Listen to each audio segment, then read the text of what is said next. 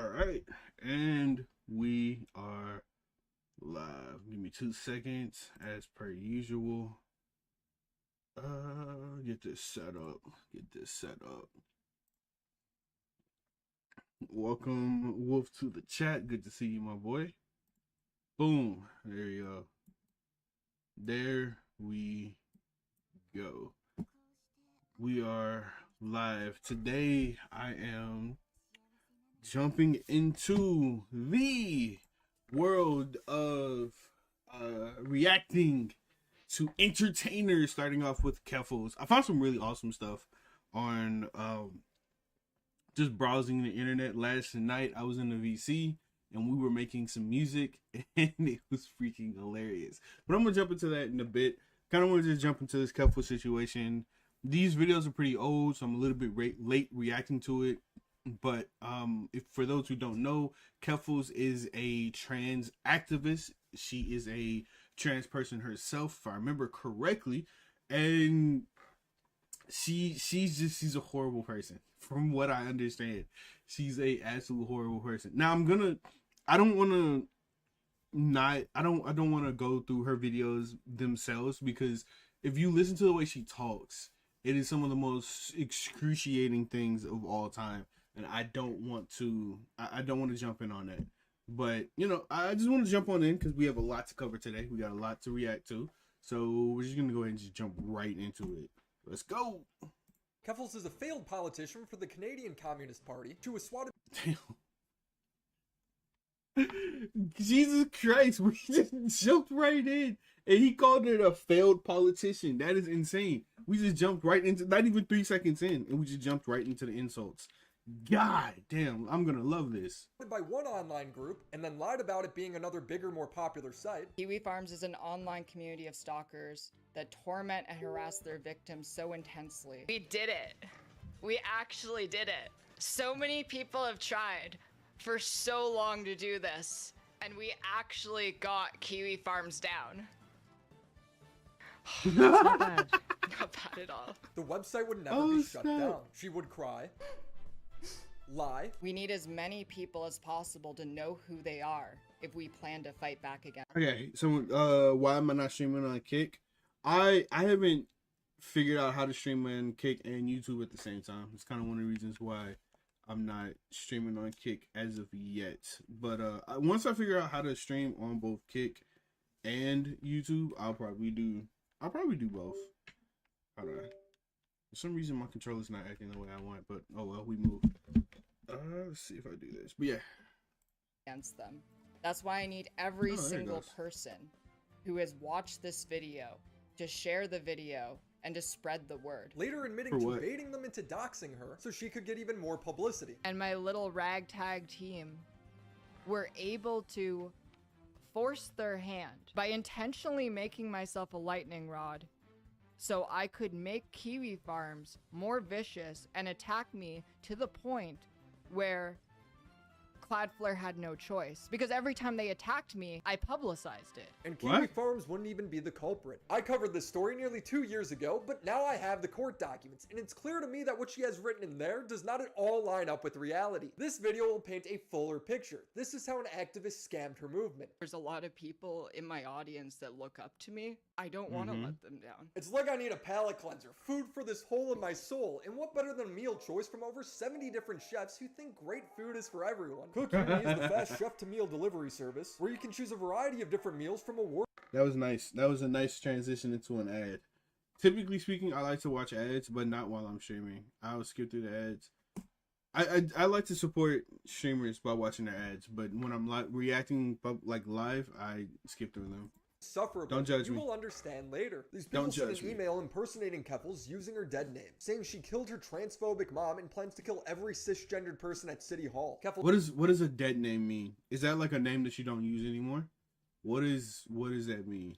Uploaded a video titled "My Life is in Danger, I Need Your Help," saying that the police violated her human rights. The fact that a fake email led to London Police Services booking me under my dead name reveals the prejudice that many police have towards transgender people. She would also claim that the police caused her and her fiance financial harm and that she was opening a GoFundMe to recoup her losses. Move and any extra money past the goal would be used to sue the police. They seized both my personal and work phone, as well as the work computer that I broadcast on Twitch from. Isn't that not how a search goes? Police, we were both left functionally unemployed, and I have spent thousands of dollars replacing our computers and cell phones so our lives aren't completely destroyed by what I'm a little confused. So you am I retarded?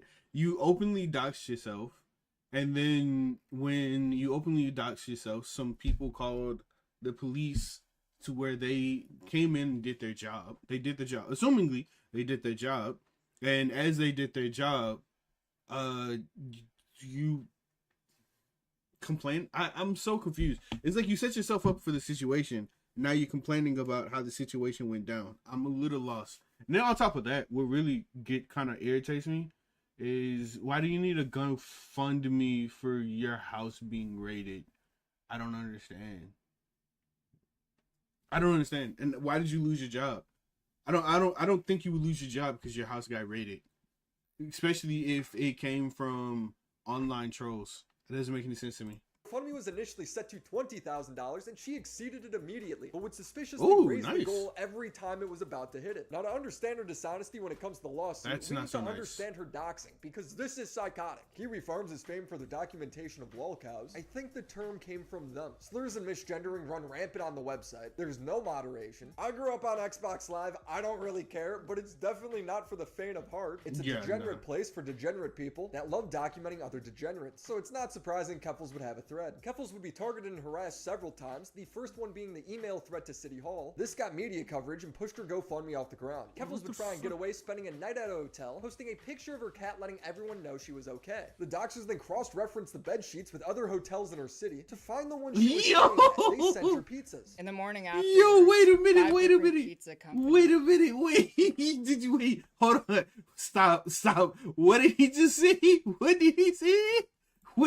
It's a degenerate place for degenerate people that love documenting other degenerates. So it's not. No, I understand the Kiwi Farms not surprising Keffles would have a thread. Keffles would be targeted and harassed several times, the first one being the email threat to City Hall. This got media coverage and pushed her GoFundMe off the ground. Keffles would try and get away, spending a night at a hotel, posting a picture of her cat letting everyone know she was okay. The doxers then cross-referenced the bed sheets with other hotels in her city to find. Wait a minute. You. That is the most retarded shit I've ever heard. So let me get this straight. Wait, hold on. They cross-referenced the bed sheets. I'm trying to find the exact clip. They cross-referenced. GoFundMe off the ground. Keffles would try and get away, spending a night at a hotel. Okay, there we go. A picture of her cat letting everyone. They cross-reference this bed sheet to find out what hotel she was in. What? You're lying. That's not real. That did not happen. That is not real. There's no way. That bed sheet is everywhere. That's in every hotel. You're lying. How is that possible? No, she was okay. The doxers then cross-referenced the bed sheets with other hotels in her city to find the one she was staying at. They sent her pizzas. In the morning afterwards, 5 different pizza companies sent pizzas to my hotel room under my dead name. Obviously, it isn't the pizzas that are the problem, but it's the threat that they make. She then had her Uber. Pause.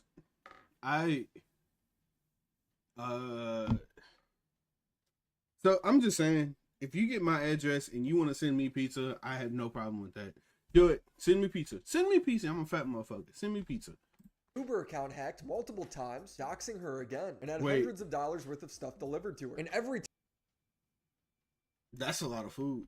time she would get doxed, she would blame it on Kiwi Farms, encouraging services like Cloudflare to drop the site so it would be shut down. This story blew up even more in the media, where she would be labeled a trans activist. I'm a high-profile transgender activist. There's a big target on my back. The community that I built online was the only time we ever felt like a normal teenager. Is she crying?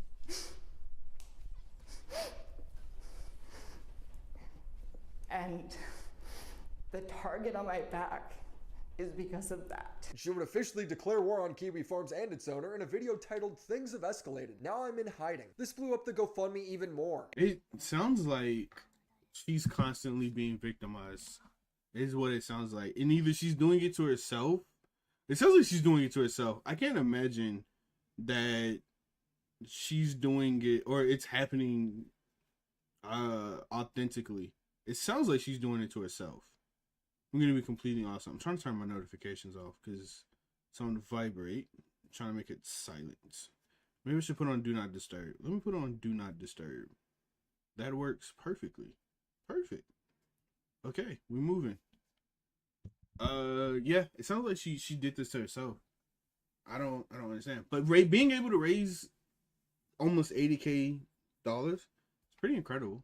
And just like before, she would continue to raise the goal. It was already over $70,000, and she's like, actually, from this point on, now it's for the lawsuit. Until then, I am keeping the GoFundMe up, but any donations towards it from this point forward will be strictly towards the legal fund. Her attitude towards doxing would completely change. She'd say she needed to flee again, but to Europe. She needed to flee the internet to Europe. It makes no sense. You can't flee a website. Statistically speaking, the people doxing her likely didn't live anywhere near her. Streamers get swatted all the time. They don't flee. They don't travel to Europe announcing every country she's going to. She would then buy an IRL streaming setup so she could stream in the streets. But IRL streamers get doxed even more. So you have to flee to Europe so people don't know where you are, but you're streaming your location. You go to TwitchCon, but you're streaming your location. People would become suspicious of her intentions, raising the goal, and she'd chalk them up as conspiracy theorists. People were so gracious, they came together and they helped me out. And while I really respect it, it's brought a lot of people to do the QAnon brain bullshit about me, where they're saying I'm stealing money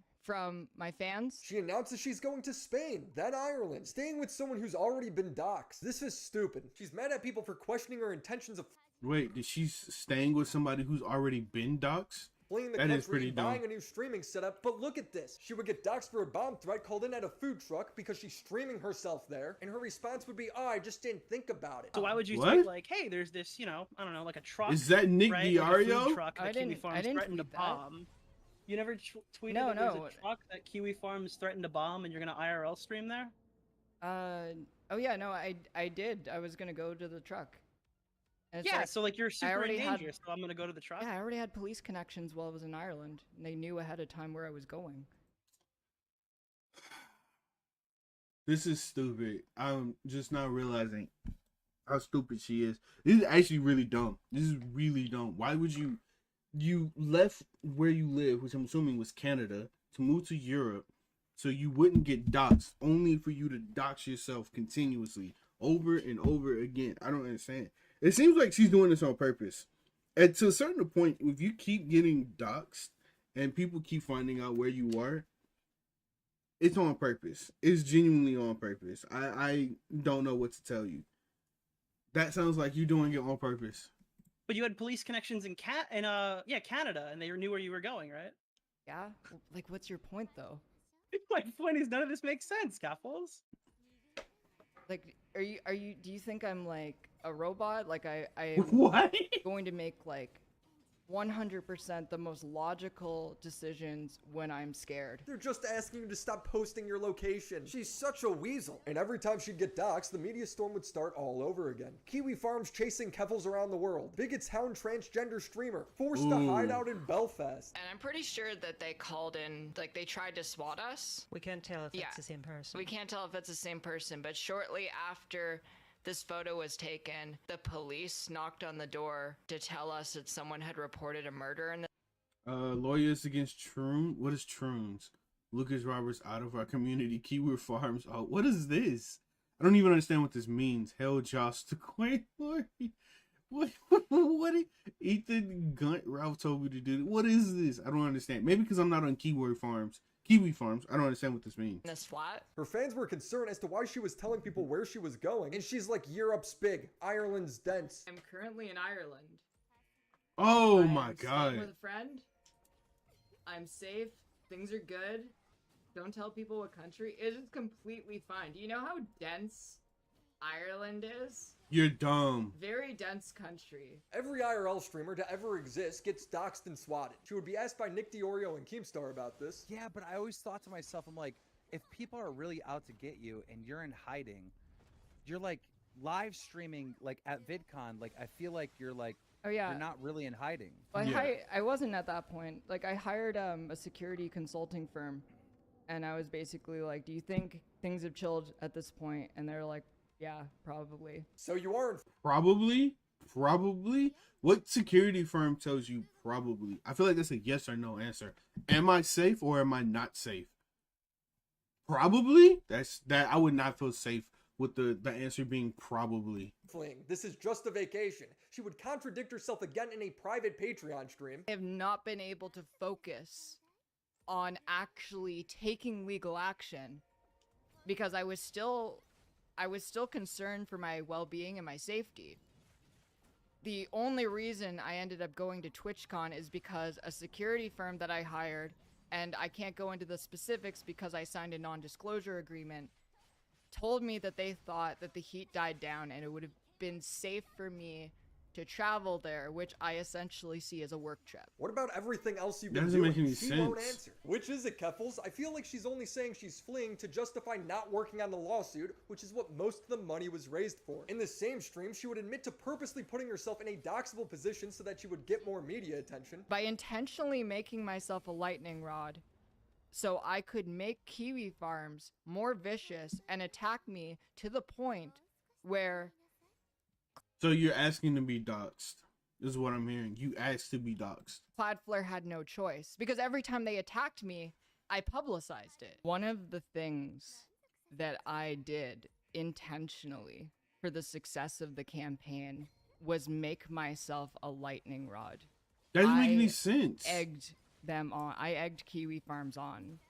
I wanted them to attack me because by doing that, I was able to show the world how fucking vile they are. She wrote in her Discord. Oh, it's Okay, just Kiwi sure. Farms chuds. I don't know. They could keep laughing at me. They effed with me and I got 100K. Directly got them deplatformed from Cloudflare. I won. And Keffles would redirect the hate towards Kiwi Farms and their provider Cloudflare. I was up till like 8 a.m. because we decided at the last minute to do a protest in front of where the Cloudflare Connect conference is being hosted in Sydney, Australia. The Online Safety Act actually forbids cyber abuse content, like the kind that's hosted at Kiwi I don't. Farms. What? And apparently, Kiwi is Farms stupid. does get routed through Australia. It does, yeah. So unless the people who This is so stupid because I don't understand. How can you be concerned about your safety while putting yourself in compromising positions that is actually a threat to your own safety? You said you got doxxed and you continue to post where your location is. You said that people are harassing you and yet you're still putting yourself in positions to be harassed. This is like the most retarded thing. Like you're trying to big brain your opponents. This is so stupid. I don't understand.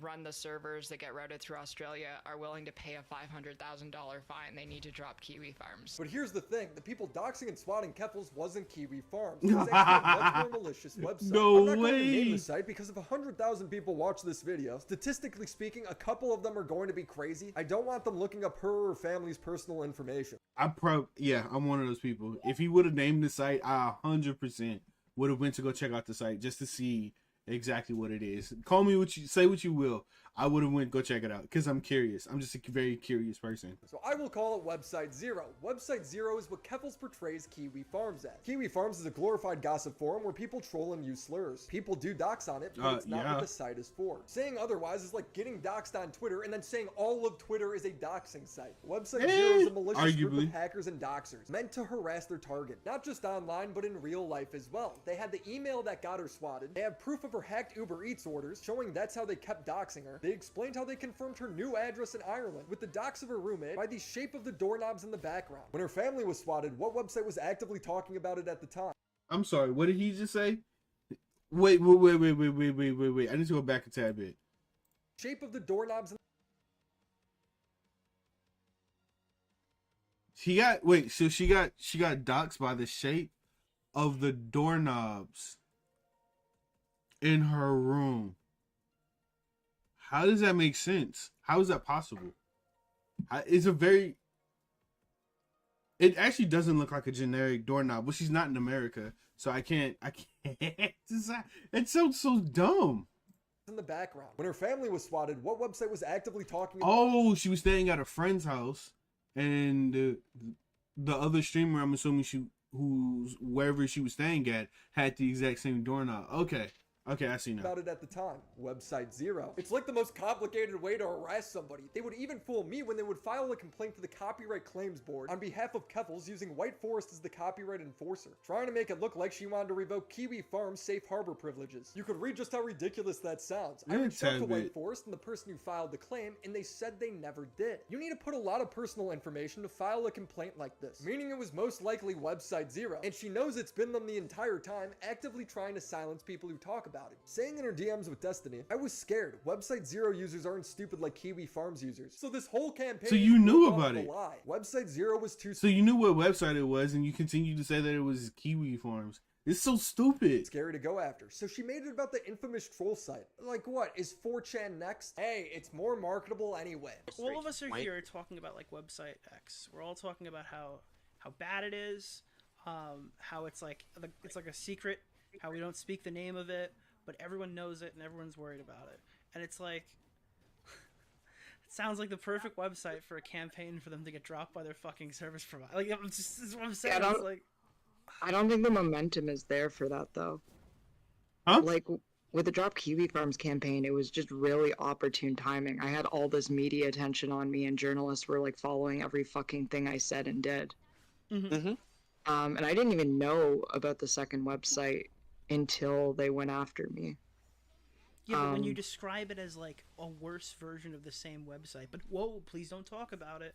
That's crazy. Well, it's like it's different. If it's still affecting us from websites like Twitter, I don't know what the point of going to every individual random website is to try to start a change. Oh yeah, no, I think.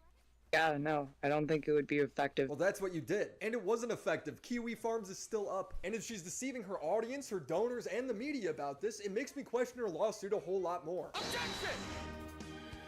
When I was covering her lawsuit 2 years ago, I was seriously questioning if she had any real plans with the money. It's now crystal clear to me that she didn't. It started off with, all the money over $20,000 would go to a lawsuit against the police for violating my rights. And build a legal fund to protect my rights. And on Sorrenti's end, the story is not yet over. Hold on. What rights of her are being violated? Because doxing is not a crime, if I understand correctly. Doxing somebody's address is not a crime because most, if not everybody's address is public domain. You can find out where somebody lives. I don't think that's necessarily. I could be wrong, but I don't necessarily think that. Maybe when you post it online, or no, because even then it's still public domain. To what extent is doxing actually a crime? Maybe if you post a picture of that person's house and maybe like the window is open or something like that, I can see that being a crime. But isn't that considered voyeurism?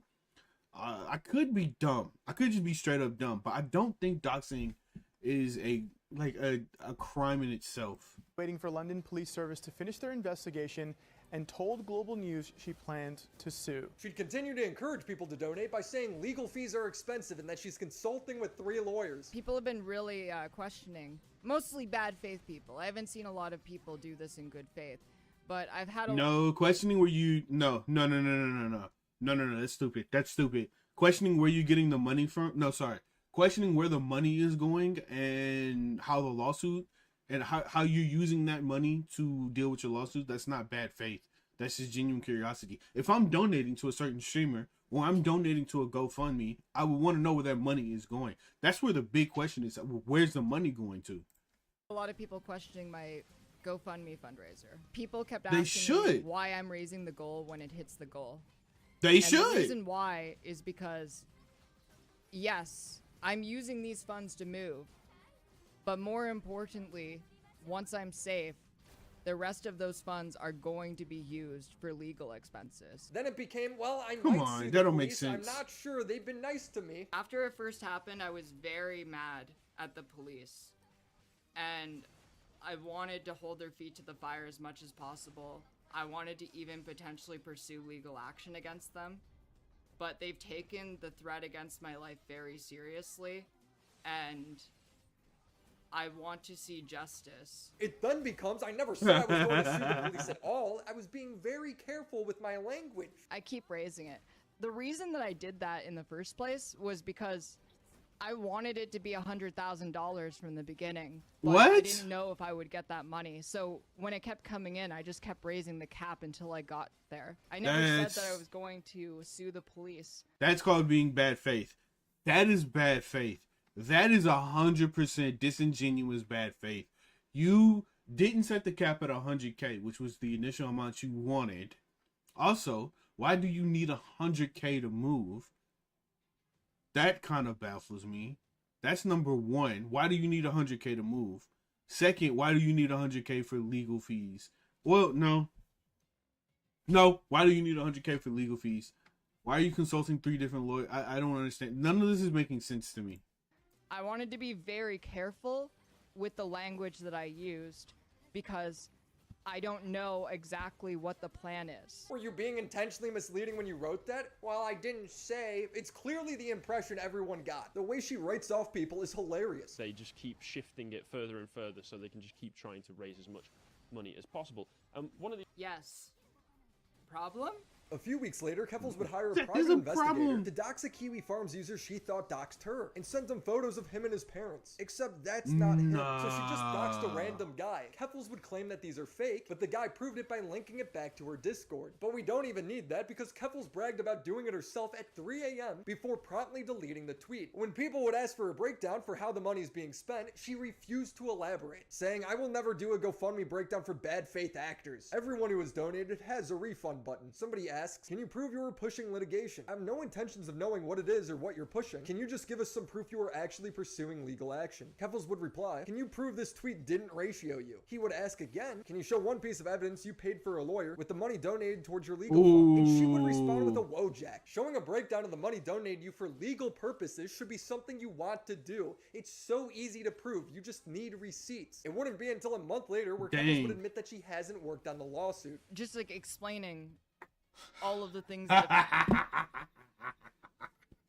Yo, you mean to tell me, no, stop. You mean to tell me that this entire time she actually lied about the lawsuit? She lied. She got 100K just to lie. Insane.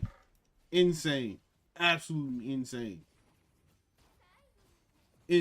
have happened that have made it hard for me to focus on getting to the point that I could even consider legal action. She was busy with vacation, dude. Now I'm going to be focusing more On what? on the legal things because I'm settled down, I'm back in Canada, and I have time to work on this now. At this point, she would say she can't name who she's suing because then it would give them time to burn all their evidence. During the process of actually taking legal action, Even that doesn't make any sense because even if you name the person, don't you already have the evidence for the lawsuit? Why would you sue somebody without any evidence? This doesn't make sense. one of the first steps that you need to do is collect evidence. And Yes. if you announce prematurely who you are taking legal action against, Why would you even take legal it action gives without the that evidence? party an opportunity to try and destroy as much evidence as possible. There's no need if the evidence is prevalent. I'm not even going to publicly comment on the party either. A few weeks later, she'd go on live Oh, it seemingly makes no inebriated, sense. saying she's depressed. Hello, Keffles. I'm a 3-month HRT trans girl. I'd just like to say you're my role model. Look, I'm proud of you, but you should pick a better role model. Like, for instance, SpongeBob. Because, What? Like, SpongeBob's never done anything wrong, I don't think. That's, yeah. Are you? Why does she look like that? Why does she look like that? She looked decent in almost every example of her live streams or whatever, but she looks horrible in this. Like she's not no makeup or nothing. Like she looks like she just got finished waking up. Do people do that? Do y'all just wake up and just hop on stream? Are you proud of what the fuck is there to be proud of? Shut up. Shut up. Is she drunk? Okay, fine, I'm super disappointed. Good. Join the club. She's drunk, bro. She's either drunk or high. She looks and sounds like she's drunk. Step in the line. Her family would beg her to get off. Could you grab me the mic arm?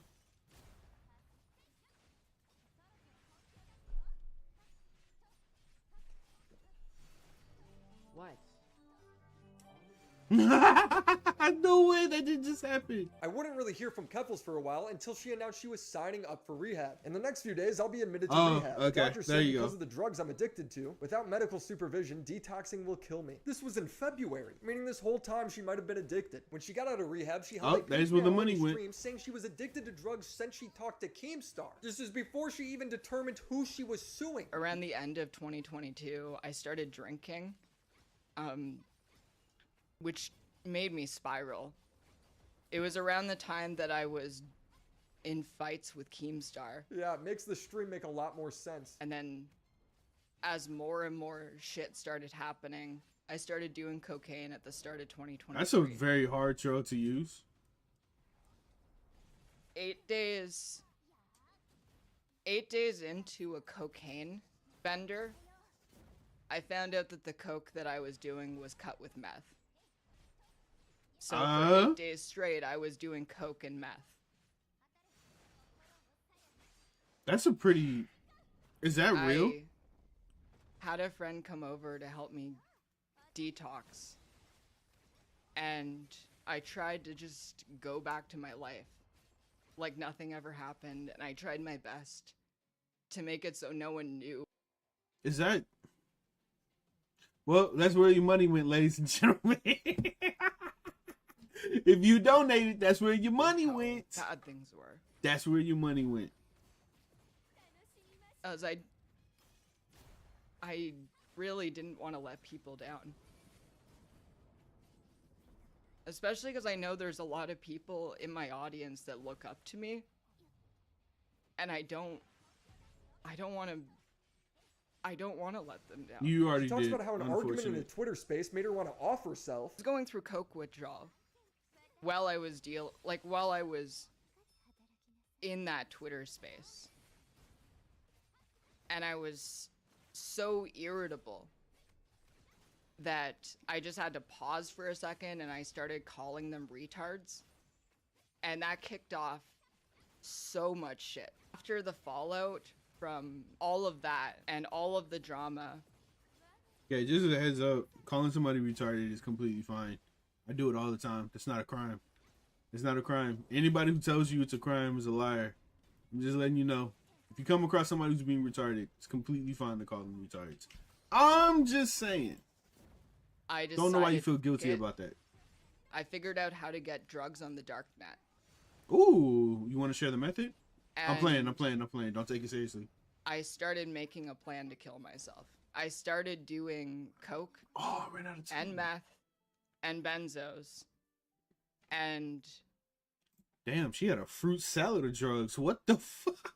Benzos and meth? Oh, she was going, hey, yo, wait a minute. She was out of there. She's out of there. She out of pocket. She out of pocket for that. That's a lot. That's a lot. I was planning on ordering heroin from the dark net. I wouldn't that too? wish drug addiction on my worst enemy, but I also wouldn't trust them with $100,000. And if you think the money situation is confusing, wait until you see the actual lawsuit. I'm kind of scared to see what this lawsuit look like. I'm actually genuinely scared to see what this lawsuit look like. Oh, okay, here we go. On May 3rd, 2023, Keffles would finally present the official lawsuit going through the Human Rights Tribunal of Ontario, and it would be against London Police Services. These are just papers, nothing's gone to trial yet. Congratulations to Keffles for actually getting something filed and settling on the police like her GoFundMe insinuated. I had my doubts. However, the lawsuit's claims and some of Keffles' goals don't make a whole lot of sense to me. Some of her complaints line up copy-paste from the GoFundMe. Like at the time of arrest, LPS officers referred to Clara by her dead name, or the management system meant that some things were booked under her dead name. Oh wait, is her actual name Clara? It's not Keffles. I thought she actually changed her name to Keffles. Is it Clara? It's a nice name. And that her property was labeled under it. During the arrest, the police officer referred to me by my dead name. This is one of the property bags returned to me after I was released from Roberts? Is that your name, Roberts? Custody. It's her old last name. Does that quantify as old last name? Okay. A hate crime? If a woman's arrested and referred to under her ex-husband's last name, is that really a violation of her human rights? The police Oh, is that what a dead name is? She got divorced, and her dead name is her last name from her marriage. That's so stupid. That's dumb. Police defense is that it was a clerical I thought it was something serious, but it's just from her marriage. That's so due to her having dumb. interactions with the police before she changed her name. The police chief also notes that they need to develop a mechanism to ensure accuracy and avoid hurtful or disrespectful interactions in the future. Ultimately, it's up to the court to determine if this is discrimination or not. LPS and LPS's record system failed to record that Miss Sorrenti was transgender and was at greater risk of a swatting as a result, despite being warned in March 2022. Keffles' brother warned the police that she was a swatting risk 5 months before the swatting incident. In fact, my brother called London Police Services on March 27th in a conversation lasting 9 minutes and 16 seconds to see if my family could be put on a no swatting list, only to be treated like we were wearing tinfoil hats and completely dismissed. Well, that would be the police's fault, to be honest. That would be their fault. That was just a lack of care on their part, but I don't see how that will. Okay, maybe I'm missing out a key point here. Let's continue watching. Ridiculous that they didn't take her seriously despite her being such a large creator. This next one though, I'm convinced she just made it up. At the time of arrest, one of the officers pressed her hand against Miss Sorrenti's breast and said, "Yep, it's a she." What? She has never... What?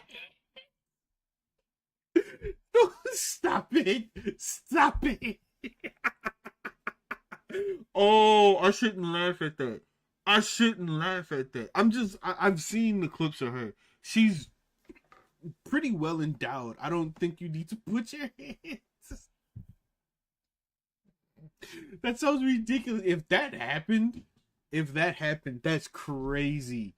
That's actually crazy. Not her Kickstarter, not in her initial video, not in any of her streams following it up. Maybe I'm missing something and someone can link me because I find it impossible that she hasn't mentioned this before now. It also states that since Keffles was stressed from the swatting, she saw a 25% reduction in income, and the numbers are redacted. This is surprising because this is when she was at her most relevant. I assume she just streamed less. Her case is demanding that LPS admit they discriminated against her, that they pay the damages to her dignity and self-respect of $75,000, have the LPS compensate her loss of income and special damages in the form of that's a lot of money. $50,000. She wants them to change her record management system and have LPS officers use body cams when interacting with trans members. And it's true, the City of London did not have body cams when swatting her. But the City of London already had an initiative to get body cams on officers by the beginning of 2025. Not just for trans interactions, but all the time. She DM'd me in February saying, "The cops have good lawyers." Of course they do. If I could get one thing from all this, it would be body cams. Since the police don't use them in my hometown, it's my word versus theirs. The next few sections is asking them to apply by human rights laws, and it ends with saying that if Keffles wins the case, the LPS needs to publish the verdict to the front page of their website. It's so petty, I love it. Now there's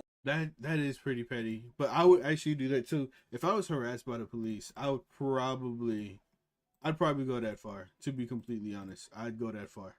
a lot of questions relating to this complaint. When this was filed on April 10, 2023, in response, LPS launched an investigation on themselves with the Special Investigations Unit, saying this was the first time they ever heard of the alleged assault, and they determined that they found themselves innocent, but I haven't gotten the report yet. Oh, dang. Not even the cops knew about the assault. So take that however you want. Also, Keffles, in a now-deleted tweet she posted in February 2024, the papers have been processed, but they are still awaiting dates to appear before the tribunal. I'm told this could take between a minimum of 2 years and at worst 6 years. She's claiming that the trial has not even started yet, which may be true, but she deleted it a minute later. I don't know how to take that. She's so not transparent, it's hard to tell when she's lying, when she's telling the truth. It makes the research process for this so painful. I tried reaching out to her in DMs, sending 2 messages. She then proceeded to block me and called me a stalker for signing up for a Okay, hold on. I just saw something interesting. Wait a minute. Stalker for signing up for a Patreon. Not transparent. It's hard to tell when she's lying, when she's telling the truth. It makes the research process for this so painful. I tried reaching out to her in DMs, sending 2 messages. She then proceeded to block me. Okay. So, I don't know if you can see this on stream. You should be able to. But this is her right here. She's endowed. Very well endowed. You mean to tell me that a cop put, just to check if you were a female, just off looks, I would assume that you were a woman, just off of the looks alone. That's why that whole statement didn't make any sense to me. The whole reason none of that made any sense to me. And called me a stalker for signing up for a Patreon to do research, even though she's done this exact same thing. She's making it seem like reaching out before making a video is a bad thing. It's not. I have a lot more to say about Keffles when it comes to the promotion of her DIY hormones for minors, her self-destructive cycle. I'm sorry, what did she just say? What did he just say? Catboy Ranch Discord and the Human Rights Tribunal case. But I need more time to confirm that information, so subscribe to the channel. I want to shout out Doomer Media, who did a lot of the legwork in the research and script department. Honestly, I feel like we both hurt ourselves. And shout out to the homies over on Patreon: Phoebes, Crimson Glass, Riveter, Christina Vina, Mac Monkey, Drain Kobex, Necro Valley, Stefan Bildman, Abby Blackbird, Eddie Bizzle, Tiz McFitz, Christopher H, TV Anthology Reviews, Kanklemore, Sennial. Jesus Christ. Okay, that was a lot. That was a lot to take in. Okay, so that was part 1. Now we're gonna jump into part 2, which is this one right here.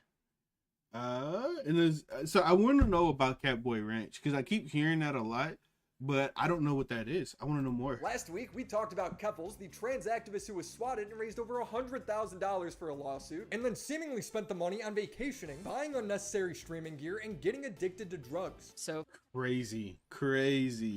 for 8 days straight, I was doing coke and meth. All while lying to her audience about fleeing the country. After making a video about these legitimately serious accusations, Keffles would go on stream again, completely inebriated, just look at her eyes.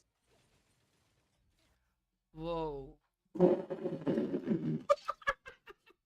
Brother, she's out of there. Bro, she's out of there. I'm starting to think Trump isn't as good. Yeah, so just a heads up. You know a person is high when they touch their face like this, when they start feeling their face, just to make sure it's still there. Yo, she's out of there. Yo, I want whatever she's on. Holy crap. Good at business. He's not good at business. He's real bad at business. Also, I want you all to know that I'm not intoxicated in any way. Cap. I've just been up for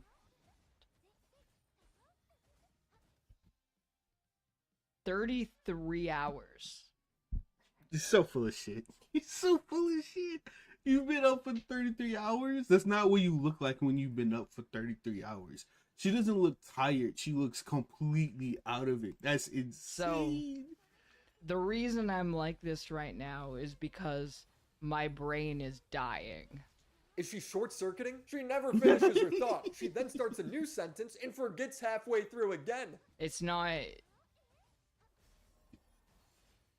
Bro, she's out of there. This is sad. Somebody then asked her about me in my video, and she quotes Lennon. Are we gonna talk about the Willie Mack video? Hold on, I have a quote to read out. I would like to paraphrase the late Russian revolutionary Vladimir Lenin. What?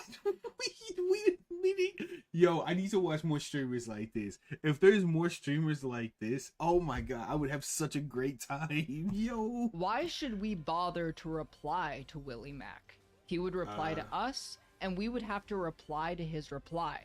There's no end to that.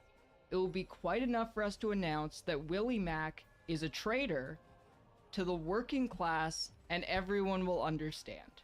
Bro, look at her eyes. Dog, look at them eyes. That's my statement. Holy crap. There's no f***ing point. None of this shit ever ends. I don't care. He can say whatever he wants about me, and I think that Well, the problem is that he's making some, like, really heavy allegations against you. So regardless, I would probably be that person to go take a look at it and make sure that, you know, those allegations are real. Because if somebody's making an allegation against me, I would want to know what those allegations are. And I would respond to those allegations. If somebody's saying that I'm stealing money or anything like that, I would want to clarify all of that. I would want to show proof of where the donations are going. I would want to do all of that. So it's not... It doesn't matter if they respond to your response. The matter is that you need to prove your innocence. I think that's kind of like where all of this is going. he can fucking eat. Who cares? When Keffles says there's no point in responding because then we'll respond infinitely, that's not true. I'm accusing you of misappropriating GoFundMe money. You can easily prove me wrong by showing a breakdown of the money. She writes this off as normal drama. It's boom. Did you see that? Did you see that? I just said that. I just said it. Hey. actually quite serious. I said that I was done. I said that I was done, and I am done. I'm actually done. I'm not doing drama coverage. much. H3H3 has shown a breakdown of his crowdfunded money in the past. Carl Jobst has done the same. Why can't you? Here's the thing. Keffles has already admitted to misappropriating funds in a video titled I Was Graped. The ex accuses Keffles of abuse. She accuses her ex of abuse. They have a competition for who has the most mental baggage. Althea accused me of economic exploitation in the form of economic abuse, saying that I trashed the apartment we shared and that I made her pay $1,200 in repairs. How is that not exploitative? The apartment was partially trashed because of the police searching for a handgun after the swatting, and also that I sometimes... Wait, searching for a handgun? Why is... Oh, I might be brain dead because I live in Texas, so having a handgun is not really that big a deal. If I remember correctly, was she in Ireland during this time? Or was she still in Canada? I can't remember. But if it's in a place where there's no gun laws or whatever, I can kind of see. But my brain went straight to Texas. To keep things tidy, I'm disabled. I have chronic pain issues. I have chronic fatigue. I give 100% to streaming, to making content. I'm good at it. I love my job, but sometimes I really struggle with everything that I have to do in my life. So she's not even denying being a slob. It's like the Victim Olympics. Canada is sweeping this year. It's really stupid. But this is when it was revealed that Keffles wasn't trying to run away from Kiwi Farms or the Doxers. She was just trying to move away from her ex. And there was a criticism that I frequently got throughout that time. How does moving to a different country help you with online harassment? And as we found out, it didn't. And I knew that no matter where I went in the world, I would not escape online harassment as long as I was an online figure. And the truth is, I left the country because of my ex. Her ex coerced her into intercourse, which I guess is where the title comes from, although she never goes into detail. But more importantly, it means her having to move away in her GoFundMe due to her doxers. All the articles claiming it was necessary to flee to Ireland due to imminent threats to her life, it's all a lie. Why Ireland, of all places? Why Ireland? Moved because of her ex. That's not what the money was raised for. This is fraud. Another part of the GoFundMe's original claim was that her ex needed money due to unjust seizures, impacting whether or not she could finish her doctorate. So here's a signal message. August 21st, between me and Althea. I had a streamer friend who lives in the UK offer to let me live with him and his wife for a bit, and it's such a tempting offer. Just out of the country. Now Thea responds, yeah, maybe. And I responded, but would you even be cool with me doing that? I feel like it'd just make you really sad because the implication here is I'm going alone. And Althea responds to this, I'd hope you'd want to bring me. And I tried to let her down gently. And I said, you don't have a passport. And Wait. What? Wait. So, hold on. Oh, so this is when she went to go live with whatever that chick's name. Where they found the doorknobs. Where she got doxed there. And I'm assuming somebody wants to go with her? Althea responds to that. I thought you could pay to expedite your first one. So she was really doing everything that she could to maintain that proximity to me, even though it had been made clear repeatedly that I wanted space. You aren't being clear at all. Keffles then says she's never going back to Canada, taking time to zoom in on her cry. I am so scared of her. This is kind of why I've been trying to avoid watching Keffles or anything related to Keffles, because the way she talks is so annoying. I didn't want to acknowledge the rumors because it's just so annoying that it's not true under any listening to that for 2 hours straight is kill me now. I'm not even going back to Canada to see my family on Christmas because I don't want to be in the same city as her. Here come the waterworks. Let it rain. This left the ex-homeless couch surfing, and when they asked for the GoFundMe money Keffles had promised, Keffles wrote, "I'm not going to follow through on anything because I owe you nothing." And those offers were based on goodwill, which you Okay, hold on. through. This whole thing lines up much more with Keffles' past live streams than any update she gave I wanted surrounding to the read loss. it. This I whole wanted thing to lines up read much it. more with Here we go. Right not here. going to follow. Can you please confirm you will follow through on the bet and the GoFundMe money? If I know that, we can just stop talking if it's what you want. There's no positive aspects to your presence in my life. Yo, what? You've hurt me a lot and I do not want you in my life in any capacity. I'm not going to follow through with anything because I owe you nothing. And those offers were based on goodwill, which you burned through. You know how to contact my mom so we can finish our separation. Don't try to contact me again unless it's through a third party I trust, like my mother. Yikes. Wait, isn't this... Yikes. If this... Brother, that's cold-hearted. What did he do? What did he do? What did he do? Through on anything because I owe you nothing. And those offers were based on goodwill, which you burnt through. This whole thing lines up much more with Keffles' past live streams than any update she gave surrounding the lawsuit. While we were in Ireland, I broke up with them. And I was drinking every night, going live on Twitch to my 12 to 100 viewers. Am I okay? Am I okay? Jesus Christ. She's got to tone it down. Am I okay? So what happened to the rest of the money? Well, there's some evidence supporting... Also, this could be bad because this kind of looks like it might be out of context. It could be out of context clipping. So when she was high, that shit was insane. There was no context needed. She was just 100% high, but that clip might have been a tad bit out of context. Reporting that she spent it on things that were not listed on the GoFundMe. Some of it we already know, like her IRL streaming setup, as well as suspected drugs. But other receipts I'm just not comfortable with going public yet until they are confirmed. I'm working with a much bigger, more experienced YouTuber on that. Until then, I want to talk about Keffles' grooming allegations, is it Mudahar? victimization, and black market hormones. Is it Mudahar? He said a bigger and more well-informed YouTuber. Is it Mudahar? It's Muda. Please be some ordinary gamer.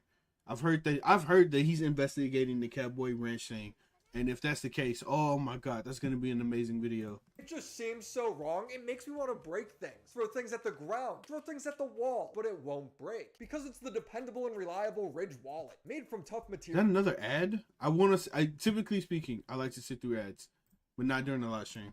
Then I'm okay with that. It's a conversation. What's crazy is Keffles going behind parents' back to promote black market hormones to minors. Someone would argue age of consent laws are good for a reason. Under 18 is too young for permanent life-altering medical decisions, such as hormone therapy. Keffles would quote tweet, "I am donating thousands of dollars a year to a resource so people affected by hysterical anti-trans laws can access hormone replacement therapy before the age of 18. I do not give a single shit what you think.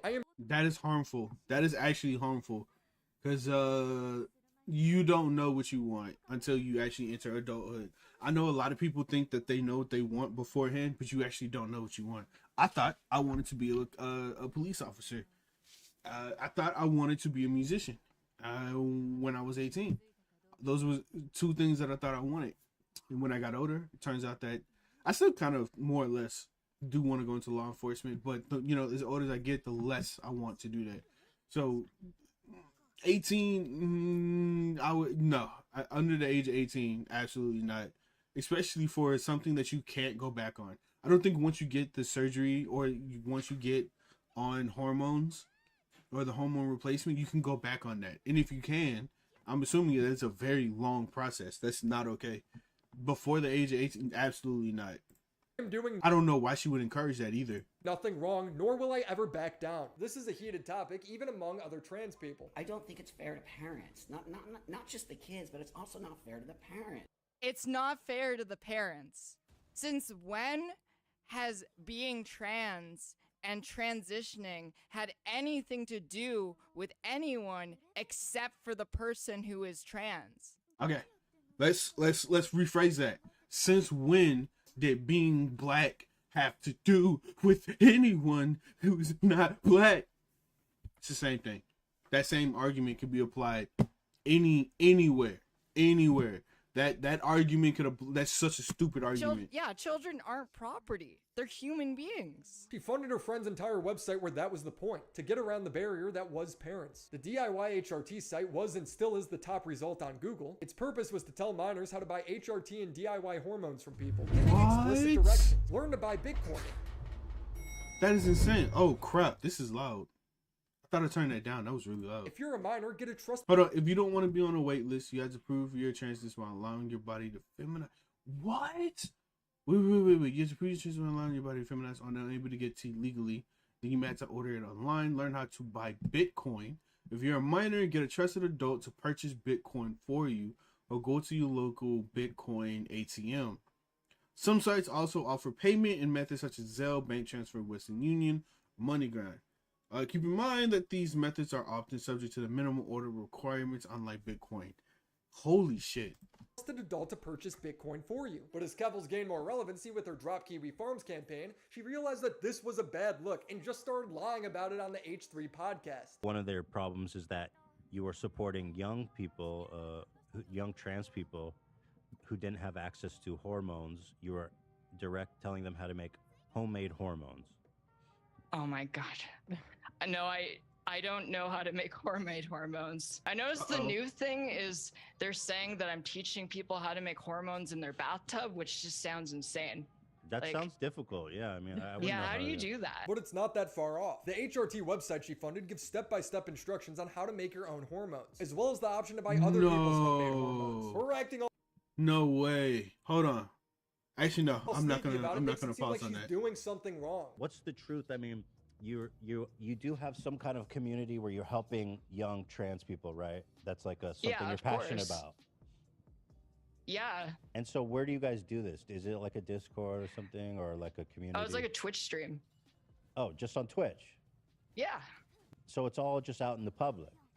Yeah. Because they make it sound like you have some kind of secret or some community spot that's not publicly seen where you're talking with kids and stuff, but that's not even the case. No. They really are just straight up lying, huh? Shouldn't surprise me that much. Ethan already knows, bro. He knows. That's not true. She has a private Discord called Catboy Ranch, where half the point of joining is for bi-weekly support. Oh, so that's what Catboy Ranch is. It's a Discord server. Discord server. Okay, that makes sense. That are facilitated by a support worker. She's tweeted, "I've assisted at least half a dozen minors to get hormone replacement therapy. Cope and seethe." Her friend who runs the site saying, "I have unironically transitioned half a dozen minors. No one tell him I've helped more than one minor order. I don't." Oh no. I don't groom children. I just show dozens of kids every week how to buy bathtub estrogen with cryptocurrency and how to hide it from their parents. What are you talking about? Nigga, that's grooming. I'm pretty sure that's some form of grooming. That has to be some form of grooming. There's no way that's not some form of grooming. Holy crap. I just show dozens of kids every week how to buy bathtub estrogen with cryptocurrency and how to hide it from their parents. What are you talking about? The packaging of the hormones says keep out of reach of parents. They had Lolly branded HRT, which writes, No, that is don't look foul. at my giant girl dick. There's an instructional video showing minors how to inject it. This is insane. The scariest part is Keffles admitting herself that she knows nothing about hormones. And especially because anytime anyone has a question, I just direct them to you because I don't know anything about this stuff. It's like hormones is not something I really like. Okay, she's obfuscating. She's obfuscating so hard. What she's doing, she's trying to make herself seem innocent and not involved while being directly involved in it. You know for a fact, because this is her Discord. Catboy Ranch, I'm assuming, is her Discord where she's in charge. She's the owner. She's the creator. And this stuff is going on in her Discord, but she wants to play innocent about it. Oh, no, I don't know anything about this. This is all you know. You know everything about this. You lying piece of actual shit. Holy fuck. I don't really do the kind of advocacy you do. Then why are you so passionate about this black market HRT? She defends stuff and takes strong positions on things she knows nothing about. It made me really want to revisit the whole Catboy Ranch thing. Catboy Ranch was a Discord server that had grooming allegations in it. Keffles' Twitter account at the time was Catboy Ranch, even saying she... Yep, see? Oh, see, look at it. There it is. Yes, I ran Catboy Ranch, where all the hormone illegal estrogen shit is being homemade in a bathtub. Yo! Ran it. Keffles was referred to as the rancher by minors. Keffles showed support to them by saying they had... Bruv, no. Come Keffles on. would leave the Discord because of Lolly being posted to it, and she... Okay, the Femboy Gimmick account mass reported Sorrel. What? Everything in this thread was taken from at Femboy HC. What is that? Server, many other gimmicks account like Catboy Ranch were also in it. At best, this Discord is unsafe for minors despite welcoming them. At worst, a den of grooming. Oh my god. Whoa, whoa, whoa, whoa! I took a picture of my ass, but haven't sent anyone because you know I'm 13. No! No! I did not just read that. No! That's disgusting. She needs to be put in jail. If this is actual, if this is real, if these are actual allegations and this should actually happen, she needs to be put in jail. She needs to be locked up. This is sickening. Right? I have absolutely Holy nothing crap. to do with that Discord, and I think that it is disgusting. I'll warn people about the Discord. Someone would ask, by that you mean you'll leave the Discord? Keffles would reply with, already did. I wasn't active or aware of this. Wait, this is Keffles? Why is her name at Catboy Ranch? I wasn't active or aware of this until now. But she... Well, hold on. I'm lost now. Now I'm lost. I thought she was the owner of Catboy Ranch. I thought she was the one who created it. Ooh, I'm missing some key information She here. would then get pummeled in the replies. Bruh, I was joking. I didn't know you were a part of it. Did she actually just admit to being part of that groomer Discord? No way! She got trolled! She got trolled. No way. Kaz Law is once again proven true. So she was in it and there was one inappropriate public message, but nothing damning, right? Well, she still owns the Discord Catboy Ranch, and it's locked behind... Okay, see? I knew it. I knew it. She was the owner. Okay. And it's locked behind a... Holy shit. Does that say $176 per month? Am I reading that right? $176.40 per month? Holy shit. On a Patreon paywall. When I joined, I was pleased to see that the rules banned all NSFW content. They even had a snitching rule in case inappropriate things got said, but I was still clearly locked from seeing the entire server. So the question is, why would the trans youth activist have a Discord named after her grooming allegations? Well, because it was a good meme. So, like, the reason why the Discord is named Catboy Ranch isn't because I love catboys or something. It's a throwback to the fact that there was a conspiracy theory made up by lolicons, like by the people who like... Okay, so that's how much she's making a month? She's making... Okay. Okay. I'm bugging in. I don't know much about Patreon, so that's how much she's making per month. Got you. Really Got you. loved Tron child pornography, because I called them pedophiles, right? And their response to that was to make up a conspiracy about how I had a grooming Discord called Catboy Ranch.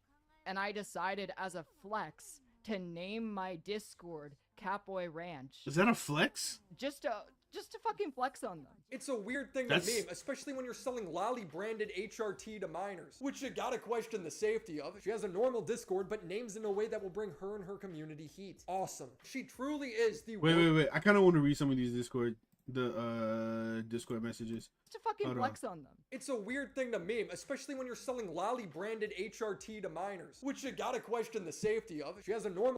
Okay, hold on. Discord, but... It's going too fast. Come to France to post gifts. Names okay. in a way... Bro, he's scrolling so fast. Yo, it's so fast. I can't even see. I'm fairly confident. Oh well, there's nothing really. I don't really see much. It looks like they're just talking about games. It looks like it's just all games. That's probably why he scrolls so fast. It looks like all games. A babysitter of CBR. I'm scared to Google what CBR is. I don't see anything. I want the DLC. Like, it's just talking about games. Unless I don't know. Awesome. She truly is the worst activist. Oh no, not Vush. Not Vush. Not Vush. Oh, we're going off the deep end, ladies and gentlemen. We're going into the actual lolly horse cock. Let's go. Jumping off the deep end. Here we go. Person that always has to relate things back to her being a victim. A black guy gets shot by the police and Keffles has to relate it to her swatting. Every time I see another story involving an innocent black man being killed by the police, I think back to last month when I had an assault rifle pointed at me by the police. What? How easily that situation could have escalated if I wasn't white. When people point out that this is a ridiculously narcissistic thing to do, she twists it to make it seem like she didn't bring it up. Virtue signaling. People who have never once tweeted about Elijah McClain taking this time to shit on me because they hate me more and want to use his death as discourse to talk about me. It's so f***ing pathetic. Feel some shame for such obvious grifting. You're the one grifting off him. You brought him up first, comparing yourself to his situation. She's accused of not taking care of her guinea pigs, leaving them to live in their own feces, blaming it on her depression. Keffles What? let her favorite guinea pig drown to death in like 2 inches of water. There were multiple summers where she let 4 of them roam in their own waste for so long we'd get massive fruit fly infestations. Let me just address this real quick. Please do address it, because that sounds crazy. I didn't drown my guinea pig. Okay, what happened to it? My guinea pig was sick, and my guinea pig passed away in an accident. No. Don't start the waterworks. I don't give a damn about the waterworks. Don't start the waterworks. I want to know what happened. Accident is a little bit too vague. 2 inches of water. I got a call I needed to take. I stepped out for 1 minute. And when I stepped out for that 1 minute, I came back and she was dead.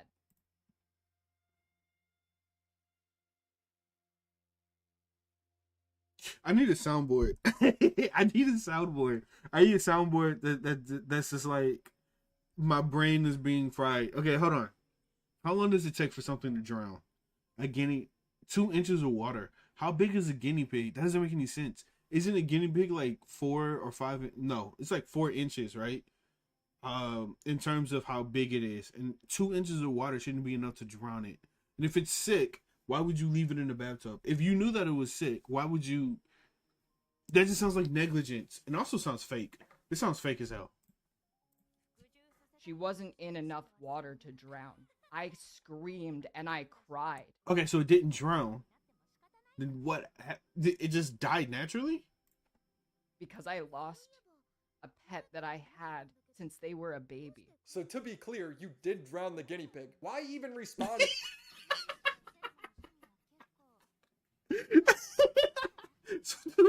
You did drown it.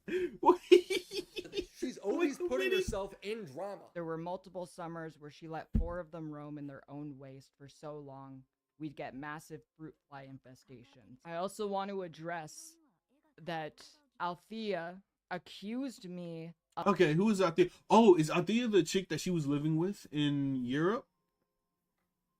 Because then if they... okay, never mind. Oh, also, I have heard that Keffles is the type of person... Like, she's a very disgusting person.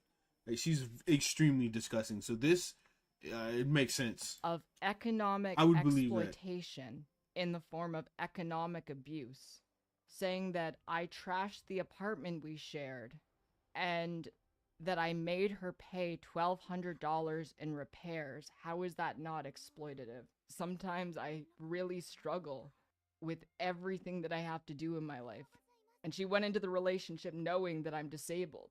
When I was depressed after my dad died, instead of helping me to take care of my guinea pigs, she pressured me into putting 2 of them up for adoption.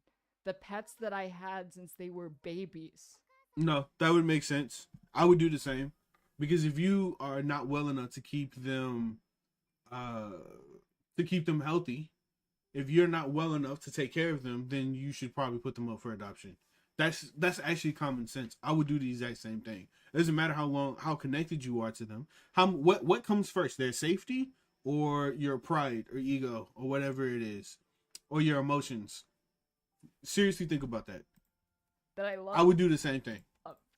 because she said it wasn't her responsibility to take care of them It's when not. we were partners. No, but it's somehow no. my responsibility to take care of her when I want nothing to do with her. How is it never your fault? Things are allowed to be a depressed person's fault, right? This is where I want to introduce you to the Keffles cycle. Keffles will needlessly insert herself into drama, like defending Vosh for having Lolly on his computer. When I looked at it, I think the vibe that I got was like, Oh, I love this. I will never, ever, ever stop making fun of Vosh. I will never stop making fun of Vosh, because this is the most insane thing I've ever heard. This clip right here is the most insane thing. Who says this? short stack, thick kind of thing. You know what I mean?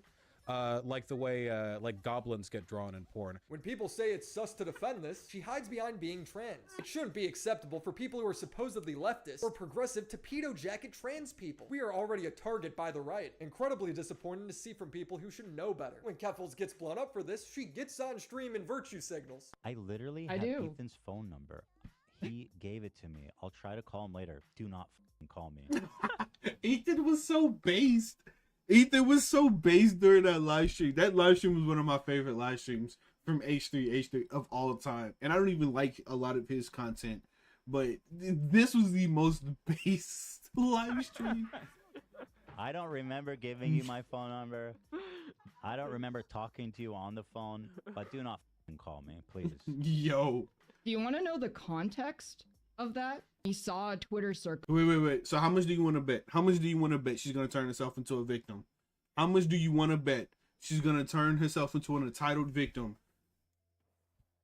I get just how much do you want to bet? Where I was talking about how I wanted to just end it.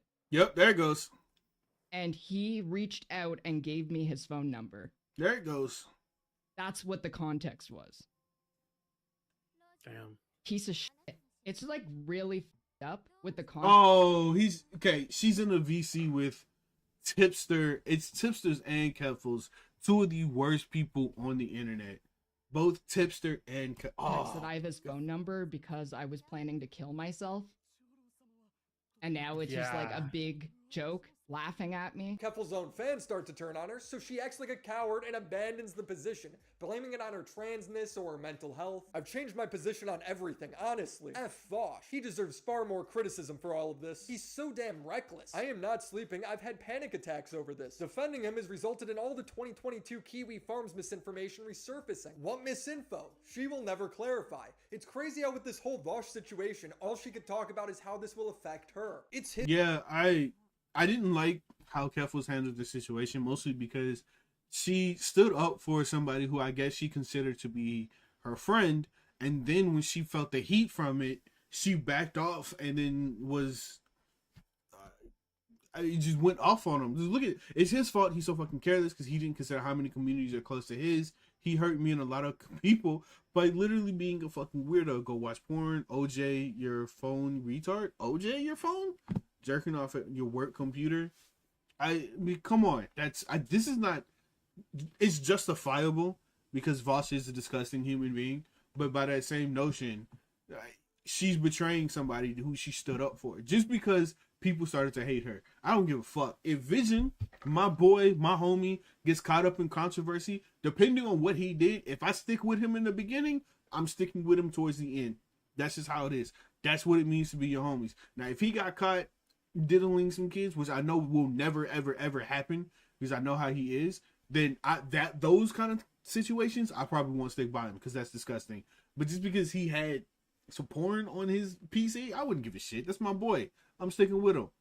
This right here, this is why I came to absolutely hate her so much. His fault. He's so careless he didn't consider how many communities are close to his. He hurt me and a lot of people by being a weirdo. Watch Come on, porn shut on her up. phone. Because of Vosh, I just burned the last bridge I had to a mainstream creator. And finally, Keffles will say she's done with the drama, all while blaming somebody else and acting like she's somehow enlightened now. I saw all of this playing out. I wasn't planning on weighing in. None of this was my problem. But then my friend Tipster decided to call out Ethan Klein on Twitter for— Okay, let me just say this again. I don't like Tipster.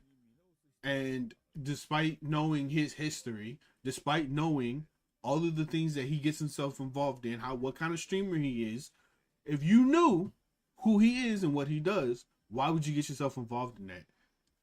That was a decision that you made. Honestly, to be completely honest, unless I have proof that Ethan Klein is wrong, I would never jump on that bandwagon. I would never, because I would get absolutely destroyed by Ethan Klein. His fan base is massive. His pull is way too massive. I would not jump on that bandwagon unless I know that Ethan is in the wrong and I can actually back it up. But just jumping, like the way that she attacks Ethan and the way that Tipster jumped on, that was stupid. That was absolutely stupid. For how he covered the entire situation that happened with Bosch. And then when Ethan Klein responded, I was like, okay, I have two friends now who are getting put on blast by a really large content creator. I decided that I was going to get into the mud. And this entire situation has kind of made me reevaluate how I even feel about Vosh in the first place. To be completely honest, I don't really like him as much as I used to. I actually feel hurt. And you're disgusting. That is disgusting. That is absolutely disgusting. How you see what I mean? You see how she just threw him under the brush? I don't even like Vosh that much. He's such a disgusting human being. She's foul. Let down by him. Here's another one. James Somerton posted a suicide note to Instagram, claiming it was a scheduled post. So the interpretation is that he's already dead. Keffles then posts immediately, James Somerton has taken his own life. Keffles got heat because we don't know if he's dead. Nothing's confirmed. It's just a poor way to cover a story. Keffles complains that people who were mad probably didn't even watch her video. But when you watch it, she acts like James is coming back to redeem himself. And I agree. He obviously messed up. Maybe he can come back one day. If he continues to show that he is truly sorry, if he's willing to make amends with all of the people he's hurt, if he's willing to accept that not everyone is going to trust him anymore. Okay, why don't we just, why not do this? Why not do this? Okay, this is a piece of advice for couples. Why not do this, okay? Mind your business. Why not just mind your business? I feel like that would be the best thing you can do. That is probably the smartest thing you could do. Just mind your business. Simple. Stay out of it. Mind your fucking business. Because the whole James Somerton thing, you shouldn't have gotten involved in. Unless you're reacting to it, sure, that's fine. But claiming that he's dead when you have no information and then apologizing and then trying to dictate what his mental state is. Yo, mind your business. You know nothing. You're dumb. You know nothing. Acknowledge you know nothing and just leave it alone. Mind your fucking business. How? You reported that he's dead. Keffles would then change the title of her video to James Somerton may have died. Even with my last video on her, I reached out for a question. She doesn't answer. She panics and calls me a stalker and harasser for doing research. The video drops and she says she's done with drama. I'm done. I'm actually done. I'm not doing drama coverage. Is she high in this one? Is this what she got high? Her eyes look kind of... She got some demonic ass eyes. I just realized. Some demonic ass eyes. Holy shit. It really is the never-ending cycle. I pointed it out 2 years ago, and it still rings true. I do want to say, like, I think I reacted more harshly than I otherwise would have because you were the first YouTuber to ever make a YouTube video about me. It's like, you know, a lot of shit happened. And yeah, I've been pretty aggressive in the past, but I don't think I can ever move on or calm down unless I'm given the space to. She's done this with the GoFundMe, her ex, her drug addiction, her hamsters, the lawsuit, Vosh, Catboy Ranch, James Somerton, the At this point, it's just a pattern. It's just a pattern. This is what she does. HRT directory. I am just so sick of her acting like a victim. You can't even point out that she talks slow without her blaming it on some disability. One of the things that I suffer from, which I'm sure this video will get, which I feel like this video might even get demonetized if I were to actually say it out loud, so I'll just put it on the screen. It is a symptom that causes my speech to slow down, causes my emotional reactions to slow down. And this has been often a thing that people have mocked me for consistently. I'm not going to comment on it because I don't know what it is. She may have it, she may not have it. I don't know what it is, so I'm not going to comment on it. Motor retardation. To be fair, I've been diagnosing Keffles with this for years. I have more to say when it comes to Keffles' lawsuit and her potential misappropriation. Oh, shit. Oh, that was foul. That was foul. Creation of funds, but that will he have did to that wait. so if smoothly. It is career ending and she belongs in jail. So subscribe to the channel, and shout out to Doomer Media for helping me write and research this video. Shout out to the homies over on Patreon: Phoebes, Crimson Glass, Riveter, Christina Vina, Mac Monkey, Drinko Bex, Necro Valley, Stefan Bildman, Abby Blackbird, The Confusing Opinion, Eddie Bizzle, Tiz McFitz, Christopher H, TV Anthology Reviews, Hinklemore, Sennial Music, Lucas If, E.T. Automatic, Fayunder, and the mega homies, Reynolds. Okay, that is a lot of sponsors. Jesus Christ. All right, we're good. We're good on that. So that's the whole Keffles saga. The whole Keffles BS that I don't like Keffles. I used to like her a lot.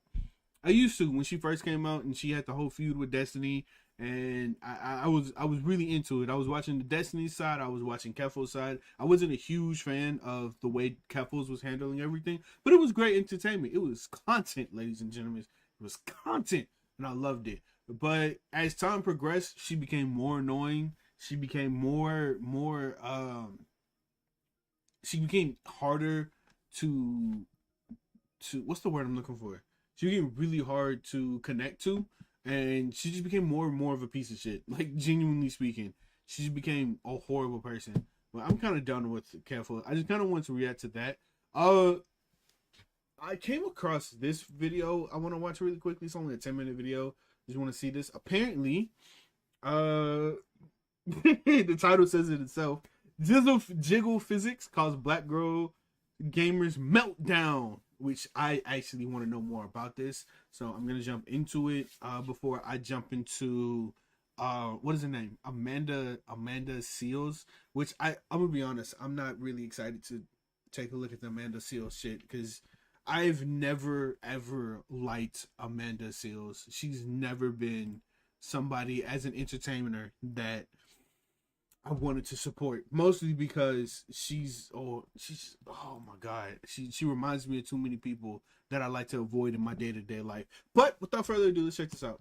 Gamergate 2 is well underway, and while we as consumers are constantly getting attacked for simply wanting developers to go through with their creative vision and make good products, we see a lot of developers bending the knee to pointless outrage, and now a new game called Farm Folks has apologized for asking players for feedback on its female character physics. What? I have a few things to show off, but before we get into the topic, if you enjoy the content I create, check out the links in the description. I don't like the way she talks. I'm gonna be completely honest. I don't like the way she talks, but I do want to know more about this. I'm gonna put up with it. Okay.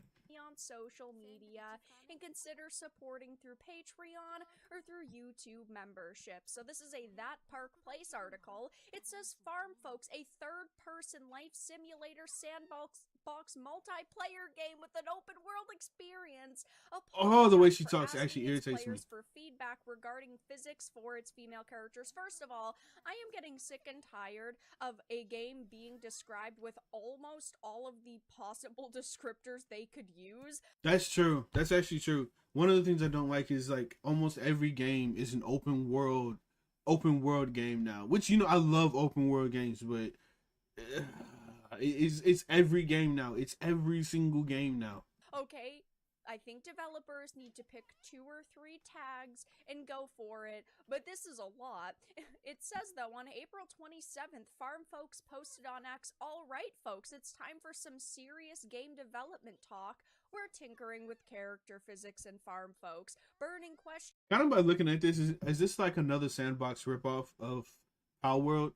It seems like a lot of games are trying to rip off what Power World did and just try to jump onto that success. Which version has the perfect breast jiggle physics? No, wait. There's no way. Is that real? Burning question. Which version is the best? No way. I want to see where this is going. Think that this is not only hilarious, but also very well placed marketing, because there's a lot of talk about jiggle physics and about character physics with Stellar Blade right now. And over the past couple of weeks, there's been a lot of different hashtags, going viral on Twitter/X in regards to things like jiggle physics. And I think that they were trying. Okay, so just on that note, this is actually a really important topic. I'm gonna be completely honest. This is a really important topic, mostly because oftentimes when I see games, a lot of the new games to come out is highly focused on the female characters, which makes sense because a lot of the female characters is what's going to appeal to the gamers, because your huge fan base is going to be male gamers, which is why games like Final Fantasy, Genshin, Honkai, all of these games are super popular. Even what is it, Grand Theft Auto? We're not gonna pretend like a lot of the gamers out there don't go and mess with the prostitutes. Okay, it's a huge thing. So when I see stuff like, oh hey, we're trying to make the perfect jiggle physics, it doesn't bother me because it actually makes sense, because this is how you would appeal to a lot of the gamers, especially the lonely ones who stream like 12 hours a day. It makes sense. Trying to capitalize on that while also getting what they were hoping was genuine feedback from their player base, because of course this is a game that was kickstarted, so there is a lot of people out there who really do want to be able to give their feedback and have it taken into consideration. And of course, in my opinion, I think that this is a very harmless post. I don't see anything wrong with them asking a question to their community, but there were some people who actually did get very offended over this. As you can see, the posts received backlash from a number of individuals. Man, the way she talks kills me, dog. I'm trying to be nice, but she's got this monotone reporter, this reporter sound to it. It's killing me. It's actually killing me. Individuals, including the consultancy group Black Girl Gamers, a group of individuals who will whine and complain about literally anything. They said, "This ain't it." As you can imagine, boobs are sensitive subjects, especially since women have been— No, it's not. What? Wait. Boobs are sensitive subjects, especially since women have been subjected to a lot of vitriol in gaming lately, and the latest disclosure regarding sexualization of characters. This is indeed has wait, what? If this indeed has body positivity intention in the future, it may be worth changing the. Okay, is she gonna show more? Because I read faster. I read so much faster than her. I went through all of this in no time. Vitriol in gaming lately, and the latest discourse Come on now, regarding read faster. sexualization of characters. As a woman myself, I would rather have female characters have jiggle physics than there you go. Not, because okay, she's based. Jiggle. Okay, I know that they say it's a sensitive topic. To me, it's not.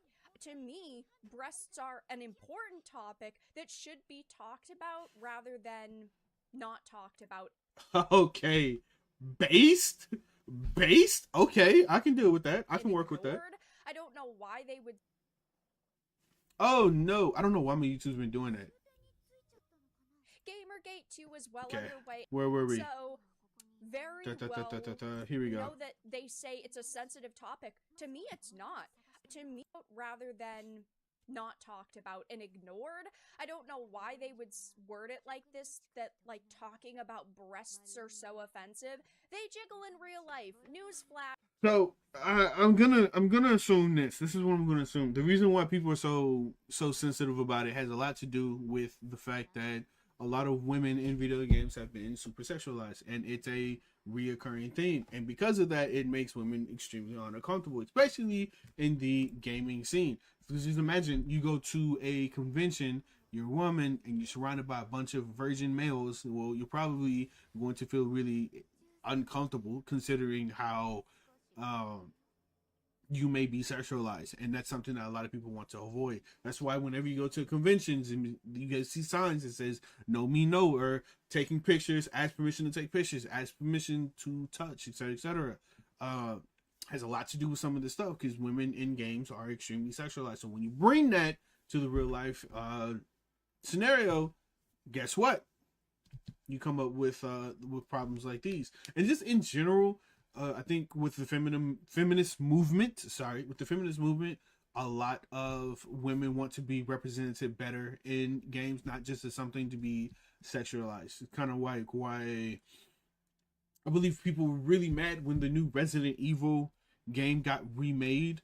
They wanted to give what's her name, Shiva, a bigger role in the game, because I think, what was it, Resident Evil 4 or Resident Evil 5? 5. I think it was 5. Shiva had like almost no role within the game in itself.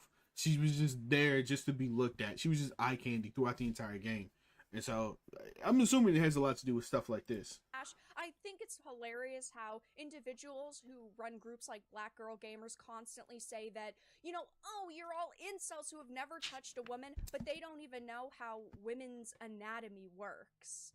They also said, additionally, if your bio disclosed that the game is meant to be an adult farming simulator, that might curb people's reactions to this post a little bit.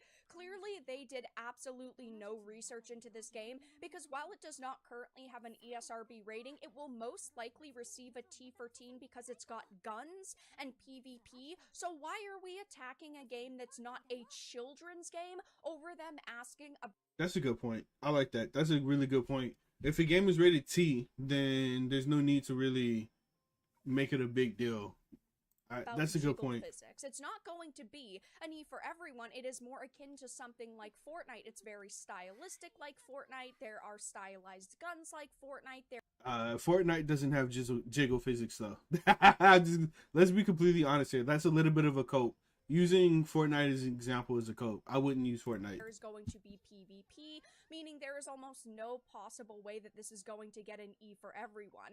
And they might have had a leg to stand on if it was an E for everyone game and they're asking about jiggle physics, but it most likely won't be. And of course, this all comes across as really pathetic because now we have a situation where not only do people start defending them against, you know, narrative consultation companies like Black Girl Gamers and their absolute insane followers, but the company behind Farm Folks decided to apologize. They did not stand their ground and defend their product. They said, hey folks, we like to address a recent post where we came to our community asking for feedback. Our intent is... They went back on their feedback? I'm not buying the game. They should have kept it the way it was. Always to connect and grow with our players, but it's clear that we really missed the mark on our recent community feedback posts, and for that we sincerely apologize. But they actually also decided to lock down the post so that only people that they follow or they mention can reply. Now this of course was after they were already getting ratioed, but it never really comes across very well when companies apologize and they don't want people to further It's not good when people apologize in general. I can't tell you how many times I've seen gamers, streamers, everybody, when they apologize, it just never comes off well at all. Continue to discuss the situation.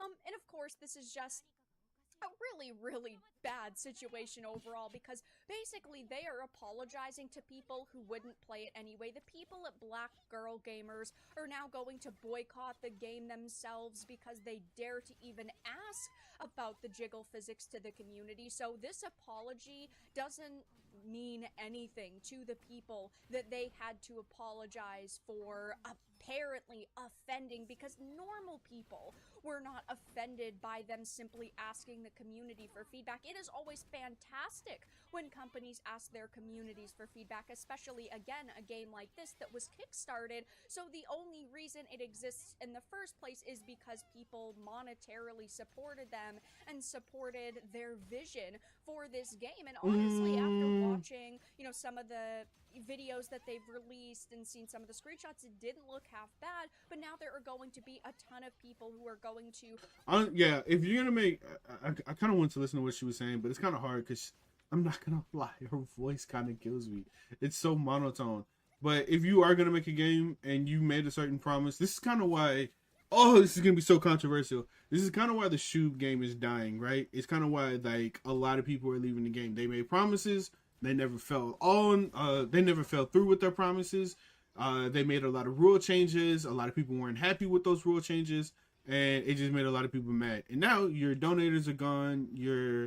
A lot of your players are leaving to play other games. It's just, this is kind of what happens when companies make promises. It's like extremely important, vital almost, that you follow through with those promises. So freaking important. This is kind of something that, like, I think two of my mates actually are making games right now. And when I talked to them, they said that they wanted to do a lot of different things. And I'm just telling them, look, do what you want, but just make sure that whatever you do, you follow through on whatever you said you were going to do. That is the most important thing. Refuse to support it because Again, who am they I? have apologized And again, apologize to people who were never even going to play their game in the first place. Like I mentioned though, even though they've locked down the replies, there are still quite a lot here and people are roasting them, saying things like, damn fam, never apologize for the memes and good times, still looking forward to checking out the game though. Be glad your post did attract new eyes, and it is true, it did attract a lot of attention over a very short amount of time, and I'm sure that they are going to gain some sales from this situation, people who want to go against Black Girl Gamers and prove that this game, you know, is a good one, who knows. But at the same time, there are still people who are like, you bent the knee, I'm not going to support. Apologizing to people that didn't support you anyways, like stepping willing to in the noose and kicking the chair. Yo, that is crazy. But he's right though. Oh my goodness, if someone is talking shit about your game and they have no intention of supporting or advertising or helping your game in any way, why would you listen to them? Why would you listen to them? This is, oh my God, this is one of the things that I've been trying to tell a lot of the management that's above me and Shubin itself is like, why are we listening to people who don't care about the game and the things that we're doing? Why do you care about the opinions of people who left the game, are no longer a part of the community? One of the projects we were working on, the upper staff was like, oh, we don't want to work on this project because certain people said that if this project was to go through, then they would quit. And the people who said that they would quit are people who have already quit. They're no longer working on the game or no longer playing the game. So why do we care about their opinions? It's just, this is stupid. Support you now. So let me see if I understand this here. You made a sincere community post. A gaggle of toxic non-customers were incredibly rude to you by intentionally misinterpreting your words in the least charitable way possible, and so you're apologizing to them. Do I have that about right? It is unfortunate that there are so many companies who will Okay, I skipped this story, but apparently a character died and I didn't even see it happen. Wait a minute, I gotta go back and take a look at that. What the fuck? Why did she die? apologize to people who attack them and are rude to them and honestly try to bury their products simply because it doesn't align with what they believe a game should be like. Of course, I'm sure that there are going to be other posts in the future that appear where people are questioning this game, and of course the people behind it saying, do they really deserve our support? But the general consensus is they shouldn't have bent the knee, they shouldn't have released this apology, and there are plenty of people saying if they deleted the apology, they would be... Alright, so basically what I'm hearing from this entire video, because I don't know if I can continue to listen to her. I'm sorry. She's a great speaker. She's made, this is a good video. I'm gonna give the video a like personally, but holy crap, the yapping is too much for me. It's too much for me. But on that note, from what I understand, a game asks for the opinions of the people. And then a certain group of people said they didn't like the idea, and then they bend the knee to that one group of people, which it happens. I can't be completely mad at it. It freaking happens. It's whatever. So I don't want to do this personally. I don't want to do this, but I'm going to because this is kind of important. Ooh, I'm 75% from getting the Hersher. I don't want to do this, but we're gonna jump into, where is it? Amanda Seales. Now, this is not the most recent interview, but this is where she talks about her relationships and the standards and dating and whatnot. The reason why I'm kind of interested in this conversation has a lot to do with the fact that this is a conversation that's kind of going on all over YouTube, with the red pill space being so much more prevalent, with the, you know, people like Fresh and Fit talking about one side of the dating sphere, with Destiny talking about another side of the dating sphere, with Sneeko, and there's so many different people talking about the dating sphere. I kind of want to get the opinion of one of the most hated people in the industry. And I really thought that it was a joke that she was one of the most hated people in the industry. But even she says it herself. The internet has said it. There's so many YouTube videos out there saying that she is one of the most hated people in the entertainment industry. So I want to see, I've never heard her talk in long lengths, such as a podcast or anything like that. So I kind of want to jump in and just see what kind of person she is and let's comment on it. Let's see where we go. Let's see how bad or how maybe the internet's lying and she could be a relatively decent person. Let's see what we're about. You were in a relationship. You had a reel that went viral on this show, and people really loved what you were saying. And one of the things you said in it was, until you never experienced a nigga try. I have never experienced, until being with I have never experienced a nigga try. That's a never, one, not one. Never. It's true. We're not even a minute in, and I've already heard some yapping. Yo, I've already heard some yapping. We're not even a minute in. Oh, she just said she never heard a nigga try in a relationship. What kind of niggas are you dating? And then I experienced a nigga stop trying. I'm gonna enjoy this interview. I'm actually gonna enjoy this. It is 2 hours long, so I don't know if I'm gonna sit here through the whole thing, but I'm going to try. And I know niggas in the comments right now Oh, let's change the game though. I think I'm finished with this game. Let's change it. like, see, that's why she's single. And it's like, yeah, that is exactly why I'm single. Because we live in a society that hasn't caught up to women like me. As Black people, like, we just aren't really taught how to love ourselves. Like, we don't even know what that looks like a lot of times. Like, I think so many of us are in that process on a regular basis. Like, what does that actually mean? Why can't we support each other and know that you have your strengths and I have my strengths? Like, your dick and balls does not give you leadership skills. The idea that you would technically speaking, yeah, it does. trust someone to birth the baby that you would give everything to, but not to handle your feelings is bonkers. But it's also like, women, we also need to be very practiced at how to handle feelings. I'm feeling okay.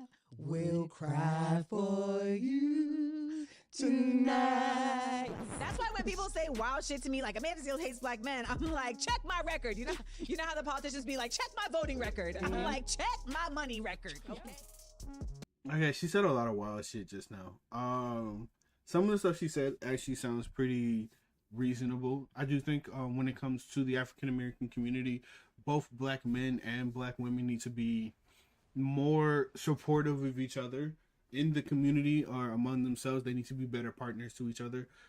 This is, I hate to say it like this, but a lot of times there are, it has a lot to do with the fact that there's not enough Black fathers, and by that notion, a lot of Black men are not raised to be proper, husbands or fathers or whatever. And then when you get single moms don't know how to raise them kids, how to raise kids to be men. They don't know how to raise men to be men. And so you get a lot of men with a lot of feminized emotions, can't take care of their emotions or their feelings or anything like that. And you usually get a lot of broken relationships among the African American community. But from what I hear, that's not as much as the case in recent times as it was, a few years prior. But I could be wrong.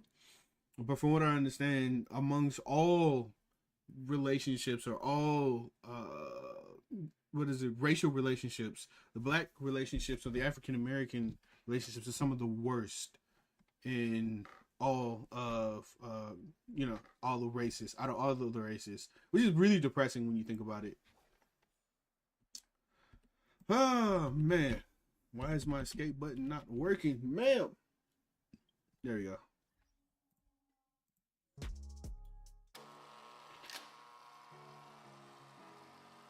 Hey guys, welcome back to Real Scenario. Shout out to all our real lovers out there. Hi everybody, welcome back. Welcome back. Rhonda, you want to tell them where we're at today? Ooh, I do, because we are in a very nice looking place. I know y'all see all the fixtures, all the things. I just want to shout out the fine folks at City Ridge Apartments. We so appreciate you sponsoring this episode. If you are in the market for a beautiful, luxurious DC home, please visit. I'm not looking for it. We're good. I think we have to address I wouldn't call it an elephant in the room, but last time you were here, you were in a relationship, and I want to quote. You had a reel that went viral on this show. I did? Yeah, it went viral. You did? Like, yeah. Cool. And Okay. people really loved what you were saying. And one of the things you said in it was, until you never experienced a nigga try. I have been with people who were like not gonna let me go, but they also weren't trying to improve. So like, what are we really doing? I have never experienced until being with. I have never experienced a nigga try. That's never one, not one. Never. It's true. It sounds like your standards were really high. She's in the entertainment industry, so I can only imagine that her standards were probably really, really high to begin with. And then I experienced a nigga stop trying. So last time you were on the show, Escalated you were in a quickly. relationship, but shortly after, you were no longer in one, and you did it creatively on Instagram. God. The announcement was very creative. Rhonda actually sent it Loved. to me first. Loved. Very creative. We should probably plug that real like in Please, right yes. here, so Right you can just here. see Too good. how you announced that.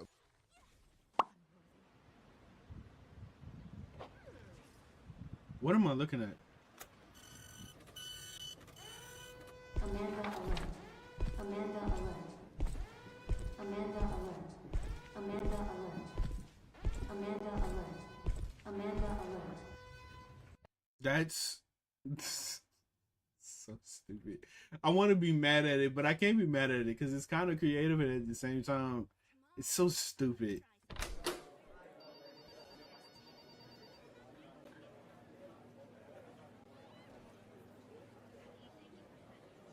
Ooh, that's not cute. That is not cute. All right, y'all, listen up. Got some big news here at the Amanda Seales Troll Center. Looks like she is no longer in a relationship and has been relegated back to the streets. Tough break. That's not classy. That's not classy at all. This is such a ratchet way of doing it. Such a ratchet I'm way not of doing surprised. She always running the damn mouth, you know? Okay, ain't nobody trying to hear all that. Running that mouth. Black love loses again. Can we call it black love? I mean, they was both light skinned. I told you she can't keep a man. I told y'all she can't keep a man. What'd I say? I bet he wanted a white woman. Right. Now she knows it's for the best and that the higher power is always working in her favor. Ooh, I like this picture. I like this picture. This is a dope picture. I don't like the caption "back in the streets."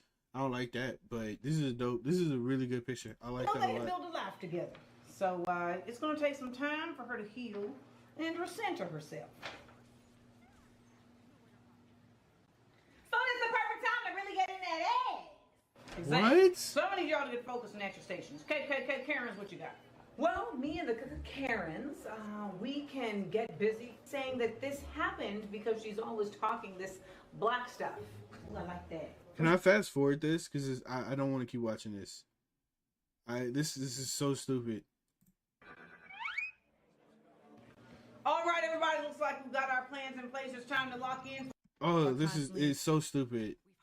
Becoming more aware of things that you may not have been aware of before. Like even in listening to that makes me cringe that a nigga trying was enough. That was the standard. What? Like, that's wild to me. Like hearing What? What did she just say? What? Am I bugging? You mean to tell me that a guy trying is not enough for you? What more does he need to do? hearing you say that back is like, oh my God. You hear that? I'm over here heavy breathing like, because I've been there. Yeah, like, Yeah. and I think a lot of women who are, so like you started out this podcast by saying like Amanda works so hard, like, you know, she's like really, you know, on her shit, etc. And I think a lot of women like myself suffer from smart woman, dumb girl syndrome. Explain that. Ooh, girl, I will leave this room. And what I consider smart woman, dumb girl syndrome to be is that we are like book smart. We are even like, we are savvy, like we might be business Career smart. driven. Yeah. Yep. But we're not heart smart. So, and that doesn't mean that you don't have emotional intelligence. What that means is that like there really is a dynamic to like being in relationships with like cisgendered heterosexual men that like some women have mastered and that are able to understand. And like if you didn't have the right people around you, like growing up, you kind of never like learned those skills, you know? Like I have a Also, welcome Turbs and Crystal to the chat. I didn't give you the welcome but from beforehand, but this is pretty stupid. I don't like her point of view and things because it sounds like this is coming from somebody who doesn't know how to manage a relationship. That's what it sounds like. This person does not know how to manage a relationship. This probably, and I'm probably gonna hear more as we go along. This is gonna sound like a person who, in the relationship, everything is somebody else's fault and it's never her fault. Like that's the vibe that she's giving me. Everything is her partner's fault, but nothing is her fault. That's what I'm probably gonna hear. A lot of skills. I never had those skills. I was also flat chested till like 98. So like I was also like Hey, listen, okay? Flat chested women unite, okay? We love them. We love them. Itty bitty titties, okay? We love it. a late bloomer. Yeah. And so there's just a constant work in progress around like my own. Now, mind you, I can see somebody else's easy, clear as day. 2020, even actually more than 2020. I'm like Geordi on Star Trek with the visor. Like I can actually see better than all of y'all, you know. But when it's my own self, which is the norm, like your own self, like you don't have the same ability. But I feel like what really happened was that I like crossed over into a space of maturity that like my partner just did not want to go to, and that ended up being a catalyst for seeing like a lot of other things that I hadn't really maybe not allowed myself to be before, but that I didn't consider to be deal breakers before. But if you don't want to grow up, that's a deal breaker. We have to grow. We have to grow. Yeah. And I agree with that. I agree with that. In a relationship, both partners have to grow and understand each other. I actually wholeheartedly agree with that. So just we're off to a good start on that. We're off to a really good start. A really good start. And you know, I think You're glad that I'm reading my chat. It's really difficult. I need to. What I want to do, I'm gonna save up money to do is to get a third monitor so I can actually have the chat there because I can't stream the chat because I already have so much streaming in the background. But I want to get a third monitor so I can actually read the chat because the way I'm reading chat is on my phone. So whenever I look down, I'm actually looking down on my phone to see the chats, and that's how I'm seeing it. But it's hard. I didn't realize that streaming was going to be so difficult to navigate between playing the game, reacting, and making sure the live, reading the chats and everything. I didn't realize how difficult it all was to navigate. I think that the biggest lesson I learned was what it looks like when someone loves themselves. Huh? That's a good And just as Black people, like we just aren't really taught how to love ourselves. Like That's not true. That's not true. That is not true at all. We are definitely taught how to love ourselves. And you hear it in music, you see it in culture, you see it in artworks. We're definitely taught how to love ourselves. You want to know how to love yourself? Go to church. Go to church. Go to a Black church. Surround yourself in that community. You'll be taught how to love yourself. There you go, right there. This is I hate this statement. I genuinely hate it because it's not true at all. We don't even know what that looks like a lot of times. Like I think so many of us are in that process. That's because you watch too many Tyler Perry movies. That's why. That's why you don't know. You watch too many Tyler Perry movies. Regular basis. Like, what does that actually mean? Does it just mean like going to get my nails done? Like, Yep. you know what I'm saying? Like Audre Lorde talks about how like, no, like loving yourself is loving your community, you know, like loving yourself is being a part of like creating the spaces that you're in, making them lovable. Right. Yeah. Okay. You just described going to church right there. That's like, listen, for like African American communities, the number one space for Black people to come together is church. Even if you are not necessarily, religious, it is the number one space for Black people to come together as a community. It is church. We all Black people go there. All Black people, well, not all, I shouldn't say all, but that is the closest sense of community that you will find. It is definitely in Black churches. That is where we connect with each other. That is where we, spiritually grow. That is where we grow as a person. That is probably where you're going to find your best leaders as well. Your best male role models probably going to be inside the church. This frustrates me. And also like allowing the possibility for you to experience joy allowing for you to heal. There's work that you have to do that. And so a lot of the brothers that I know that I have dated, like, they have not actively done that. So if they're not even giving themselves, So then you're dating the wrong brothers. That's what it is. You just dating the wrong brothers. the opportunity to love themselves, and I'm not saying anything new. People have said this before, but if they're not giving themselves the opportunity to love themselves in a real way, how can you possibly love someone else? Not even just love me. Like that's your kids, like etc. Anyone, you know. Yeah. So that was like a real like, boom, like, oh, you're not even doing the things for yourself. Yeah. That would be demonstrative of you loving yourself. Okay.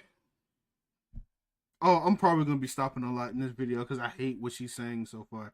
The reason for this is because historically, black men have a lot on their plate. Historically, black men are persecuted, not just outside of the house, but in the home too. Can you imagine, just real quick, can you imagine going to work and you have a rough day and then you come home to your wife or your girlfriend or whatever, and she's your African-American wife or girlfriend, and the first thing she does is start an argument with you, or the first thing she does is crucify you for something you may or may not have done. I mean, it's the reason why you see scenarios like this in movies and TV shows and just in social media is because there's a bit of truth to it. I've seen it happen even among my mates where they will go out drinking, we'll go to a bar, or we'll go just to a club, or we'll just hang out or go bowling and whatnot. And the first thing they tell me, even watching my brother go through it, is just he's stressed out in real life. He's dealing with stuff, and then whenever he's with his girlfriend or his fiance or whatever, she stresses him out even more. Like, this is a common scenario. So when you talk about why is it that men can't love themselves, well, this is why, because they're not being taught how to do that. This is one of the things that a lot of black men are struggling with. How can a black man love himself when the rest of the world doesn't even love him? Food for thought. I know that I've had to go to therapy because I'm like standing in the way. Like, I have trauma and I have behaviors that are in the way of my access to joy. So then it's my responsibility to go and do that. Yeah. And I brought some of that in our relationship, and it was in the way of our joy in our relationship. So I had to actively work to like remove that from getting in the way of our joy in our relationship. But then if I remove it and they still ain't joying our relationship with somebody, we process of elimination. I'm just saying, both of us have to be on that. Like, and I think at the end of the day, like, the nigga didn't like me. Why you say that? Damn. That's so depressing. That was a very sharp summation. A very sharp summation. I mean, like, grew to not or never did in your assessment? I don't know that he ever did. You think he was using you? Mm-hmm. Just playing the game as long as. So after you see that, you see what I mean? It's so because she said in the beginning of the interview that until she met whatever his name was, she ain't never met a nigga treat her right or something along those lines. So apparently this guy treated her right, and now she's saying, oh, he probably didn't like her in the first place. No, I think what happened, because if you're saying that he treated you right, then that means that he actually did have some kind of care for you. Probably what happened, and this is just my assumption, okay? This is just me making assumptions, allegedly. Probably what happened was he did treat you right, and you did something, because I know you don't like to take accountability. You probably did something, and he just couldn't put up with it no more. That's probably what happened. He got tired of you because you couldn't get, you couldn't do right by him. That's what I'm assuming is what happened. After we broke up, about a month after we broke up, I got a letter. I got an anonymous letter from somebody that said that they had seen me on this podcast. This one. This podcast? This podcast. Okay. So an anonymous letter is crazy. Shout out to y'all. Hey. And they were like, oh, I saw you on that podcast and you were saying that you were in love with and you must be like the only person in the world that didn't know that they were an opportunist. Oh, dang. Okay. No. I refuse. Show me the letter. Where's the letter? I refuse to believe that actually happened. I refuse to believe that actually happened. That's not real. She made that shit up. That's not real. That's and then not they went real. on to say a lot of things in this letter that I'm not even going to share here, but they were all accurate. And it wasn't a scorned person that had been with him before, but it was somebody who said, I wanted to share this with you because it's clear that you didn't know. And, you know, that it's, you know, just like woman to woman, I just wanted you to have that knowledge. And again, like, I'm not calling him an abuser. Like, I'm not saying any of those things, right? Yeah. But at the end of the day, like, opportunism plays out in a number of different ways. And it can represent itself in relationships in a myriad of ways. Sometimes someone's an opportunist in just that, like, they just want to have somebody. Yep. Yeah. Like they're not trying to clout chase necessarily. Right. They just want partnership. Yes. They want to Companionship float in some way. They want to Yeah. be floated, and whatever that looks like. Yes. Yeah. Yeah. I don't like the host already. Maybe it's because it's too early in and I'm being a little bit too judgmental, but I'm not liking this because I don't think they're pressing her hard enough. They need to press her more. Or maybe they're just big fans of her.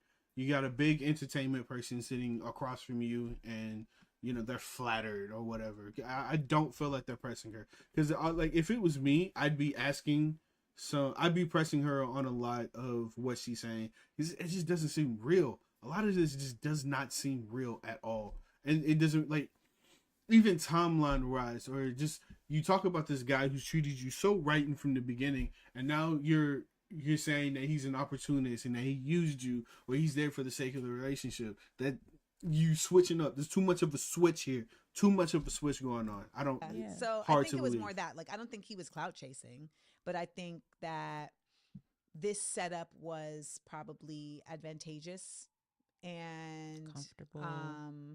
And I desire to make the person I'm with comfortable. Yeah. Right. So like, and that's part of my own low self-esteem. That's my people head is pleasing. blown off, and Yeah. how long are we in here? There's so many things that you said I have a question about. I want to go back. Yeah. Okay. Maybe I was too soon. I was too soon. Black man gonna ask the questions. Okay. Too soon. Okay. Let's do it. Ask them questions. When it comes to those men that you were talking to, did they see that they had issues and were going about their own way of trying to solve them? That's the wrong fucking question. That's the wrong. That's not the question you should be asking. That was the wrong fucking question. Or they didn't think they had issues at all. No, I've always feel like I've dated men who, for the most part, acknowledge they have issues and they've accepted it about themselves. Like, I'm not changing this. This is just who I am.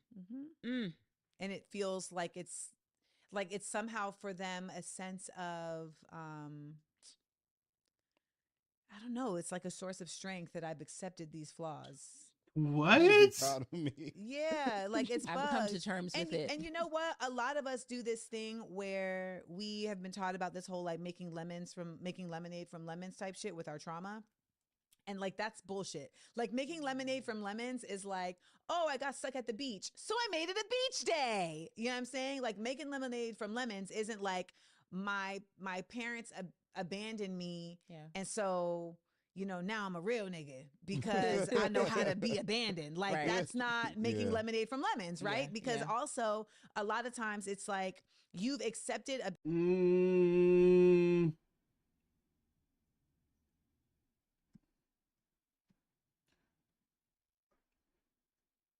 I'm not sure. I'm not entirely sure if I wholeheartedly disagree with that. I'm going to be honest. I'm not entirely sure if I wholeheartedly disagree with it. Because to an extent, she's right.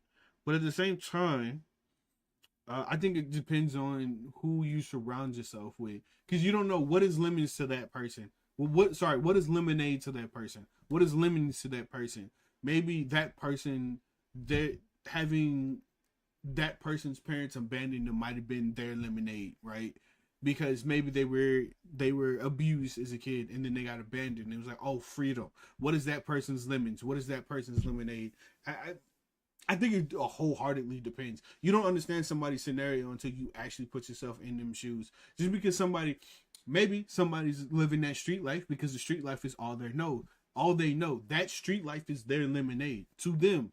Them being on the streets every day and them living out their life, that's the highest that they've ever been, or maybe the highest that they'll ever go. That's their lemonade. Who are you to judge what that person's life is? I don't necessarily agree with that. Behavior that was I don't. There you go. never okay, and you didn't deserve that. Yeah. You didn't deserve to be treated that way. And whether you want to judge them or not, like, that was not how you should have been treated as a child. Yep. And you have to be able to acknowledge that, to be able to acknowledge how it affected you and how you are now carrying and perpetuating through that. So like, even for myself, like, my dad is whack.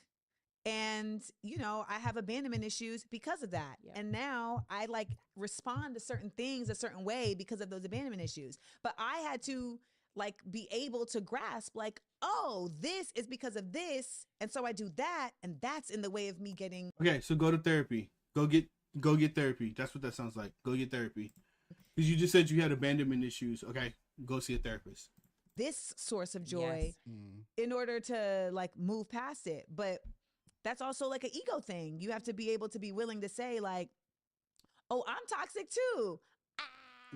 I gotta work on that. It's funny. One of the other things you talked about, which could have been a part of thing, but maybe not, is just like when you know that you are going through your own stuff, everything that you just said, your trauma, you're working on your stuff.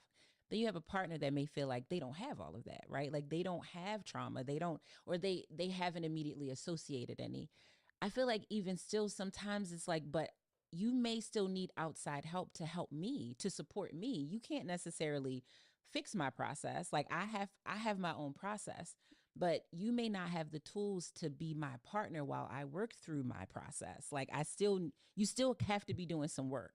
You can't just think, well, you do that and I'll be over here. Like I'll be kicking it and chilling while you work on your stuff. To me, everyone needs to be working on something. My lift might be heavier, right? I might have to carry way more lumber, but you need to be able to like hold my back up while I'm doing it or make sure there's nothing on the steps. Like we have to be. All right. So she's right. I don't want to say that she's right, but she's right. Oh, my healer just died. This is not good. Oh, everybody's dead. Dang it. I took on something I wasn't ready for. She's absolutely right.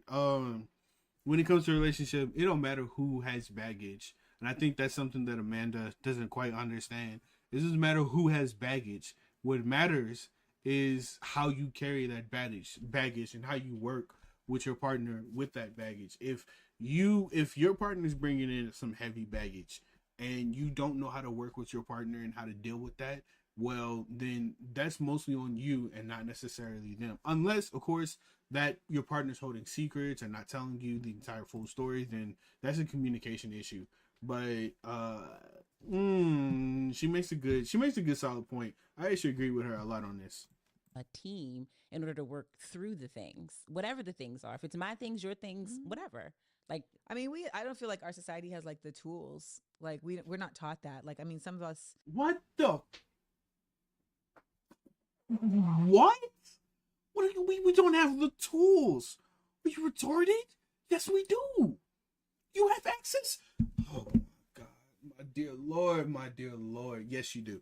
Yes, you do. I just said it beforehand. You have access to black churches where you can go and communicate with the pastor, the deacon, the sister in the choir. You can communicate with family members. You can communicate with other people who are going through the same struggles that you are going through. If you are scarred through your history, you have access to therapists. You can go talk to someone and have them give you different pieces of advice. You might need medication to get through depression or anything like that. You have access to gyms, which is widely well known for getting rid of, not necessarily getting rid of depression, but releasing dopamines that can help you get through life, get you in better shape, make you look better, make you feel better. You have access to family members. Allegedly assuming that you have access to family members which you can communicate with and make your life a whole lot better. Your grandmother, your auntie, your uncles, your grandfather, who can communicate about their life experiences, can help you through what you're going through. You have the society has tools everywhere. You just refuse to accept what those tools are. Did like peer counseling, in middle school. Yeah. But also everybody has trauma. There's that, right? So like nobody is devoid of trauma. Yeah. Like even when white people be like, there's no such thing as white privilege. We all have trauma. It's like, that's not. Show me a white person who says there's no such thing as white privilege. I want to know. I want to know. Not what we're talking about, It's not but that. yes, even you, Rich Becky, like you have trauma too. Yeah. But to me, that is the biggest lie. Is to Mhm. tell yourself that you didn't have trauma, Mhm. and the lie of like, nah, I'm good. Yeah. And it's like, but you're not. Like you're not, and that's okay. Like, but Totally. in order for that to work for both of us, like we gotta acknowledge those things. Yeah. And in the best case scenario, I guess, like, trust your partner is coming from the best place. Like, I don't think in hindsight that he ever really trusted that I was coming from the best place. Like, there was always a certain adversarialness that I would talk about. Like, why are we coming from why is there adversarialness in our interaction? You know, like, when we are supposed to I be a am team. on your side. Like, Yeah. I have Sure. demonstrated this through words, through actions, through money. Like, I am on your side. But that's the type of shit that ain't got nothing to do with me, yo. That has nothing to do with me. Like, I'm sure every broad before me and whoever you living with now is also dealing with that. Do you play sports? Yes. I understand. Like, I learned that in sports. Like, my coach would yell at me, scream at me during practice, but game time, it was like we all on the same team and all. Yeah, there you go. This is another thing for men specifically. I encourage my younger brothers to play sports when I got a good sense of community with my teammates when I played baseball, when I played football, when I did any kind of or sports related training. It was a good sense of community for men specifically. Being on some kind of team, which is something I want to do. I want to get back into basketball and start work or judo or kickboxing or something like that, and start working with the community of men where we can all get together and work out our emotions or whatnot through some kind of physical activity and build that sense of community within ourselves. Because sometimes when you go home, I can't talk to the people I live with about some of the things that I struggle with. It's just not ideal. But I can definitely go out and hang out with my best friend Maynard. Or I can go talk to Vision in the group chat, or I can go talk to some of my homies. And that's a good way for me to get some stuff off of my chest. Playing sports is a huge way to do that. That's a good point. All of this is collectively those for are us to men. get to the goal. There's a man, you got mama issues. You ain't never going to be able to look at a woman like she's on your team. Ever. That's not true. That's so stupid. Am I lying? No, No. look, not at all. She's making me mad. She is lying. She's lying. Even if you have mother issues or abandonment issues, if you meet the right woman, she's gonna help you get over those issues. If you go to a therapist, that'll help you get over those issues. What you need to do is you need to be able to see that the person that you're dating is not your mother. You can trust women without connecting that woman to what you experienced in the past. There's a way you can do it. It takes time, it takes effort, but you can do it. This is such a stupid statement, and I dislike her for actually agreeing with that statement. Not Just at kiss all. I ass. think I'm like having such a. And I say that as can I just say something real Yeah, quick? no, please. I say that as someone who, it took me who had daddy issues years to be able to look at brothers like, oh, you're on my, like in a romantic relationship. Okay, but you managed to do it, right? So why are you saying that it's impossible for men to do it? You managed to do it. Oh, we're on the same team because I had the adversarialness too. Yeah. And then I had to get over my shit to be like, no, that's not my, you're not coming at me. Mm-hmm. We're doing this together. We're doing this together. Yeah. And that's how I came into this. That was my last relationship. Like I had that breakthrough of like, oh, like I can wholly care about you without it putting me in danger because I got me. Yeah. And what you said is, I feel like what people will do to manipulate you, especially if you're mature enough to recognize your own trauma, your own issues, you're going to therapy, they could look at you and say, see, you got all the issues, you have all the problems, you need to get yourself together. Let me tell you. And then they'll act perfect, but they'll use that to manipulate you. And I've seen that so many times. We've had people write in to where it's like the man is truly manipulating them, making that girl, or playing the victim essentially, saying that like, you're the one doing everything wrong, right? And you have all the issues. You need to go to therapy. I don't need to go to therapy. We don't need to go to therapy together. It's you. Same. I've lived it. Same. And I felt so, this person was someone from my past. So similar to like your dynamic where we dated when we were so much younger. And so we entered it with a lot of euphoria. Like, oh, this is so, and nostalgia. Look at the like, story. oh, this is so good. Oh my God. Thinking about the happily ever after. But it was probably, I don't know, maybe 10 or 15 years in between the time. And then we reconnect. And I have I'm in therapy. I had been through therapy. I had identified so many things. And one of the things that I had was trust issues. Again, because similar to you, daddy issues, abandonment issues. So I It sounds like y'all need to talk to a therapist. Y'all all need to talk to therapists. inherently How old are you? distrust. I'm 40. Oh, these are father issues now. Yeah, these are sorry, Yeah. father. At 40, they become father We issues. call somebody else They daddy. just Not level daddy up. anymore. Yeah. It's father issues. And I admitted that to him in a time where I felt like we had gotten to a place. I felt safe to say yep, bow, yep. I was like, I have trust issues, and I want you to know that because I want you to give me grace when it appears, and I haven't.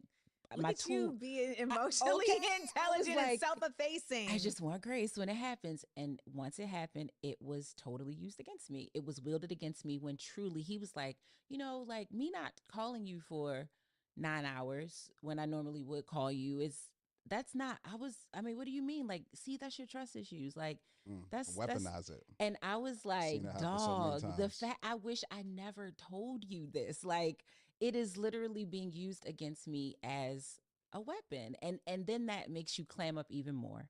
Then it almost feels like it's undoing until you learn that. To an extent, I'd say yeah. To an extent, but I think that's risk in a relationship. That comes a part of being risk, because if you're in a relationship for long enough, you're going to tell somebody some of your darkest secrets, and chances are, unintentionally or intentionally, it may be used as a weapon, or somebody may say something that you may not like. It's such a hard thing to talk about, because I do kind of understand where she's coming from, but by the same notion, I wouldn't want to blame. I don't know. I wasn't in that scenario. I don't know the whole story, so it's kind of hard for me to comment on it. That can then be used. But she's not against you. wrong. Until you learn that, it's like, oh, now I just need to go back in my shell. Now I didn't trust my father.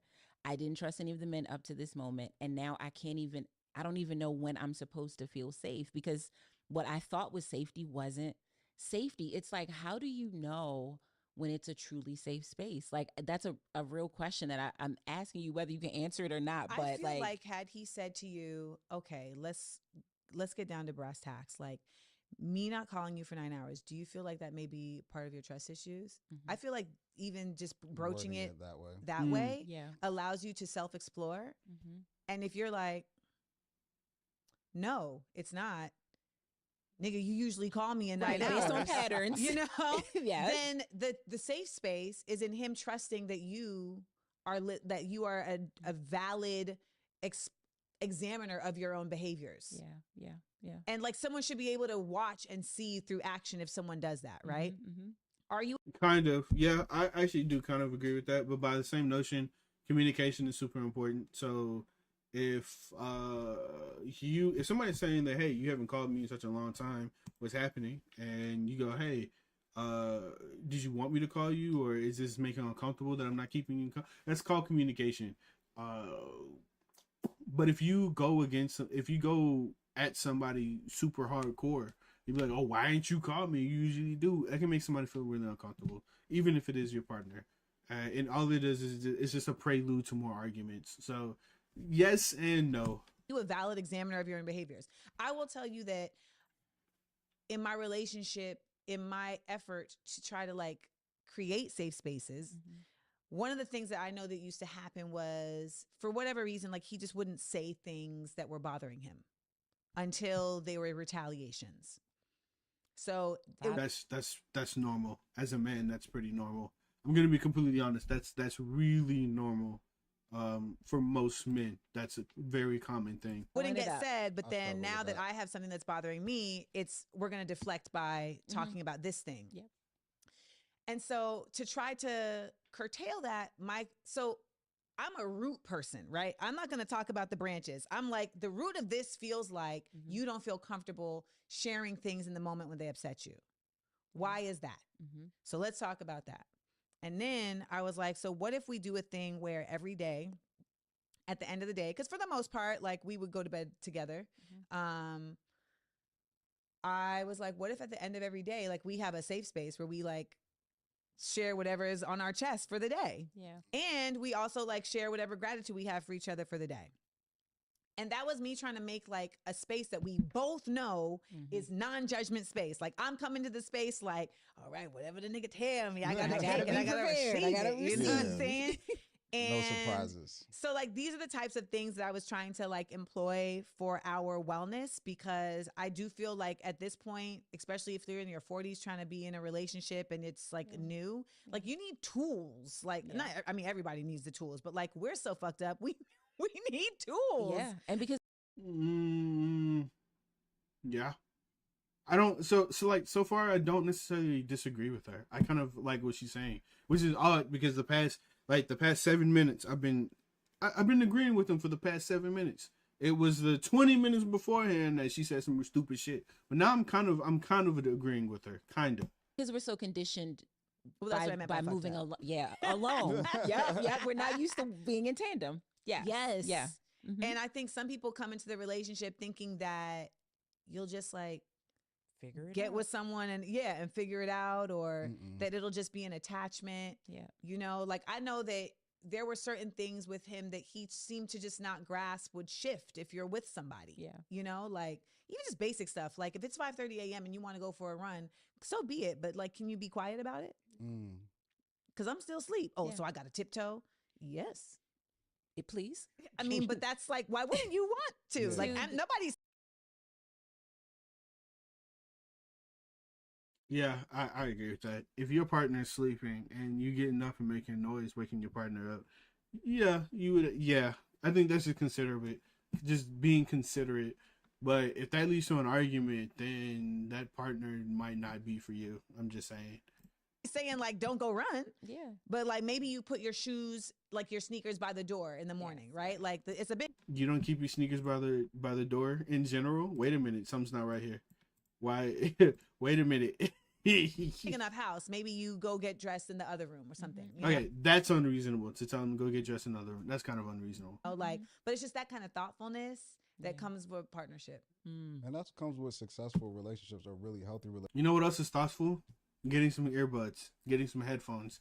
You know, the soft ones you can wear at night and go to sleep. That's also kind of thoughtful. Just saying. They put each other first. If you're constantly thinking about the other person, then I think you'll have a healthy relationship.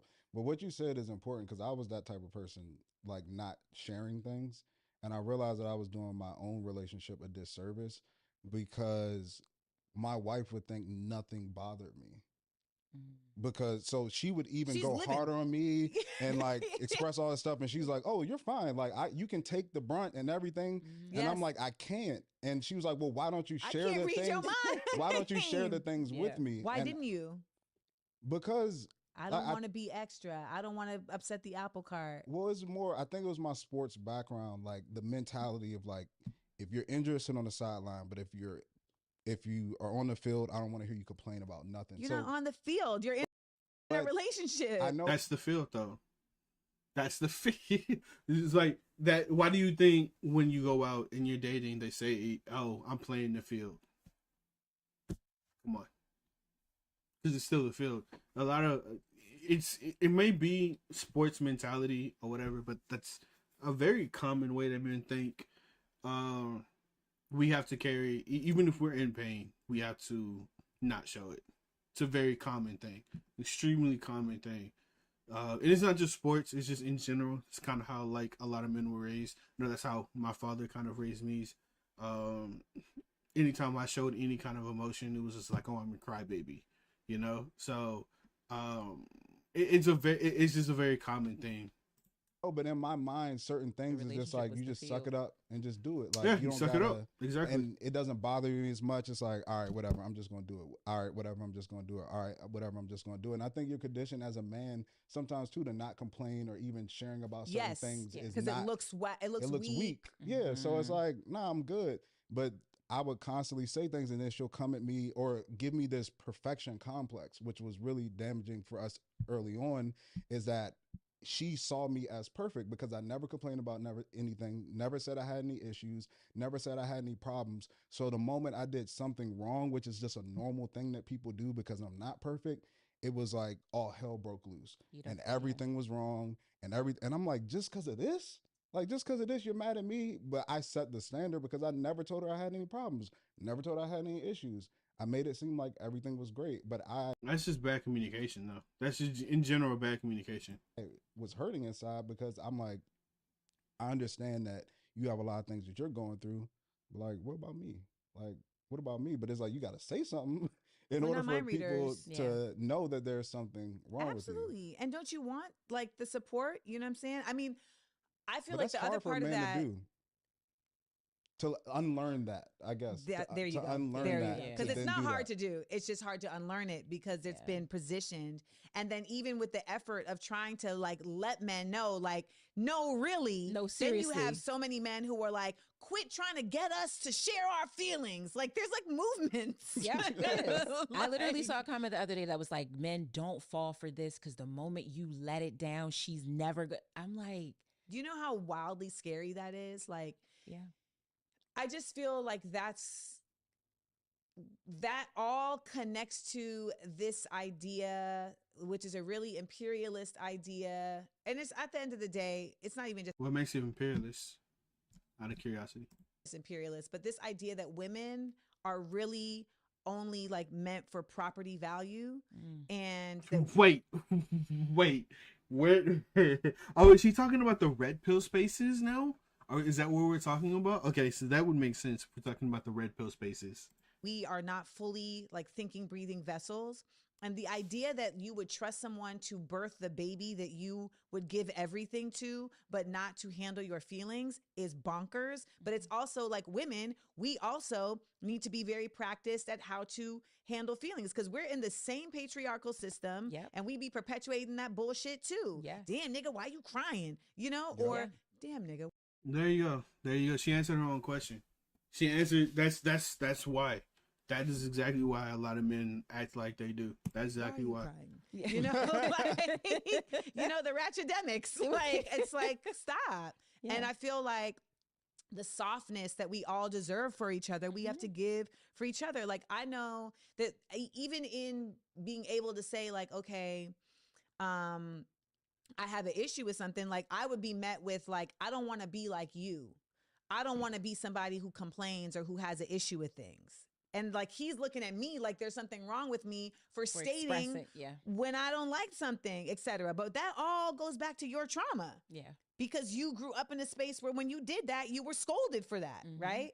And I just think that we all have so much to work through.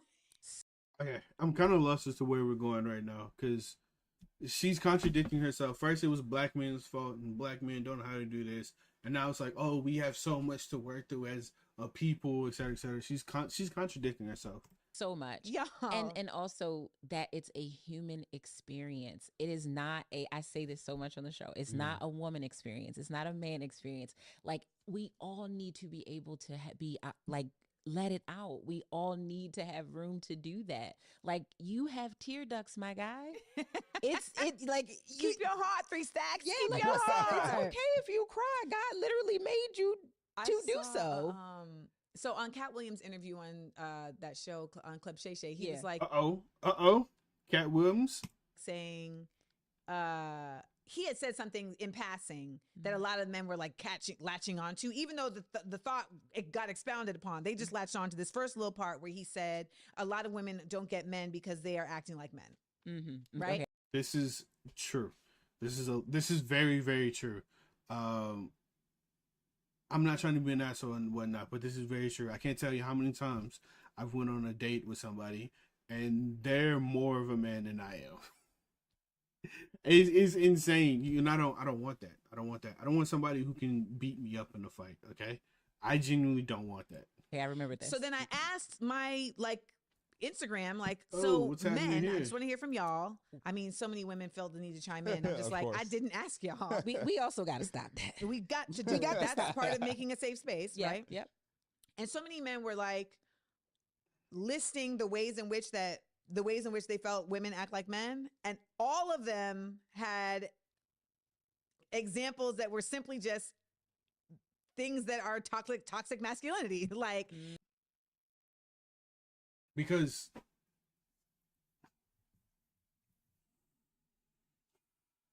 yes, Yes, because toxic masculinity belongs to men. That's why we don't want to see toxic masculinity in women. We want to see it in men. That's a masculine trait. It's a masculine trait. That's why. Wait, because you just said what are the traits that we don't like to see in women? You just said toxic masculinity. It's for a man. Come on. I felt like maybe I didn't need to say it out loud. Maybe you understood it without me having to say it out loud, but I feel like that's common sense. You know, just being competitive. You know, just trying to run shit. Trying to. No, not entirely. I actually don't mind when a woman is competitive. I actually do not mind that at all. That's not a big deal for me if a woman is super competitive. I actually enjoy that to a certain degree. If we're playing video games and we want to hit some Mortal Kombat and she's super competitive, I have fun with that. It's a lot of fun. If we want to go out and play basketball and she's being incredibly competitive, that's cool. Even if it comes to just work and she just wants to make more money and compete in that style, that's completely fine. But that's when communication comes into play. If you don't like that, then you just tell her, hey, I don't want to compete for everything, and you talk about that. That's important. Her running things, if you have a problem with that, then just let her know, hey, let me, like, communication. Oh, this irritates me. Communication is super important. Just tell her, hey, I don't want to compete. Hey, let me feel like a man. Let me run this. Let me take care of this. Let me make the decisions. If she doesn't like that, find another one. It's not that, I don't think it's really that complicated. Question things, and I'm like, if this is women acting like men, is it okay when men do this? Yes. I remember this post. I remember this. Yes, because it's a masculine trait. What do you want? What exactly do you want? There's toxic masculinity, still masculine trait, and there's toxic femininity. Oh, I'm gonna struggle with that word, but you know what I'm trying to say. It's a toxic trait that belongs to one or the other gender. What are we talking about here? What exactly are we talking about? Hold on. And like, no answer. None. I mean, the issue is that what we're taught as men, well, a lot of men think that the title of leader or being a man is a title that's just given, I guess, and not earned. Like when it comes to like relationships. So if a man is like, you should submit to me, he's like, because I'm a man. Just because. Because this is my gender, you should submit to me and give up all control and have me lead. But if it's like, if you haven't proven that I can trust you, if you haven't shown up consistently time over time, why would I submit to you? Why do I have to submit? That is a weird word. Like, it's like, why can't we support each other and know that you have your strength? Not necessarily. I actually am okay with that word when we talk about submission, because technically speaking, both partners have to submit in one way or another. You have to submit to being the perfect partner, and then I would have to submit into being the perfect partner. I would have to change some things about myself to fit what you like, and you would have to change some things to fit what I would like. That's submission. And that's, I know a lot of, I know what she's getting at, and it's has a lot to do with what the red pill spaces are saying. A lot of it is the red pill saying that women should be overall submissive and men have to be dominant and what's this and all that, which is not inherently false. It's not inherently false, but it's not completely true either. Okay, men do have to be to some extent also submissive. So I think she got too heavy into the red pill space and she looked way too deep into it. By the way, the red pill space, all the stuff that they say is not true. It is not true whatsoever. It's just advice from a bunch of men who never had stable relationships.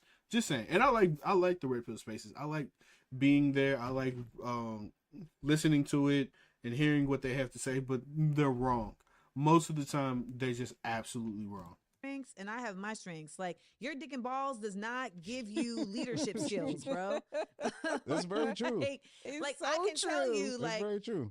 there's things that I'm really good at that, like, my partner is just maybe not good at. Like, but there's also things that they may be really good at that I'm not good at, and it's not even anything gender based. I'm a really effective leader. I am an MC. I move crowds, right? So, like, if we had to be in a situation where I gotta move shit, move crowds, like, so because you're the man, we're gonna expect you to be better at that? No, we got to move the crowd. Like, so you don't think there should be a tiered structure in the household? I don't even understand. This is bonkers to me. Like, I just don't. I don't know why that's necessary, because we have seen time and time again when we actually talk to our elders that isn't actually the real way that things were working. No, stop. Let me stop you there. That is the way that things work.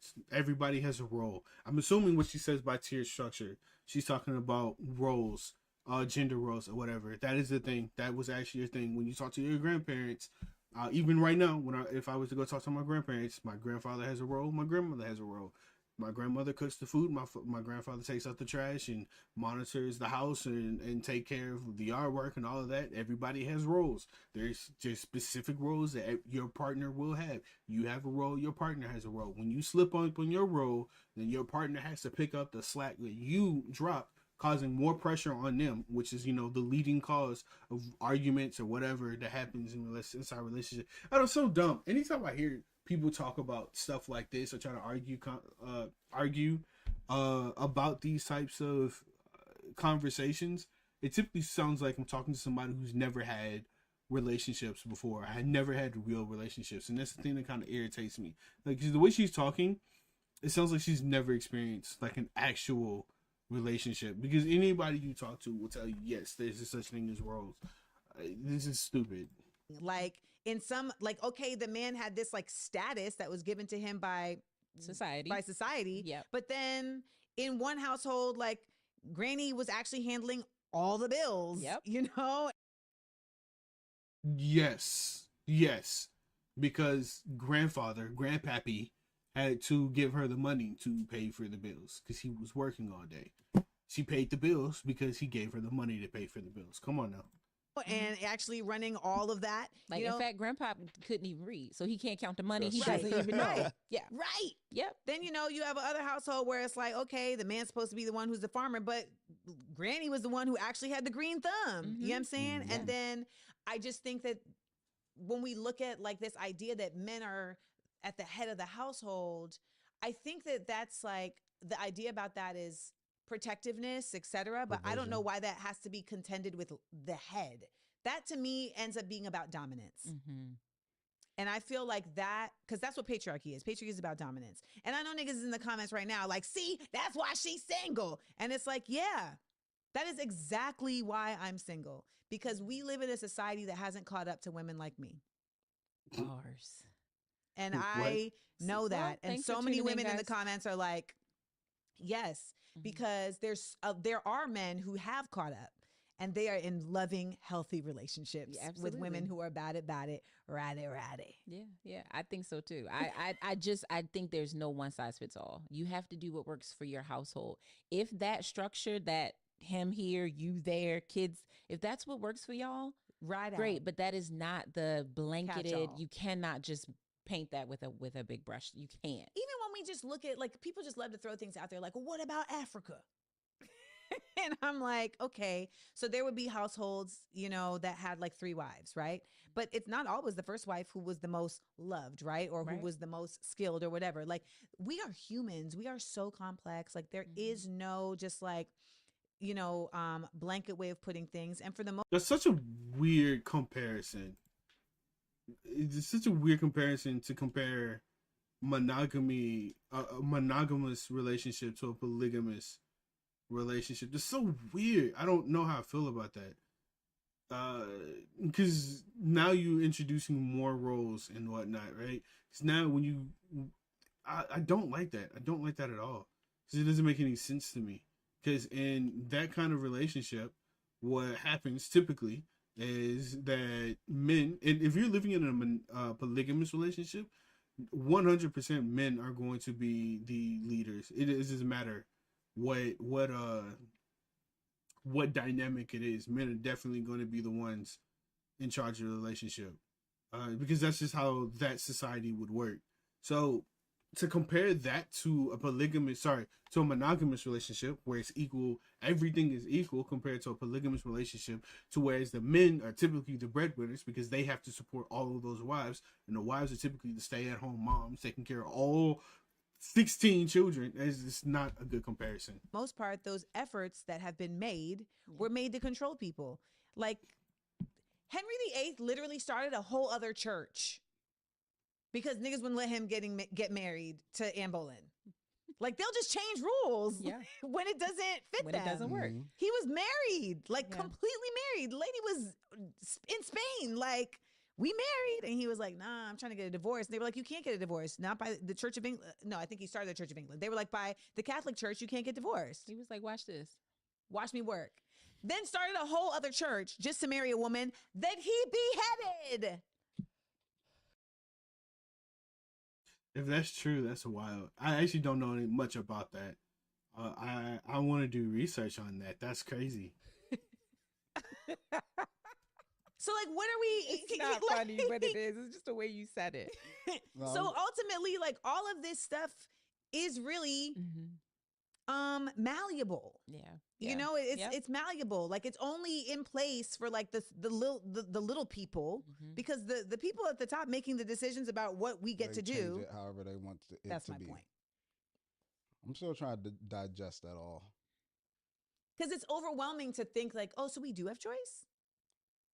Like even gender, which is a whole other topic than this episode, but like even gender is it's literally a made up thing. Like it's just a construct, and we live in a society that has accepted that construct. And so thus people are like, well, I like that construct, so let's hold on to it. But you still have to acknowledge it is a construct though.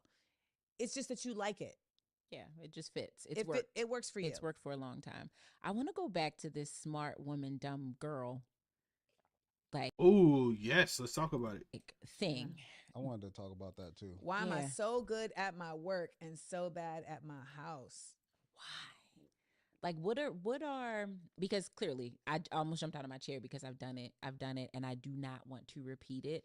But you know what it made me think about, and it was an interview, I can't remember where it was, but I believe it was Tyler Perry who was talking about like there women in his that he knows that are very well set up, like they have everything, they have a great career, they have money, they're very wealthy, the only thing they don't have is a person, and they are with a man who is really good to them, right? Good to them based on his definition, but they can't like contribute financially. And I think sometimes that's such a limited. Go ahead, sorry. It is a very, very limited like contribution, but also a very limited like perspective around the relationship because you don't really know. No, that's what I was saying. Yeah, not the contribution part, but that's a limited perspective. Yes, it's a very limited perspective, but I feel like that those women or because I'm going to put myself in that group too. Okay. Clearly, I'm not a millionaire by far, but oftentimes I have out-earned the men that I've dated. Nice. Congratulations. And not for any other reason than I made better choices perhaps, or maybe I was just in the right place at the right time. Maybe they just weren't afforded that, whatever the reasons were. And I found that in majority of those dynamics, that dumb girl thing overpowered, or it's just like, oh, I'm really smart and I know how to process this and I can fix him and I can push him in this direction. But that was a dumb thing. I thought I was. No, not entirely. Not entirely. Yes and no. These conversations are kind of complex. I just don't like how they simplify a lot of this complexity. So it is pretty stupid to think that you can change a person, but it's possible. It is actually it's pretty possible that you can change somebody, assuming that they love you enough. Because let's be honest, when you go into a relationship, you're going to change. As long as you're in a relationship, you're going to change. I remember I used to be in great shape. I used to be extremely athletic. Then I got into a relationship with this one chick in college, and my eating habits changed. I stopped going to the gym as much because I spent a lot of more time with her. And I can say that just up to this day, she changed me a lot. I'm not nearly as active as I used to be, not nearly as healthy because I had changed with her. And now the woman that I'm currently talking to is slowly trying to get me back into shape, slowly trying to get my eating habits back in order. Like, for example, last night I had squash spaghetti, which was really good. Not squash spaghetti, but it was like squash Alfredo. Instead of like actual noodles, I used the squash noodles, which is really good. Cut the calories by a third, had a third of the calories, and a lot more fiber, and it was just a great way for me to get, lose weight. And I've lost, a considerable amount of weight. Taking care of myself better, trying to fix my sleeping habits. These are things that happen through a change because of the relationships that I'm building, because of the people that I'm communicating with. So it's not necessarily that you should. I think it's delusional to go into a relationship thinking that you can change somebody, but it is possible to change somebody within a relationship that's that's been evolving or building over time. You think that was a dumb thing? Sometimes, yeah, because I was like, think that was a dumb thing. I don't think that was a dumb thing. Not that because he didn't make more than me, but when that was the dynamic, I felt like, well, I just need to bring him along. Like I just need, and he wasn't even showing that he should have been brought the along. dumb part. Yes, he wasn't showing. Yes, that's what I'm saying. There's nothing wrong with bringing him along. Yes, but... it was the I feel like I can, because I don't need you to help me pay my bills. I don't need you to contribute to this, so that's cool. You could just kind of lay low. We gotta stop doing shit for people that didn't ask us to do it for them. Ooh, I like that though. I like that. Stop doing things for people who didn't ask for you to do it. Well, I guess you could argue against that too. Because I'm already thinking about how I can contradict that, but I do like that statement. But by that same notion, I would kind of want to help somebody who didn't necessarily ask for my, because chances are someone's not going to ask for my help. Like my brother's not going to ask me for my help if he really needs it, but it's nice to give him a phone call and say, hey, how are you doing? Is there anything you need? Do you mind? You want to go get something to eat? Let's just go hang out for a little bit. I go reach out to my friends, say, hey bro, let's go grab some drinks. That's me doing something for someone, even though I'm not entirely sure that they need it. Maybe they need a friend, they just don't want to vocalize it. That's me arguing against that point, but I do like what she said. They don't do it for themselves. That same. Yeah, it's just like that's a whole circle back. Exactly. Like I'm over here loving you more than you're loving yourself. Yeah. But that's a good thing, because maybe that person doesn't know how to love themselves. You teaching them or you showing them love might be a way for them to learn how to love themselves. That's a good thing. Like, but I mean, the smart woman, dumb girl concept is really just this idea also that like the skills that make us effective in our work life aren't helpful in our love life. I'm like, I remember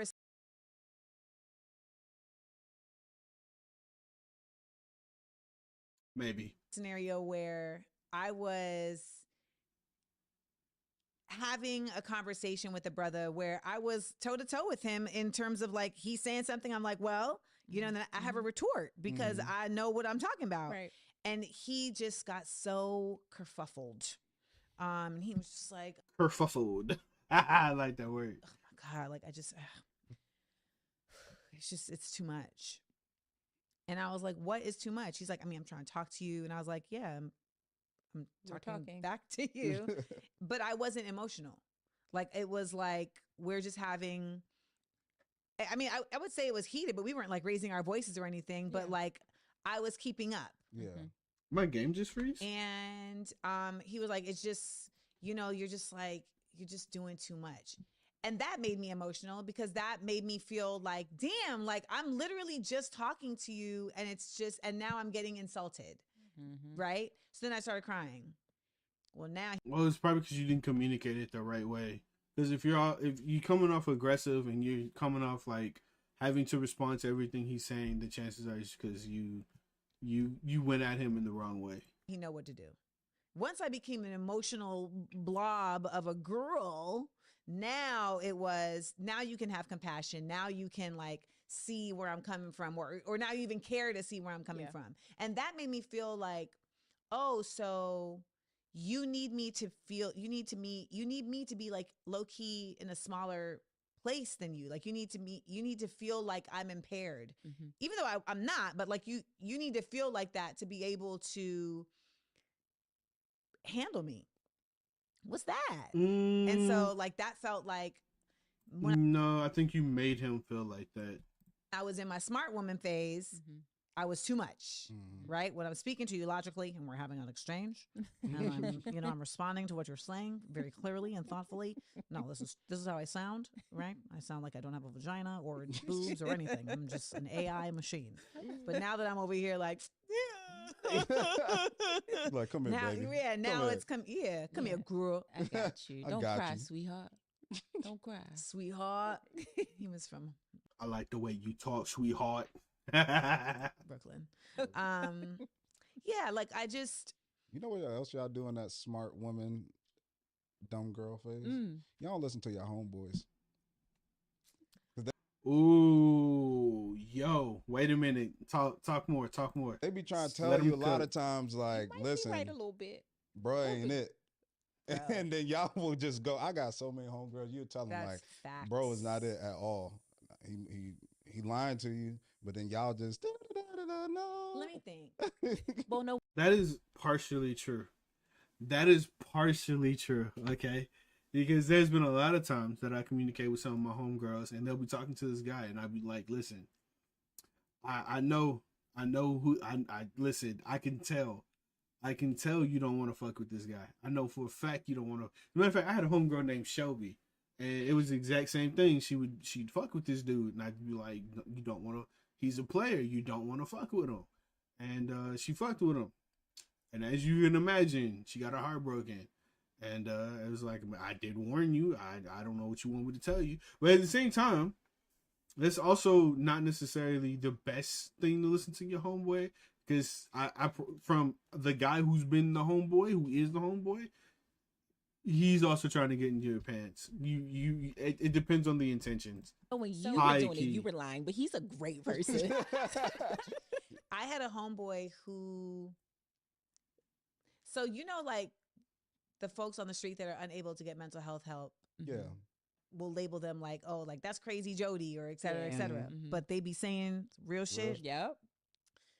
I had a homeboy who was unable to get mental health help, and he was just having like episodes. And he pulled up on my mom's house one day and started telling my mom like, yo, you got to get her away from him. Like her light has dimmed since she's been with him. Like her crown has shifted or whatever. And I was like, what? Who is he? First of all, I'm like, why you pulling up to my mom's house? Like, but I didn't know that at that time that he was in a mental health space. I thought he was like on shrooms or some shit. Nonetheless, if I'm being honest, either way. Hey, yo.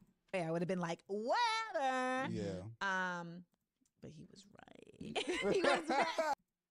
He was right. But you're so right. And now I go straight to my boys. Like my homeboy saved me so much time recently because I hit him and was like, maybe your homeboy wants to fuck. How do you feel about this person? And he was like, oh, that's a cornball. Yeah. Like that's a full-on cornball. Yeah. And I was like, okay.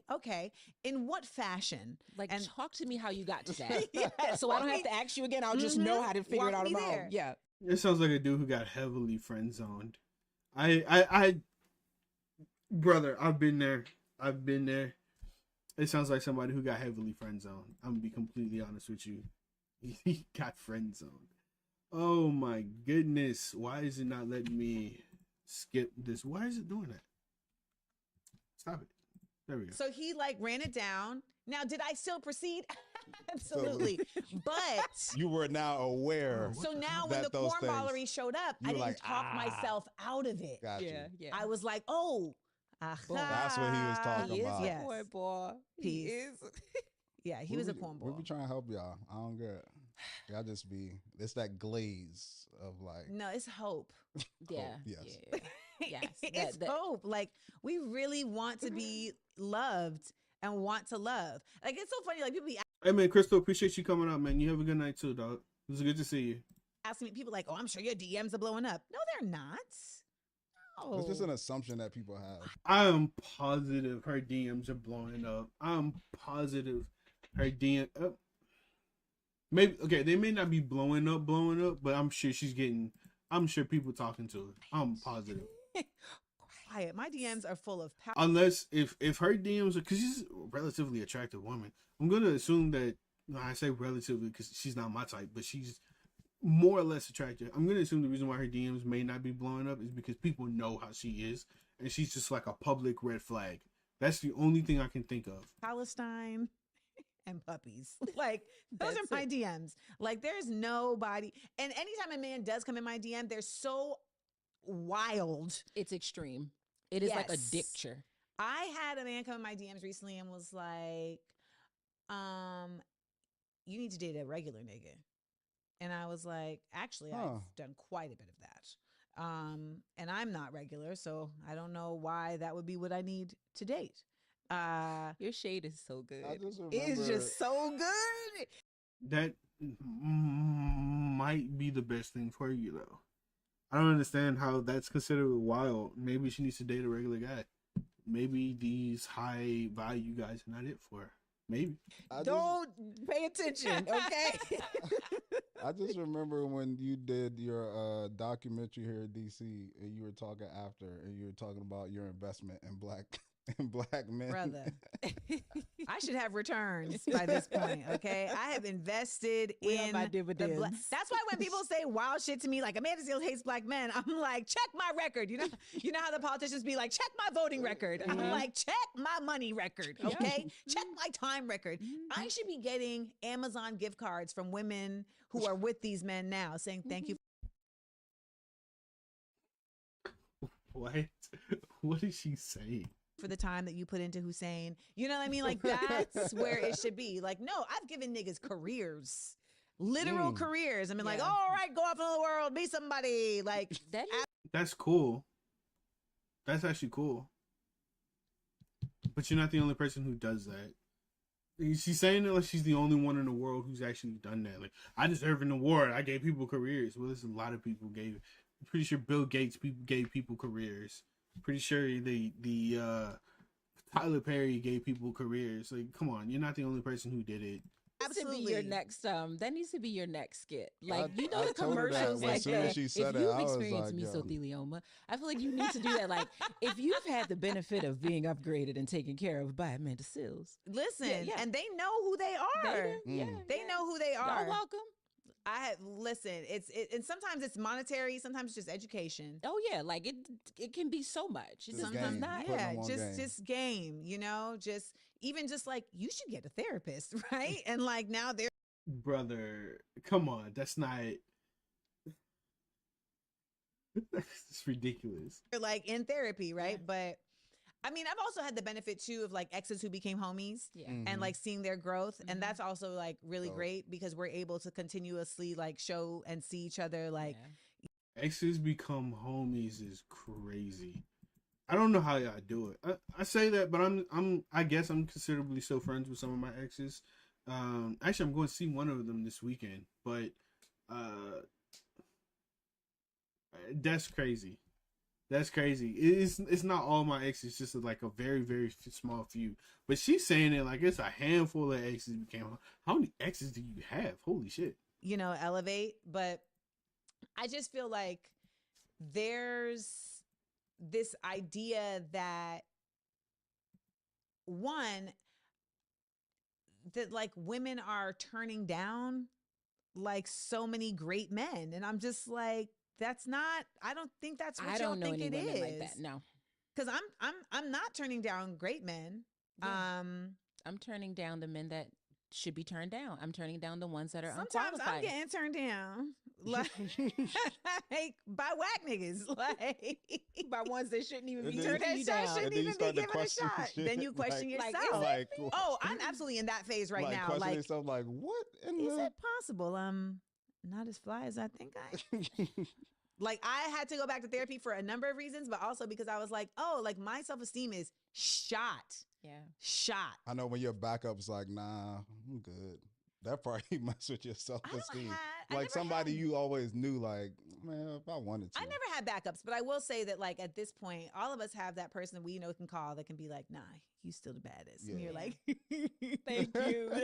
It's when that person's, that's what it actually is. It's when your person it's not making you actually feel better. Because typically you can go back to that person and they'll like, you're like, I'm the fly ass. And now they said it to you and you're like, well, you "No, I actually still might don't." want to consider some things. So how do you remain hopeful? Like, do you like? Uh-oh, are we asking the tough? Because they have not been asking the tough questions. I'm gonna watch the Shannon Sharp interview tomorrow, but they're not asking the tough questions. I need them to ask tougher questions. I know that I am at this point. Really? No. Hopeful for what? Like, who Love. knows the next time I'm gonna have sex? Like, really? Let's be real.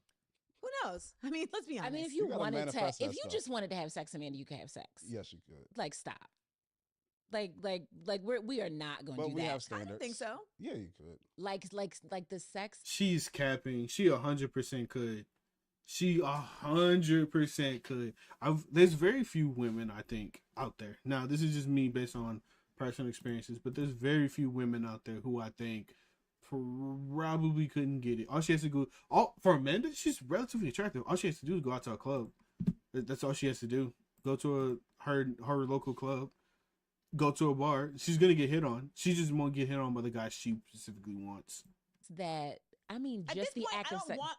At this point, it needs to be the sex I want. Okay, understandable. Okay, so then there you go. It's not what you want. This dick and pussy game is just a waste of time. Okay, We did it's it like in I'd our rather have a 20s. Snickers. I get that. I You get said that. what? I'd rather have a Snickers than to like waste the cookies on like something that doesn't deserve it. I thought you were honestly, I'd saying rather watch something it. like niggers with a hard R, and I was Oh, like, what is she saying? You Snickers said bar. I'd rather have a Snickers. No, Got seriously. it. Sometimes I would just rather be home under the blanket. Like I don't even want to do the sport of like playing a game just to have a quick little sex moment. Like You I don't got want that like one person that from the past that you can always. But these people are also in their 40s, the 30s, the 40s. You don't have the same drive. It's not the same drive. That's the reason why you feel like that. But if they were in their 20s, they wouldn't, or I guess like 18 or 18 to 20, 25 to 27, whatever, they wouldn't be saying the same thing at all. Yes, You're but I just still, don't you know want what to it do is? that. You're in your 20s. Like your I'm not past in my is 20s. you're barely Just out of your turned 30. 20s. I'm not But in my your 20s. See, well, hold on. I was wrong. 20s is yesterday. Last year was your 20s. So like your past is very like short, and most of those people are probably still in that same part of their life. I'm now 42. So like Yeah, see, she's in her 40s. That's why she feels like that. I can't say the same for him. Apparently, he's roughly my age. I think he's like a year older than him. If he just got out of his 20s, then okay, I understand. past, like people have moved on in their lives. Like people are in marriages. Yeah, you can't just go back and get it. You understand what I'm saying? Like we've moved out of that phase. Like the whole phase, everybody was in the whole phase at one time together. Now there may be some scragglers, and you're looking at them like, nope, don't even know why I did it back then. Maybe if I'm okay. You know? No, like I tried to talk to a politician for a moment, but then it was just like, his stances weren't where they need to be. you know what? That's what actually deaded it. But what should have deaded it was when he was like, Deaded I'm it? gonna come to LA and like take you on Deaded it? That's crazy. a date. And I was like, oh wow, like I deserve that. So yes, that would be lovely. And Did then she say I deserve that? Crazy. I was like, where do you stay when you come to LA? He's like, oh, I'm a Marriott kind of guy. I was like, oh, that's what's up. There's actually a Marriott like around like my way. So, you know, that would be convenient to like stay over here to go to dinner and stuff. And so later in the conversation, I was talking about how like since the breakup, I was actually like painting my house in the colors that I wanted to, because in the relationship, he was always like, oh, I'm a minimalist. So I was being respectful of the fact that we're sharing a space. And he was like, so you got all these rooms and I got to stay at a Marriott? Make it make sense, dog. Sir, that should Is that not a valid question? I would be like that too. And also, I need context. Did he say it in a way of like it was being a joke? Like flirty, like, dang, you got all them rooms and I gotta stay in a Marriott? What you talking about? Like, if he's saying it in a flirty way, then sure. But the way she said it is like as if he's saying it in that, so like, dang, you got all them rooms, I gotta stay in the Marriott. Like, context is important, lady. Come on now. have been the end. That also, you know, okay. The number one reason that niggas holler at me that they'll tell me is because they feel challenged by me. And Okay. I do not want discourse. I want intercourse. Like, I don't know what that is, but I have had multiple men be like, yeah, like what turns them on about me is like they feel like there's going to be Getting some aggravated. Yes. Like there's going to be a tussle. They yes. want the tussle. Okay, then stop attracting those kind of men. Is that such a hard thing? Stop attracting those kind of guys. Yo, if you are combative, you're gonna attract men who love that kind of, who love that level of aggressiveness. If you're not combative, chances are you're gonna attract men who like your feminine wiles, who like you, the soft-hearted, the kind-hearted, soft-spoken person, woman, I should say. But this is Amanda Seales we're talking about. She's extremely combative, so she's attracting that kind of man. I don't understand why she's surprised by that. Yes. And so then when I don't give that, because contrary to what people believe, like when I'm with a man, I don't speak to them the way I speak about the occupation of Palestine. Yeah. Which people think that like the passion that I have about that, like, I'm not speaking to my man with that tone when I'm And coming then I home. don't think they understand that you're actually irritated too. Like if you're speaking in that manner, so if they want you to speak to them in that way, you would have it's to not be... an enduring thing. No, It's like I'm pissed responding off. to something. So like when they don't get that from me, like for some reason that's what they're wanting, but I'm showing up in softness, they will then try to trigger it. Yeah. So they'll neg me. You know what negging is? Yeah. So they'll try and neg me. And like that was wild to experience. Like we were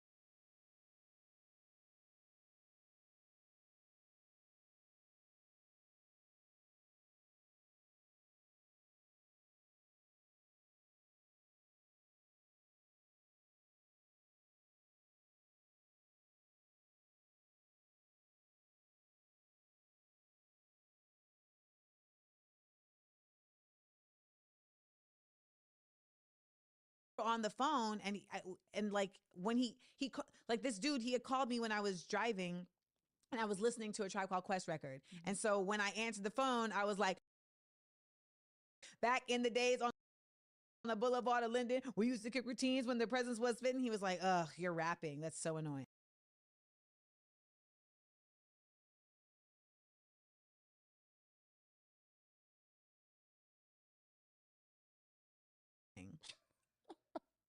You sound like a diva. He just wanted to argue. Like that's you know, I remember like we were and this is over the course of just 1 week. And then we're on the phone and he was like, I was like, I would love to send you some videos about Palestine because I feel like there's like information that you're missing that could be really helpful in just forming an opinion, because he was saying that he just didn't know how to think about it. He just didn't know how to feel about it. And I was like, I do feel that you respect my mind. And he went, for now. Girl. I just, ooh. So why? did he still Why do get a you- chance after that? After that comment? No. Oh, yes, because I have self-esteem issues. Yeah. Yes. Smart woman. Smart woman, dumb girl. We got Also it. because I'm so trained, some in part by you people on this internet, to not come off as like too hard. Yeah.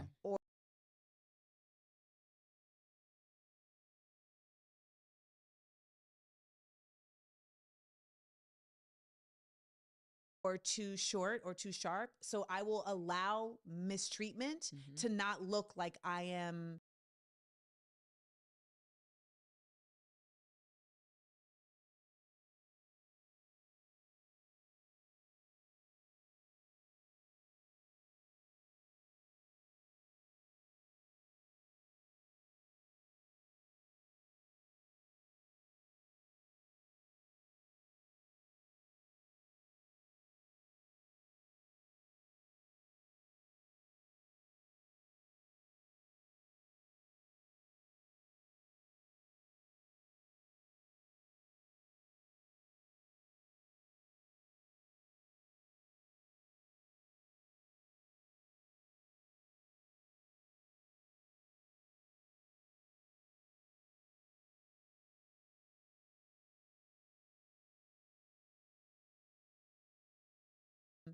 a certain way. Yeah. You'll take it. It's very dangerous. Yeah, you'll take it. Yes. And so, you know, I'm trying to be better to myself of like, So then like we ended up stopping talking because he was like, actually I'm going to run a scenario by y'all because you're probably going to tell me I'm tripping, but it's fine. Can't wait to let's hear it. This is what this show's about. It's Real the life real life scenario. So, okay. So first off, let me just tell you that the first reason it ended was because that next morning he had called me in the morning at like on a Saturday morning, and I had texted him and was like, hey, I told you about those links I was going to send you. You said it was okay. So I'm not sure what you don't know. So I'm kind of like shooting in the dark. Yeah. And he replied back and said, well, you're confusing me saying I don't know how to feel about it with I don't know. Okay. And I said, oh, I guess I just assumed you didn't know how to feel about it because you didn't have needed the more whole story. information.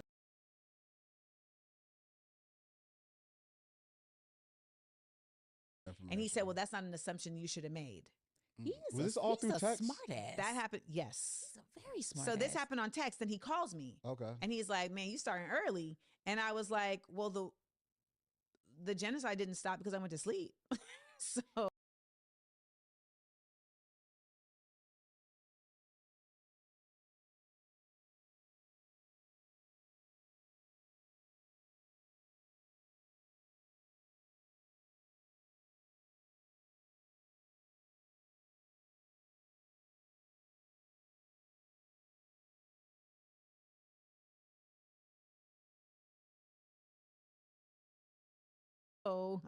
I wake. That's how I've been living since October 7th. Like I go to sleep, I wake up, I'm like consuming, right? Yeah, This is where we are living. And I don't know when this is going to air, but like, I mean, I came in to do this today and saw that they were like, yeah, we're about to obliterate the rest of the Palestinians. So like, if you're into trying to understand something, like you're in it. And I'm You're a Cancer. immersed. We like, yeah.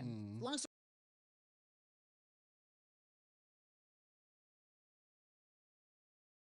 story short, he was like, well, yeah, like I felt like you were making an assumption and you're really just trying to send me these videos because you want me to think about it the way you want to think about it. And I was like, well, there's really only one moral way to think about this. Yeah. And ultimately, like, you're not going to fuck me if you don't think that way about it. Right.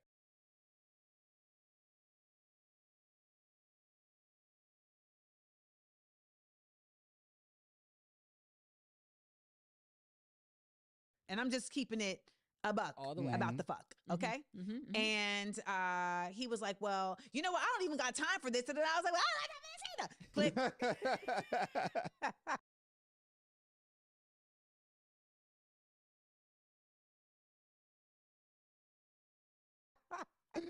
Click.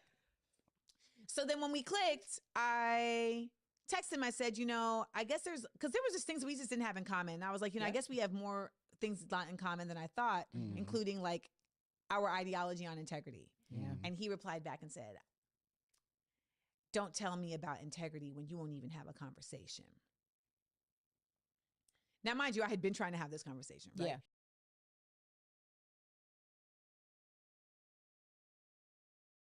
Clearly. So I let that rock for a day.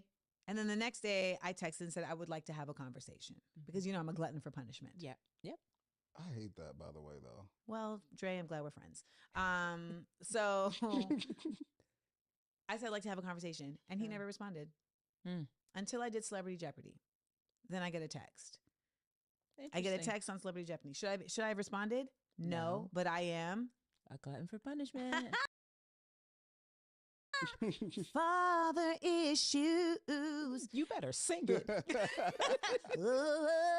That's my 90s version. So we got on the phone and we actually had a very interesting conversation where he did take accountability for his behavior and all of that. And was just like, you know, I really didn't handle that properly. Yeah.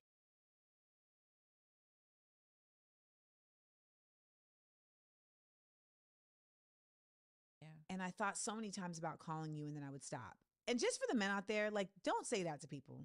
Keep that to yourself. That sounds crazy. Yeah.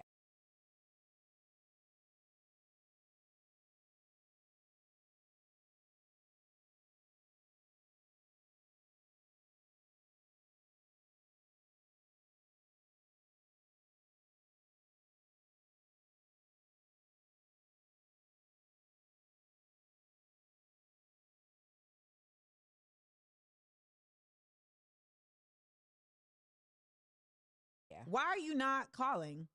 What's going to happen?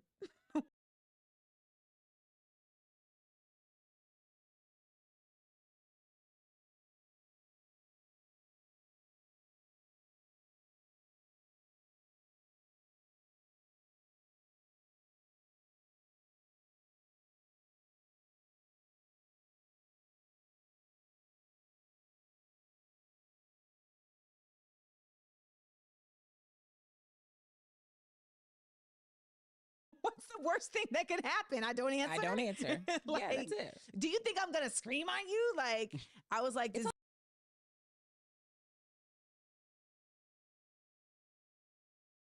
Also a phone call, so if I do, you can hang I up. think he was maybe trying to excuse the absence by saying that he had thought about it multiple times. Possibly. I think that was the No, that's not a perspective. brownie point. Nope. So then he goes, well, you know, I got to tell you this, but you know, I'm going to say it. I'm going to just say it one time. You know what I'm saying? And if you tell anybody, I'm going to deny it. So I'm like, what's he about to say? Oh, shit. He was like, it was very difficult not to call you. Boy,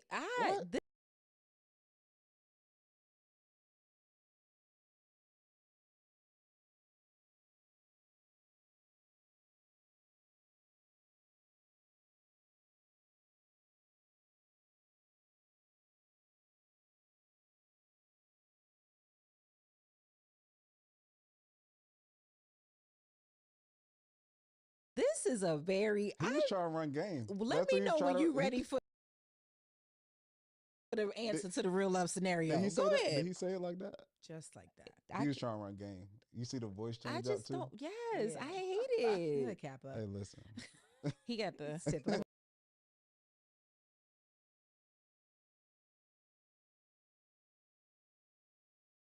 I don't want to go to jail. Sorry, let me not do any. Yeah, of the what do you? moves. Did you Sorry. start a shit? don't- I didn't don't- do that. I no, didn't. You no, didn't see anything. No, Cut that Isn't out. that your people? no. You're. He's Are you nothing. fried? No, I'm not. He's like, I need find me. I played football, so that was So it. I just was like, so anyways, we got off the phone with to me, we got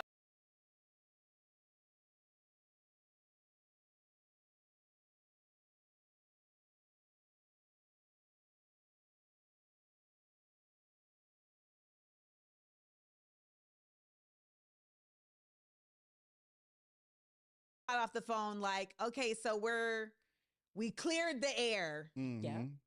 And we will resume. Yes. Okay. Because I am a redemptive person, by the way. Yes. So like some of it is my glutton for punishment, but some of it is like I really believe the best in people. Yeah. Yeah, And like for we sure. all have missteps. So the same way that like, yeah, maybe I shouldn't have hung up the phone. Mm-hmm. I'm asking for us to have a conversation. Yeah. Right?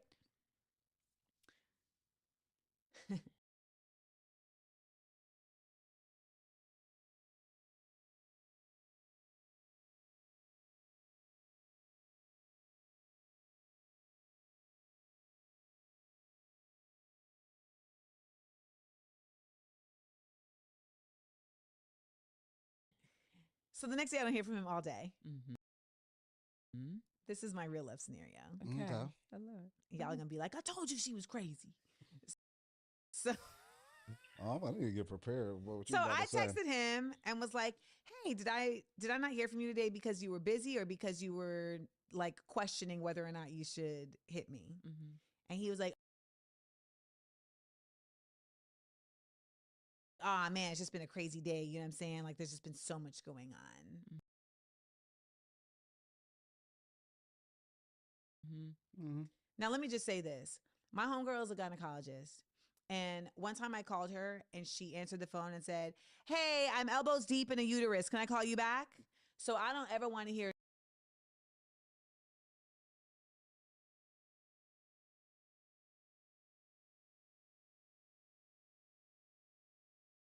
nobody tell me who cares about me like, yo, I was too busy. Mhm. Like, and we got text and DM So many and things. all the things. Now, did you forget?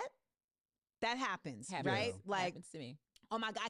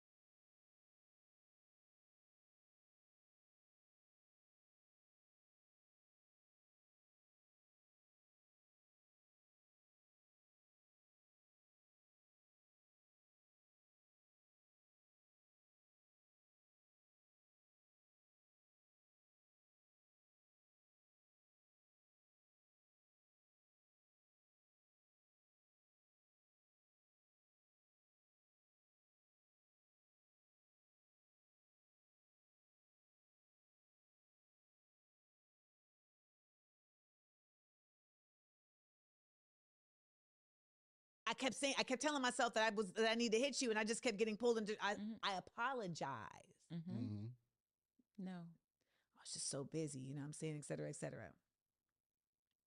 So I thought about that, y'all, and I wanted to be okay with that, but I wasn't okay with that because I feel like if you know that you, exactly like you said yesterday, like played yourself and, you know, you actually acted out of pocket and you ruined the opportunity for this, then to me, I feel like this second chance should be treated with preciousness. For sure. And so if you're not going to hit me all day the next day and then say it's because you're busy and not even be like, you up now or anything like that, there's no preciousness there. And so I thought about it.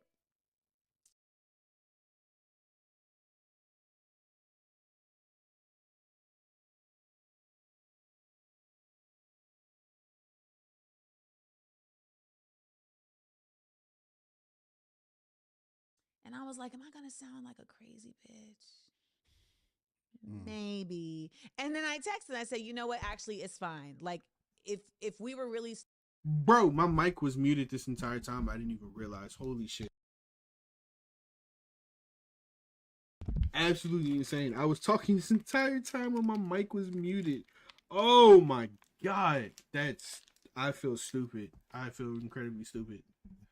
We're going to continue though.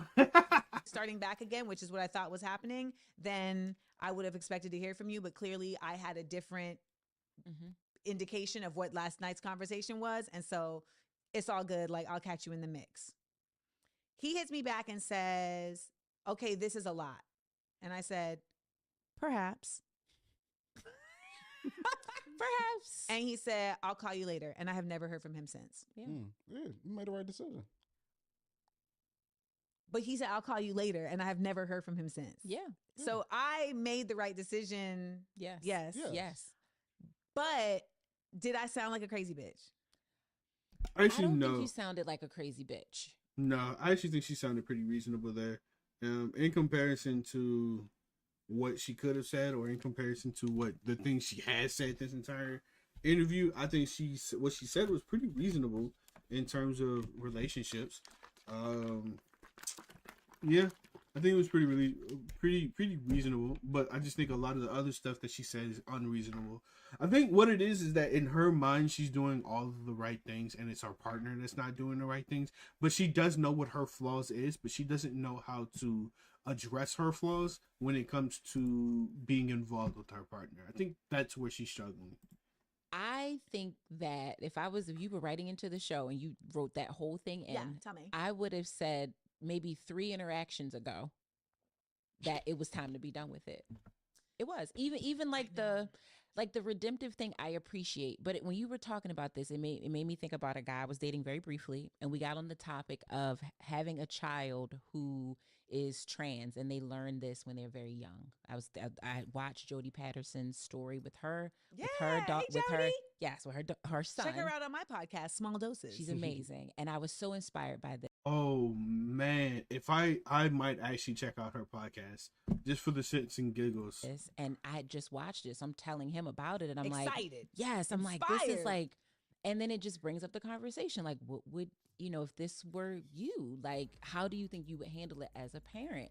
And his reaction told me, I cannot proceed.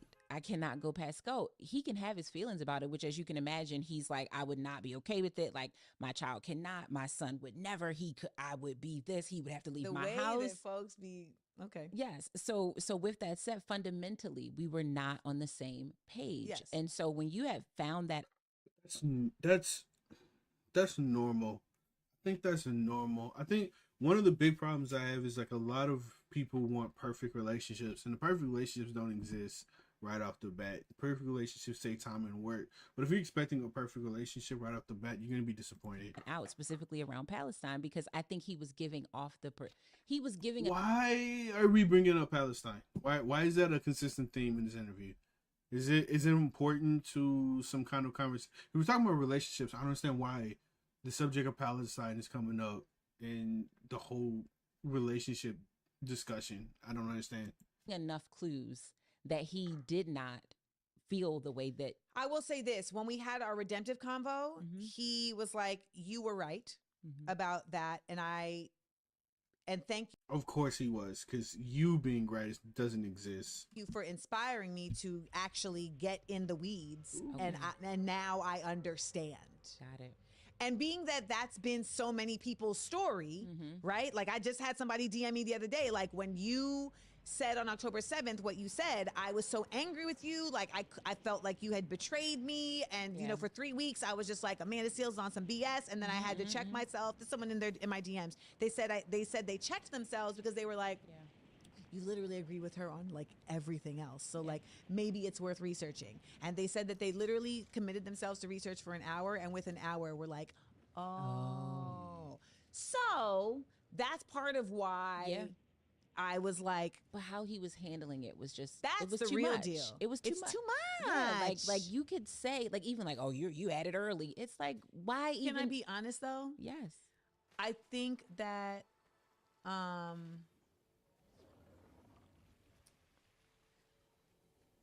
there's so okay. So I'm a public figure, and that adds a whole other thing to like my just life, right? Because like I have to worry about my world, and then I'm worrying about the world, and then I'm worrying about how the world is worrying about my. So this entire time, what I'm hearing is that, hey, I was right. You should have listened to me because I was right. That's what I'm hearing right now. Sure. World. That's a whole lot. other thing. That's a lot. And so like dating is like a weird thing that I don't necessarily have insight into, because it's like it's not just about if someone has enough money or to feel comfortable being with me. It's not just about if someone has the like intellect, etc., or the positioning. So like this was somebody who seemed like a possibility because they had the education level, like they had like the I see. They were established in their career, etc., and that just feels like it's such a small bucket. Okay, I'm starting to get a little bit of understanding her personality. She's a very educated woman, and so when she's looking for a partner, she wants somebody who she can. Oh, airbending, found it. She wants a partner where she can consistently communicate with, which is fine. I think that's actually pretty noble, but she doesn't know how to communicate herself, and that inherently makes things incredibly difficult for her. I think that's where she's struggling. It's because she doesn't know how to communicate, but she wants a partner who can communicate. Or maybe she's extremely good at communicating, and she has a bunch of partners who can't communicate. Like, it has to be one of those scenarios. I can't imagine all of her partners are people who can't communicate. Like, that doesn't make sense to me. Because, again, I'll say this, like I said it before, she's more or less a very attractive woman, or a relatively attractive woman. I can't see how she has not been able to find a partner. And that, to me, doesn't make any sense. But, you know, there might be more to it that we don't know. Because it is. Right. Yeah. So I think I was trying to like, come on, you're so close. Trying to make it work. Yes, please. Yeah. And it just, but I think there's just, like you said, like there were just flags for fuck all of that. From the beginning, when you say, so you got a house, but I gotta stay at the Marriott, nigga. Yeah, like yes, because I'm sorry. You should want to stay at the so Marriott. Whack about that? You would not have stayed at the Marriott if you had got your ass here. But I don't like that. I don't like that train of thought, because almost immediately, if it's me, okay, if it's me, who's shooting at me with your horrible dog shit aim? Come on, brother. No, you took the shots first. Thank you. If it's me and I want to spend time with my significant other and they have a house and I'm coming to visit them for the first time, okay? I would rather spend time, not necessarily at a hotel, unless we're going to be spending time at the hotel together. Hey, yo. I would want to spend time at your house, at your place. And, you know, maybe it's too invasive. If it's your first time meeting each other, then I can kind of understand that might be a little bit invasive. But personally, I would like to spend time at your place. I don't understand why that's such a bad thing. And had a great dinner. Don't tell him nothing. Don't tell him nothing. I have to, because so many of us deserve this. Like, shut the fuck up. Shut up. And just show up. Shut up and show up. Shut up. That should be a Like, t-shirt. Shut up and show up. It's so real. Like, you don't need to, like, all of your ego is so in the way. Yep. And like, what's the goal? What, I don't even know what the goal is for some of these men anymore. It used to be pussy, and now it's clearly not. It's not that either. Because the amount of shit they're doing to not get pussy is beyond my scope of comprehension. Well, maybe they don't know how to. Well, There you go. He said it. He said it. They don't know how to. And also, what she's saying, oh man, I can understand why she's not so popular, because she was on a roll. She was on a roll until she started this conversation. Because now I don't agree with anything she's saying now. Like, everything she's saying doesn't make sense to me. And also, forgive me, I am trying to play Fortnite while, there's somebody here. I don't know how you guys do it, navigate playing Fortnite while do reaction content. I don't know how people do it. I genuinely do not know.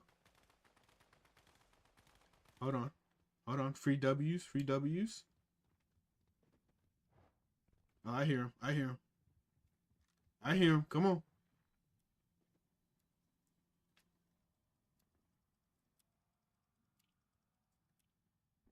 Come on, show yourself. Oh, I see him.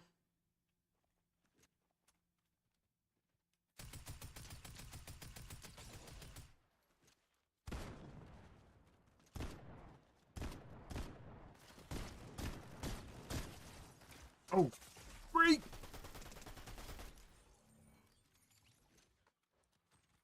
There we go. Oh, I can't believe I made that. Okay. I can't believe I made that. We are gonna do this, and I'm gonna heal up a little bit. Okay, I see him. I see him.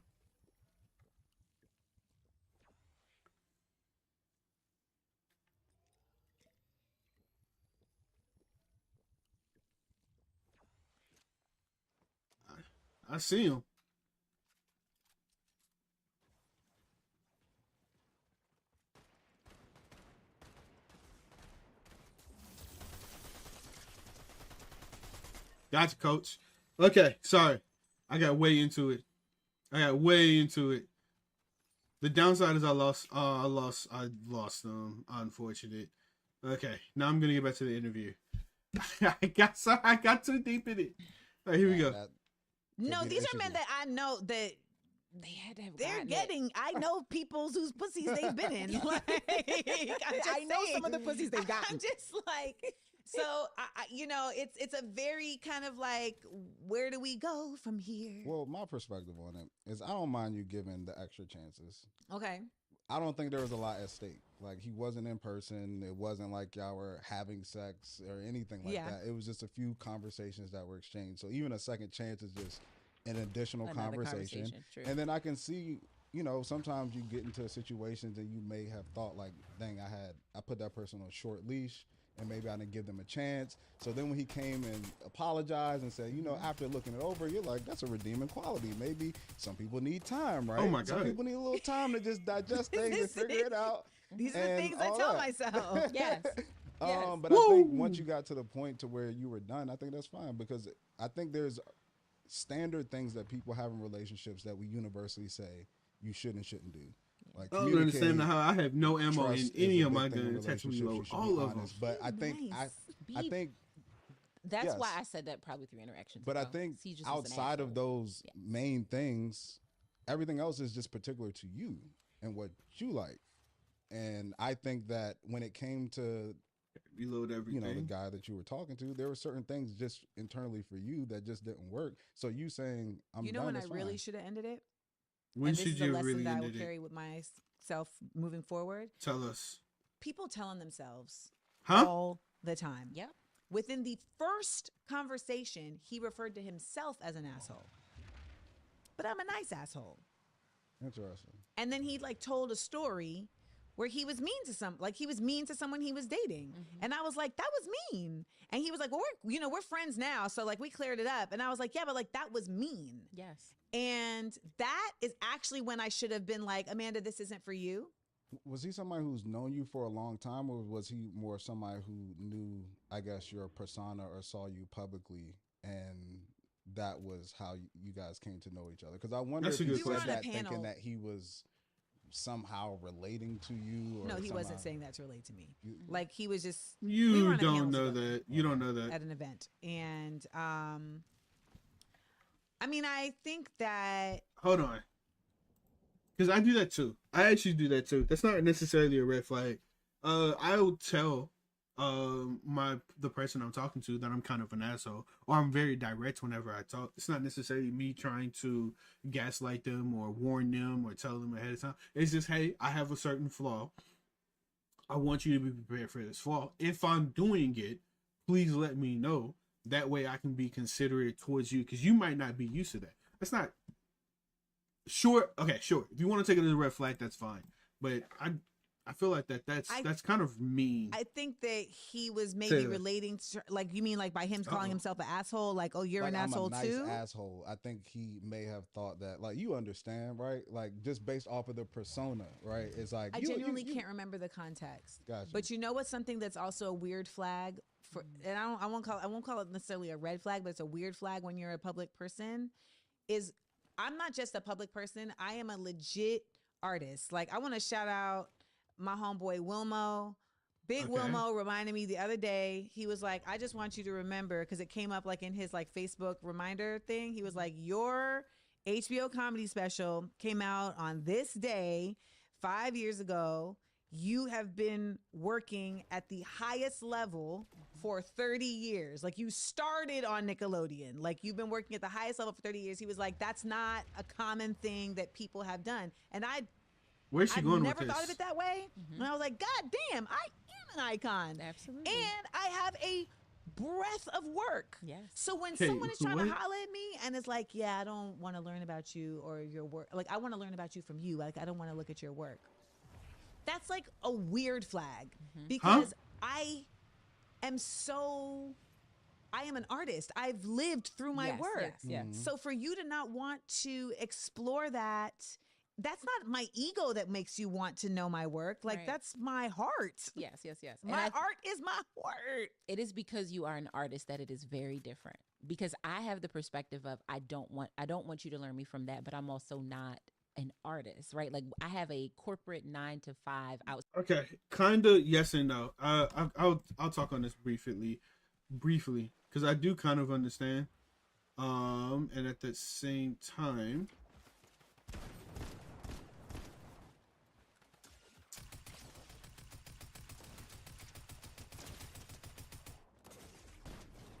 ooh, he almost screwed me up.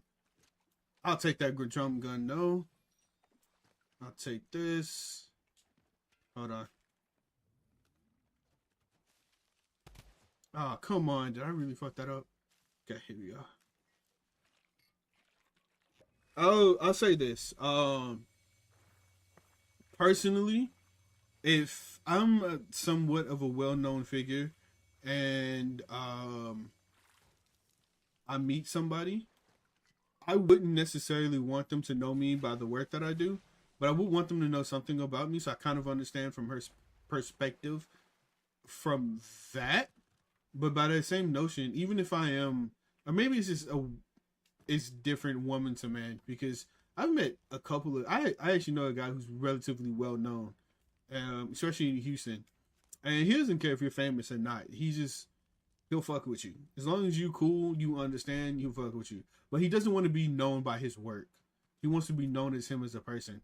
So I don't get where she's coming from when she's like, oh, I don't want to be known for my work. Or maybe I heard her wrong, but I could have sworn she was like, it's a red flag when somebody says, "Oh, I want to be known by my work. I don't want to be known by the person I am." Like, that's weird to me because I don't know anybody who talks like that. A lot of people want to be known for like them as a person.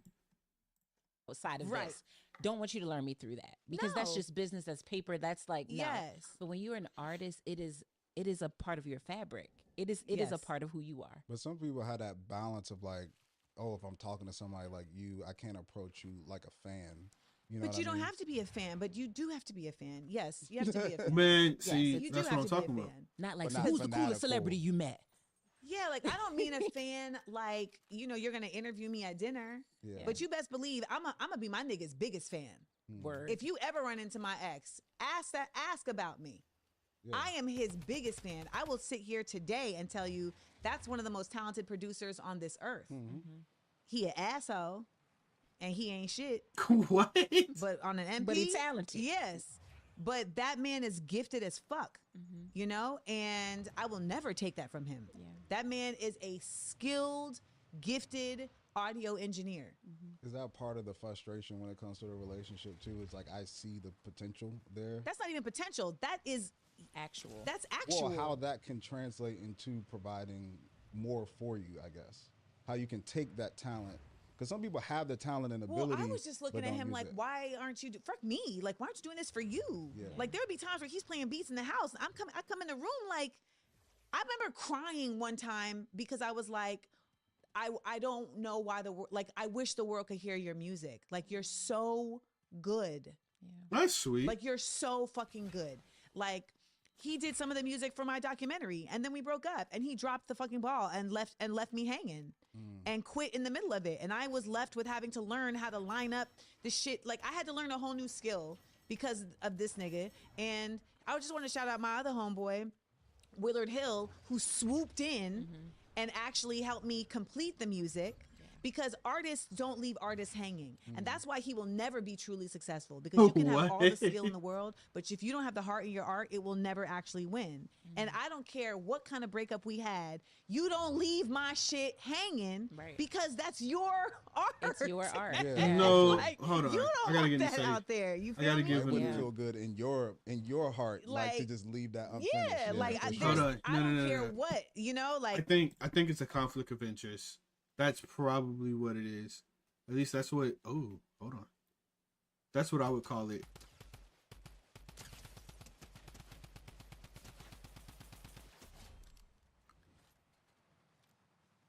I would call it a conflict of interest, 100%. That's one person down. I didn't think I was gonna kill him that fast. He dropped like a pack of rocks. All right, let's go. Yeah, I wouldn't get myself involved in my ex's work. Mostly because when we break up, that's pretty much a wrap. And me getting involved would be considered a conflict of interest. Like, who knows? I might fuck with your work just to make you sound bad on purpose.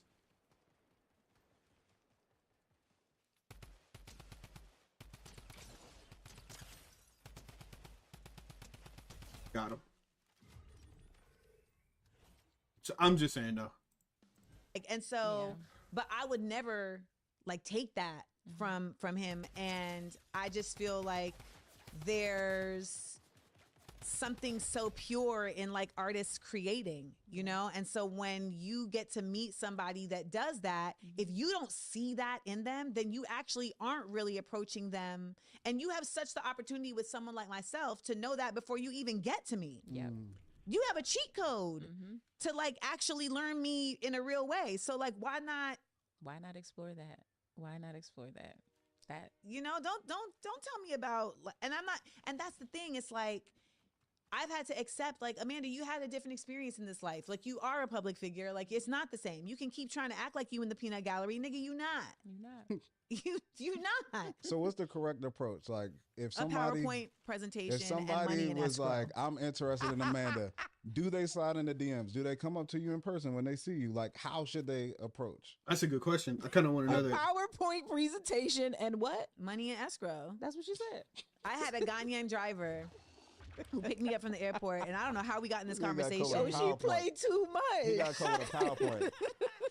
So slide 1 shows you where I was As you born. can see, I grew up in a 2-parent household. Like this is what I would like for us. Like on slide 10, we get to the future. This is the other thing too. And tell me how you feel about this real love scenario. Amanda's got to do the theme song. We'll I'll do the theme pull the song. money. Real life presentation is wild. Real life presentation is absolutely wild. A PowerPoint? Well, I would figure a woman on her caliber would want somebody who has money. So We'll start a GoFundMe. Pro bono. Okay, that's on the mic. It's on the camera. On the camera. Yeah, you heard it. Okay. I was the first. You were the first and the first second.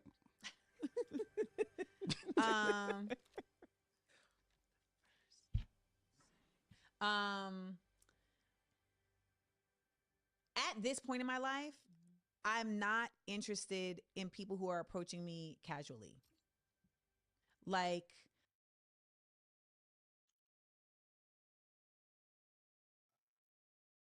so I don't know how to respond to that. You're not interested in people who approach you casually. So how would you want them to approach you? Isn't casually the best way to approach somebody? I'm not saying like low key, like you need to be pressed. What does that look like? Like that looks like consistency and intentionalism. That looks like I don't want to guess if you like me. I want to know you like me. You're already arriving liking me. Yeah. You're arriving liking me. Yes. Right? Like we're not doing you're going to figure out if you love me, but you're already arriving with like. Yeah. Because you've seen how I move in the world. You've already observed. You've already done your Instagram forensic specialist, right? Yes, you ran it down. Yeah, you NCSI'd my damn like you already see what it is. Yeah. You've already said that's the type of woman I would like to entertain. And I say this because a revolutionary woman's love will not be won passively. This is gonna be so rough. I don't exist in this world passively, so do not come at me passively, and don't give me another task. Okay, I don't like this. Please. What's your Cash App so I can send you a little offer real quick? Don't add to my tasks. Our interaction should be a relief. Yes. When they say be his peace, be my peace. Be my peace, baby. I will be your peace. Woo! Yes. All I want is to be a nigga piece. Please. Come on, baby. Come on, baby. I'm too far away. 1 second. Oh, fuck. Please. So close. So close. I was trying to get her out of there. He was so focused on me, and the other guy, he's done. He's done. Oh, I hate open field battles because there's nowhere to hide. And the water bending is so stupid because it's so freaking accurate. Oh my god. Oh my goodness. Okay, we move. Peaceful nigga, baby. Okay. What can I'm a part of? What can we watch on the couch? Click. That's the click I'm in. Yes. Can we sit on? Can we sit down and watch? Let's sit down and watch some Free Rent, okay? Or some Naruto. How about that? As long as it's not My Hero Academia. The couch. You want kettle or butter? Can we share? Kettle. Both. Let's have one first and the other. How's that sound? Right. Can we share the blanket? Can we put our feet together? Yes. Let's watch another one. That's adorable. But that's I feel like that's early dating. That sounds like some early dating type shit. Because later on, I don't think it's that. Well, no, I take it back. Because you can be a couple for years and that be your ideal date at home. Yeah, I fucks with it. That's cuddle. Do you want to stop? No. Part of the reason me and stayed together so long is because we had an incredibly extensive watch habit. One thing about us that we got right was niggas know how to watch a show. Yeah. Shout out to the Peaky fucking Blinders. That nigga would be down to watch. When we started Peaky Blinders, it was we would watch that shit on the plane, wherever. He was down for that. Is Peaky Blinders a good show? That's something. Is Peaky Blinders a really good show? I haven't watched it. I'm curious. Something I've had to just become very honest with myself and not shade myself for. No, you show up ready. Yeah. So show up ready. I'm not saying you're showing up to live with me or to be like I'm not even saying we're showing up to claim each other. Yeah. But show up with intention and on a basic level, show up knowing how to treat me. Yes. You know, that's why when homie was like, I will come to LA and take you out because that's what you deserve. I'm like, correct. That is right. I guess when you get to her age, because she just said she's in her 40s, pushing 50s. I guess your standards do change the older you get. So I don't want to be too harsh, because her standards and mine, or what our opinion of a relationship is, may change over time. So I can see that. Right. And I will be here. And I bought a dress for that outing. Damn. I returned it. Okay. Fair enough. I do have a date dress. I have a look for the first date For I the go next on. one. Yes. Okay, good. Some nigga gonna end up taking He me gonna out on a get date. it. It's gonna happen. Somebody. It's gonna happen. I want you to keep that hope because it's Um, gonna happen. And let me tell you, that dress is a motherfucking problem. It is. I mean, I'm just saying. I'm an in shape kind of gal, and it's together. It's gonna do the things. But I just think that that's something. These are like things I've had to like be honest with myself about, right? Like I have really good homeboys, and I was telling my homeboy the story of the redemption conversation, and everything. And when I told him that he said that was a lot, he was like, "So." He's my homeboy who's French. Shout to Laurent. He was like, "So it's a lot, okay? Like sometimes you are a lot." So he was like, "I mean, that's part of you. Like that's what someone is getting." And they are going to get a lot, like for them as well, like in a good way. Like if you are a lot person, sometimes like it's like that is part of like what makes you such a great person. Like you are that. She's killing that accent. We got the She's Florida one on at part 1. Yeah, we did. Amazing French on part 2. She do a You good are British one, too. consistent. She do This a is good why she British needs one, too. consistency because she's consistent. That's actually very true. Yeah. I've had to be consistent because I've been an only child and I've been like alone charting this course for so long. Yeah. So, I mean, we've been doing my podcast, Maldosis, for 6 years. Like we haven't missed a week. Love it. Like it's because consistency in a relationship Sorry is about that, caring. homie. Yeah. Yeah, for sure. It is. You know, It and is. a lot of women actually don't want.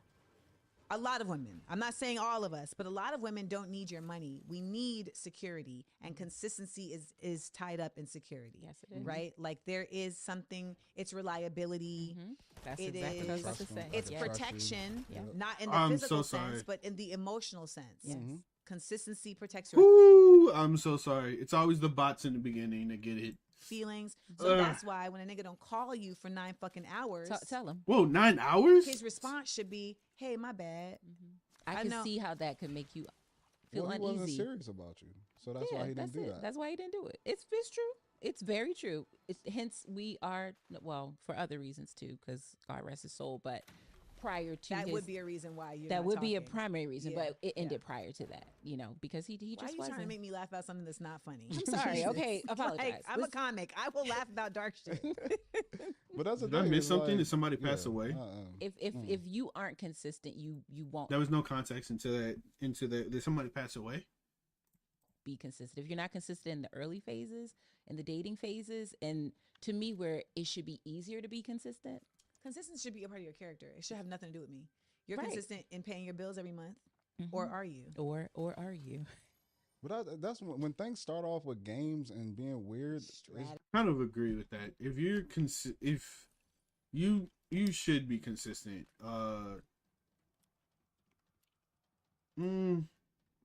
Yeah, I think you should be consistent when it comes to, especially in the first stages of dating. Because if I'm talking to somebody and she's showing signs of being incredibly inconsistent, I'd be a little weird. I'd question quite a few things, like, why are you here when we're having a conversation, but then the next day when we try to have a conversation, you're not here? Or why is it that you can text me for, I don't know, let's say a few hours, and then not text me for 5 or 6 days? Like that kind of stuff I would understand when it comes to consistency. But if I don't text you for 9 hours, if it's 9 hours, I'd be like, maybe I was asleep. Maybe I was gaming with the boys and then I fell asleep. You know, it happens. I forgot because I was tired. That kind of stuff happens. It's not rare. And I've done it before. It doesn't make me inconsistent. It just means I forgot. That's all there is to it. But you know, just is not Yeah. like when I met my wife. There wasn't games. There were things we need to work on, but Yes, I didn't of have to guess if she liked me or if she was committed to me or if she wanted to spend every moment with me. That wasn't a guess. But if you're in the beginning parts and you're guessing about those things, it's like. But I will tell you this, and I know that this isn't, of course, like everybody, but a lot of the societal setup of dating ends up requiring you to do that because so many are programmed to feel like anything other than that is you being extra or you being needy It's or a lot. you being a lot, you know, and as opposed to you just being deliberate. Yeah. Right? What is- So wait, a lot what does of that women, mean? we're told, like, don't do that. Like, no, you got to really act You gotta act unfazed, like etc. don't- And then men will tell you, like, yeah, you got to do that. Don't let these niggas think that you like them off top. It's everybody playing games. Everybody's playing games. And so I'm someone who's I've never played games. So Me that's either. also, like I said earlier, like, that's why you ain't with nobody, because I'm not playing the game. Like, I'm even in like the business of Hollywood. I realized that I needed to find a different course because I don't want to play the game. Yep. And it's not like I can change the Can't game. change the game. Yep. So, like, create your own space. so, to you play know, it, and yeah. then the lesbians watching are like, create your own space. And I'm like, I just don't, I don't. I have a hard time believing she's never played the game. I have. She made a whole video talking about how she's back in the streets. She's come on. I have a hard time. Titties on my believing titties. I'm so sorry. I can't. I was more can't do talking that. about the business side of things. That I am like Not you. the Like I feel No, like because we're- all the lesbians be in my like DMs, like, come over to this side. They waiting. And They I'm like, waiting. it's not that easy. Like, I can't. don't. If I could, I probably would. I don't want to eat pussy, and I don't. It's just that simple. I don't want a woman to eat my pussy. I just don't. Lord, That's where was crazy. I That's about to say? I fine. forgot it that fast. Ooh, oh no, about the games. Like I feel like we're from a generation where it's like I remember the press thing was a thing. Like if you weren't outside my house, if you weren't like making sure you got to the phone by a certain time to call me before I couldn't take calls because it was 9 o'clock, like I came from that tribe where you wrote the letters, you brought the flowers, you did all the extra stuff. And because the games have been so prevalent today, like the way that I hold on to hope, because I know I asked you that question, but the way I hold on to hope is to go back to the things that were like that, like nostalgic music, where like they are begging. I literally made a playlist called Black Love, signed him, and it is filled with songs of men that are like, baby, please, I love you, girl. I love Jodeci. Baby. Literally. And I listen to that when I'm feeling okay. Will cry for you. I get it. Sing it. tonight. Sing it. Before I let you go, can I get a kiss goodnight? You just bag it. Yes. Listen, they just wanted to know your name. Mm-hmm. Can we talk for a minute? For a minute. Girl, I want to know. You better tell me your name, baby. Demanding.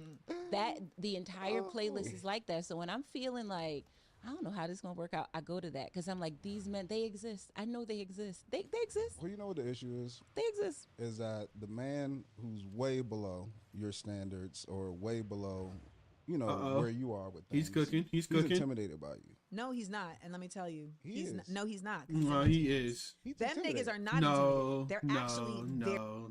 They're intimidated.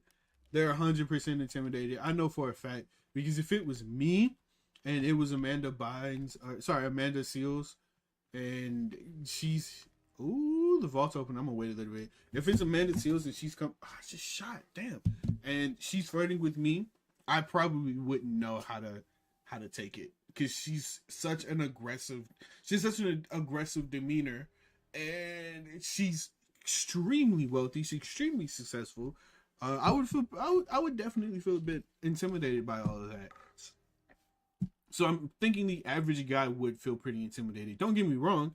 You would be lucky. I feel like, hey, yo, I'm lucky that she's looking at me, but I definitely be Very intimidated. In a relationship, they wouldn't be able to be in a relationship with you. Fair. Yeah. And then the guys who are at where the level, let's say career, all that stuff like that, they're desired by so many, right? So sometimes those men. Can I add another caveat for that? Yes. They also have all of those things, but they're smart men, dumb men. Yes. They don't have the emotional intelligence to be with someone who is on their intellectual level. But sometimes when they're in that position of being highly desired, it's almost like you gotta court me. I know. And show me that you are worth my time, because now there is that standard that you described is no longer right. So you have that in between of that the lower dude and the top dude, and they see so many of those dudes below that they're like, I'm the catch. Yeah. So I We ain't know got about a I'm the court. catch. I ain't got a court. We're going to the unpopular opinion. We not go. Are we going there? You want to go there? Go there. Here's what my thing is. Go there. We Let me going there. Well, not even like this thing about courting is, I think that's like that term itself ends up really being attached to like this old fashioned idea of acquiring property. When ultimately it's just, I want to show you who I am. Okay, preach. And I want the opportunity to learn who you are at the same time. Yes. That to me is what it should be. Yes. And okay, she's going somewhere. like, I'm somebody that it's not a money thing, but for a lot of men, it is. Yeah. Like they need that. I don't need that. I'm so serious that I don't need that, but they need that. And so since y'all need that, you better have that. Yeah. Okay? That's for you. Not To for feel me. secure Yes, and good about you yourself need in this that. relationship. So fuck it. Then let's just do that. Make sure you got 50 racks in escrow before we even start. Because you need that. Hold on. Do that for you, because I would hate Let me get to. Let me find the bush. for Let me this to find the get bush. ruined off of something that you already knew you needed off rip. Like, I mean, this shit is so complicated and it's so difficult. It's not simple. And we've also been tricked to think it is. Like, why can't y'all just get together? Because it's not that simple. we are complex computers. Yep. We don't even know our own programming. You know, and some people have not downloaded a new IO. Okay, I disagree with what she said. She's right and she's wrong. I feel like, my God, I know for a fact that her standards are high. She has high standards. She definitely has high standards. Because she's just talking about getting racks and things like that. It's just like, most guys don't care about how much money you're making. Most guys don't care. Unless you're making like a significant amount of money, then he's going to be like, okay, I need to personally get my bread up because we're not on the same level and I want to be the provider. In cases like that, I can, 100%. I can see him, feeling a little insecure to a certain extent, but it's so complicated. It's like actually really, really freaking complicated. And I feel like she's symbolizing it. Symbolizing it? Is that a word? Am I saying that word correctly? She's making it really a lot more simple than it actually is. But I'm pretty sure if a normal nigga came up to her, she would not be. She wouldn't be as receptive. She would not be receptive at all. But my opinion. OS for a long I was about to say. time. My operating system is top notch. I think in theory it's simple, but in application it's very difficult. Whatever. That's so when people see, say it's simple, she don't want to agree with that. All you got to do is do this, and you could say all you got to do is do that. But putting a dick in a pussy is simple. Everything beyond, and even that requires a certain level of wetness, if we're being honest. It does. Yes, so it does. it needs some processing. It needs some processing. That's simple, but the process is not. Like, let's be honest, getting laid is not a simple process at all. And if you think it is simple, you're just built like that, okay? You're just built like that if you think it's simple. But for most men, it's not simple. It's pretty complicated. You have to go through a lot of corners. You have to do a lot of what's the word? You have to do a lot of chasing. You have to do a lot of flattering. You have to do a lot of take her out to dinner. You got to make her feel special. You have to do this. You have to do that. It's not simple. I don't like the way that he made it out to be really simple. Or the way she said it's simple. I mean, sure, it's saying it's simple. That's simple, but in the theory is simple. The execution is not. Sure. Can we prime? Can we Amazon Prime? Like, no, I see you, partner. Moistness is preferred. I'm just saying, all of this shit, as I've gotten older, I've actually just changed even the way that because people ask me for advice all the time, and I've just even changed the way I deliver advice, because I think that I was coming from the school of the way so many others give advice, which is these generalities. And ultimately, it's like, you have to understand you to even be able to take advice. Say that again. Are they working together? A lot of us are really just asking for permission. We're not even asking for advice. We're asking for permission to do the thing that we already know that we're going to do. Very true. Right? Or we're asking for affirmation. What's for affirming. Yeah. Like, I'm asking y'all, like, am I a crazy bitch? Right? And I mean, I can't tell if these two guys are working together. Like, I'm in solos, so I don't understand why there's two guys not shooting each other, but chasing each other around. Am I in solos or duos? No, I have to be in solos. It's gonna suck if I have to fight two people versus one. I'm hoping that's not the case. I mean, whatever y'all say, I still think I am. And that's okay. Because if I'm saying that, I'm like, okay, I'm just trying to learn. But I just feel like we're getting better at talking. And I do think that is really, like, we're getting better on these spaces. I think some podcasts need to actually go to hell. Agreed. Because they're not having real conversations from a solution space or a love space. It really. Can she be more specific as to what podcast? Because I want to know. Yeah, I think I have an idea what podcast she's talking about, but I personally want to know, like, the specifics. Are we talking about Fresh and Fit? Are we talking about the Some Ordinary podcast? What are we talking about? What podcast is on your mind, sis? What's cooking? Really is from an ego space, which is not helpful to anybody. But I'm pretty sure she's talking about Fresh and Fit. I'm almost 100% positive she's talking about Fresh and Fit. We have to continue to get back to talking. Like, even on my radio show, I do like a word of the day. And for some people, they may think that's perfunctory, but the reason why is because I'm like, we need more words. That's a good word, perfunctory. 10 points for Gryffindor.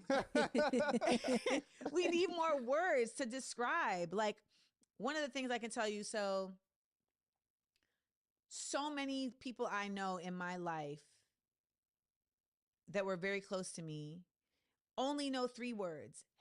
3 feelings. Happy, sad, damn it, mad. he ran away. If that's the extent of your emotional vocabulary, what are we really going to be able to do? Because even if I'm just slightly annoyed, you think I'm mad. So you're responding to that. Baby, I'm just miffed. Yeah. Let it go. You know what I'm saying? Then it's like, okay, happy.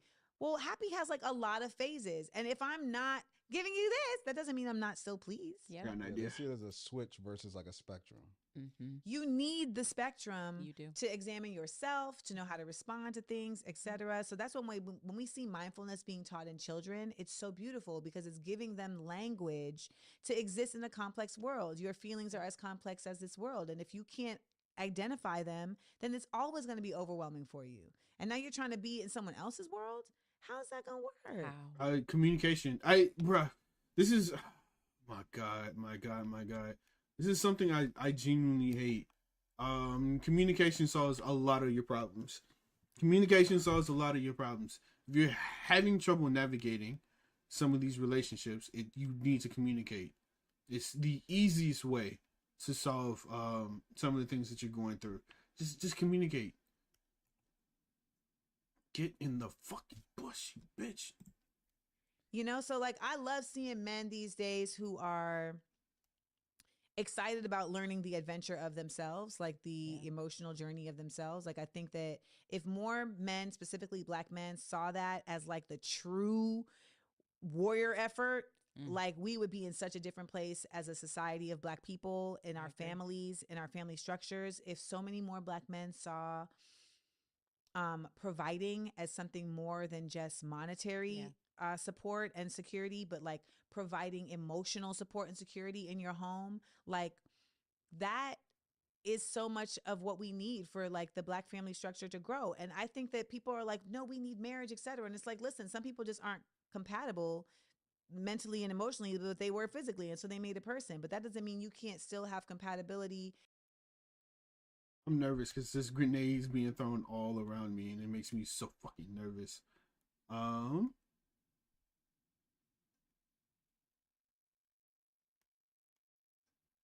Oh, he's throwing the grenades.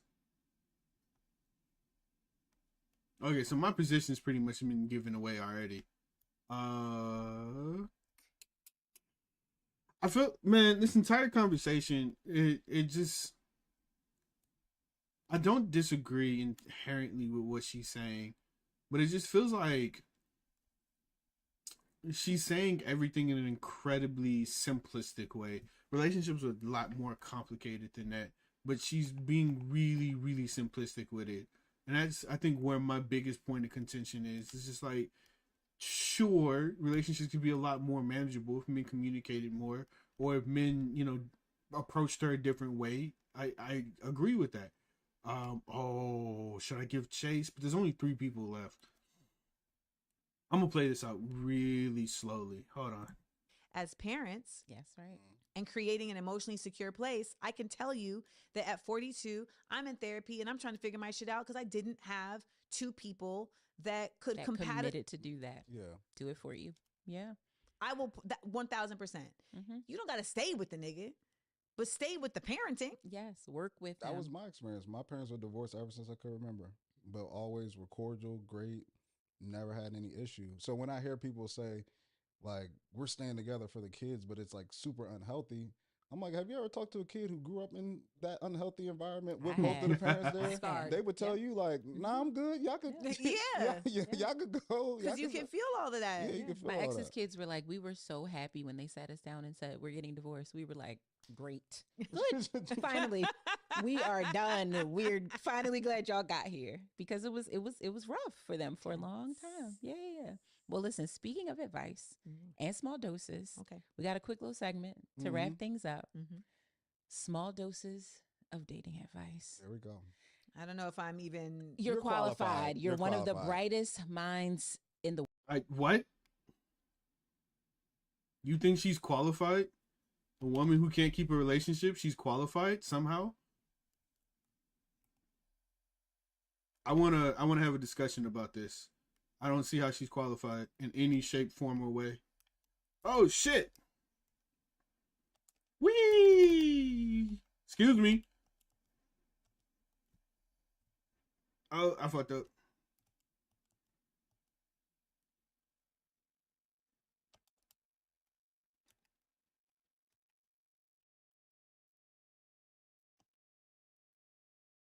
Whoopsie. Oh, come on. Let them fight all they want. I'm Gucci. All right, here we go.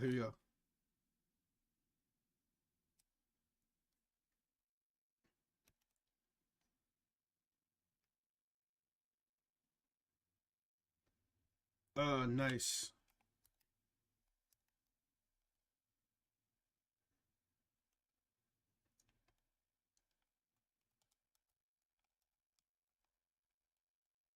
Oh, no! Oh my god. Oh my god. Okay, we move. Literally. I've That's actually love learned right there. words from In you. the world. In the world. So, did he win? This is light work. All right. So here's the You scenario. want in the 2 sun, people, crazy. they're really good for each other, like on paper. Very like matter of fact, this works out. You went here, we do that. But the sex isn't great. Should they Experiment. There you go. try to stick it through, maybe explore non-monogamy, or is this Ooh.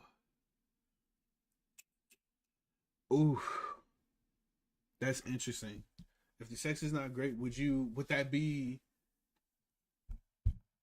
if your relationship is good, but you want to explore different sexual options, wouldn't that be where polygamy comes in? But then I feel like you would have a lot of insecurities. Sex just a deal breaker, and they should let it go. I mean, how deep into this are they? Like a couple years. Have they talked about this? Yeah, they just, it's a lack of attraction. It's just really not there. They're attracted on everything but the like they've physical tried it piece. all. Yes. You like it, I love it. I mean, I just, because now we're in this whole world of like, well, what is Let's not answer the question. Answer the question. Don't obfuscate. Partnership really look like, right? Mm-hmm. Like they might decide, like, you know what? We don't need that. We don't need that. Mm-hmm. But I want to get it from somewhere else. And if you're okay with that and I'm okay with that, then so fucking be it. Okay. But like sometimes I feel like, no, like I do need that. Or sometimes you try and convince yourself that you don't really need that. Yeah. And it's like, if you got to convince yourself that you're not you, then I don't know if that's really sustainable or if that's like the most healthiest situation. Ooh, my Jesus. But I think that we are in a society that does allow for a lot more versatility in what partnership looks like. I agree. And that's a conversation away. Yeah, I agree. All right, next one. Your homeboy, we talked about having really good friends. He does not like your man. He admits this after y'all in a relationship. He never says anything while you're dating, but y'all get together and he's like, I really don't like it. And he starts to make it obvious. Like when you're around him with your dude. How do you handle it? He don't come around my dude no more. Yeah, there you go. Yeah. We still friends, but I don't bring you around. Okay. Easy enough. All right, next but one. Also, like, why don't you like my nigga? Because Dre has said that we don't listen to our homeboys.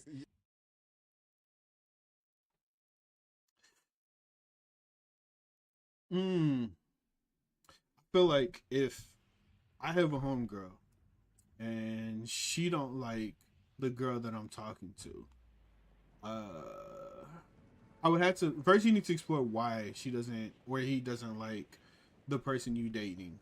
You need to explore what those reasons are.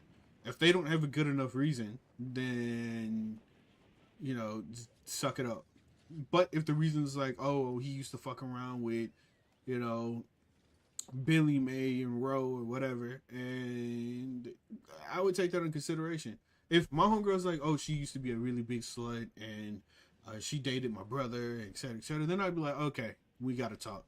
We gotta break that down. We need to discuss this. I'd be a little bit. Oh, that's a guard. Stay mad. Stay mad.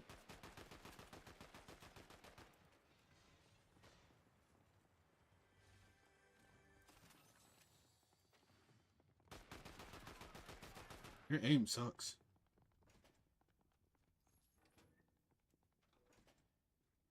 Okay. But yeah, that's how I'd be.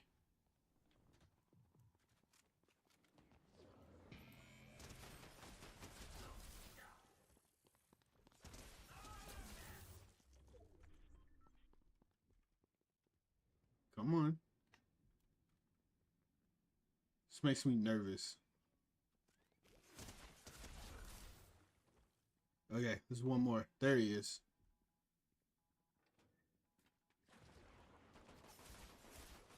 Come on.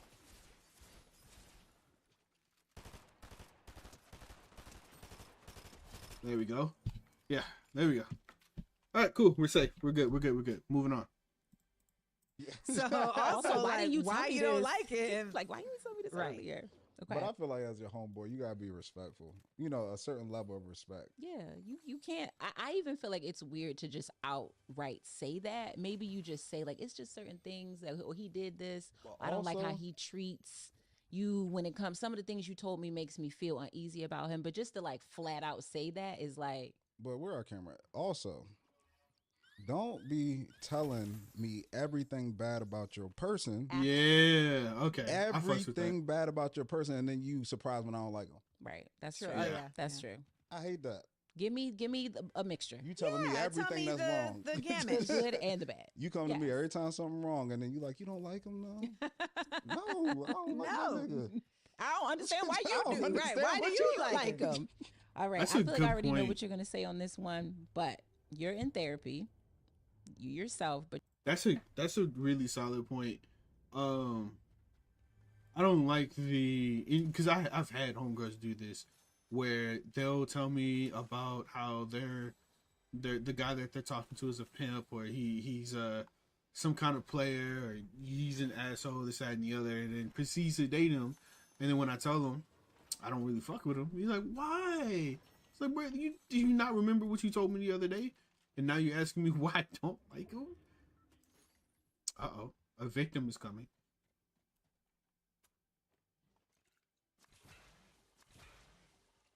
All right, let's see. How do I want to approach this? I'll continue. But your partner won't go because they don't think they need it. Oh, at this point, that's a deal breaker. Yeah. Everybody needs it. You don't need it all the time. And you don't need it in the same way. Like some therapy is talk therapy. Then there's Reiki. There's float therapy. I mean, there's a myriad of ways. But I, at this point, feel like you can't be a conscious person in this world and not be constantly like taking care of your brain. It's like being a basketball player and not working out, not going to the gym, not watching getting a massage. No, I don't even mean that. I mean, like, you have to, when you're a basketball player, like, you have to take care of your body. Yeah. Like, you have to get massage. You need to be in the whirlpool. You may need to get, you need the ice. Like, this is just upkeep. Yeah. It's just maintenance. So at this point, I would love to meet somebody who's in the maintenance level of their healing. Who already has identified, like, yeah, they've gone and done the deep work. Nice hiding, though. And they may be in a new phase of, but they identify, like, yes, this is the phases. But ultimately, it's like, I don't know that I have met enough men in a romantic space. Let me not say I don't know. I have not met enough men in a romantic space that like women. What? What did she just say? They like pussy. What? But they don't like women. They don't. They just tolerate them. Yeah, like they don't think we're cool. You know what I'm saying? Like they don't think we're on their level. Like they don't see joy in us. Like they don't. What guys are you dating? Because to a certain man, listen, to a certain point, it's not even men or women or anything like that. It's who you're dating. It's the people that you're talking to. The problem is not men or women or blah, blah, blah. It's the people you're dating. It's the people you attract. That's where the problem is. I am baffled by that statement. I'm like actually pretty baffled by that. That guy thought he was going to sneak up on me, player. You thought wrong. See our uniqueness as additive to their individualism, like, and so they don't have like a inherent kindness that they extend to us. And I feel like that's been something that a lot of my female friends have like extended. My homeboys are men who I've never felt like I wasn't equal to. And date your homeboys. When I did, it was like, oh, well, we're not, you know what I'm saying? But they have all. Then date your homeboys. I don't know how to. I don't know. Date your homeboys? I mean, I don't, because it sounds like she has a huge romanticism or a huge like for her homies, or a huge amount of respect for him, but she doesn't respect the average guy. So I don't know what to tell you. Date your homies. Is that so foreign? Is that a very foreign thing? Date them. I'm just saying. Always regarded me as a full person. And like shared in my space, right? So I've had men who are like, I don't want my girl to be my friend. My girl is my girl. Yeah, that's common. That's really common. My girl is my girl. Bro, you see my his friends face? are my friends. That's very You see, common. you see his face. He's like, bro, who's saying that? What retard is saying that? Nobody's saying that. That's not a thing. No one says that. My girl is my girl. My friend is my friend. No one is saying that. I don't think so. Why are you running? You had a sniper on me. He had a sniper on me, and then he started running. Hit him for 20.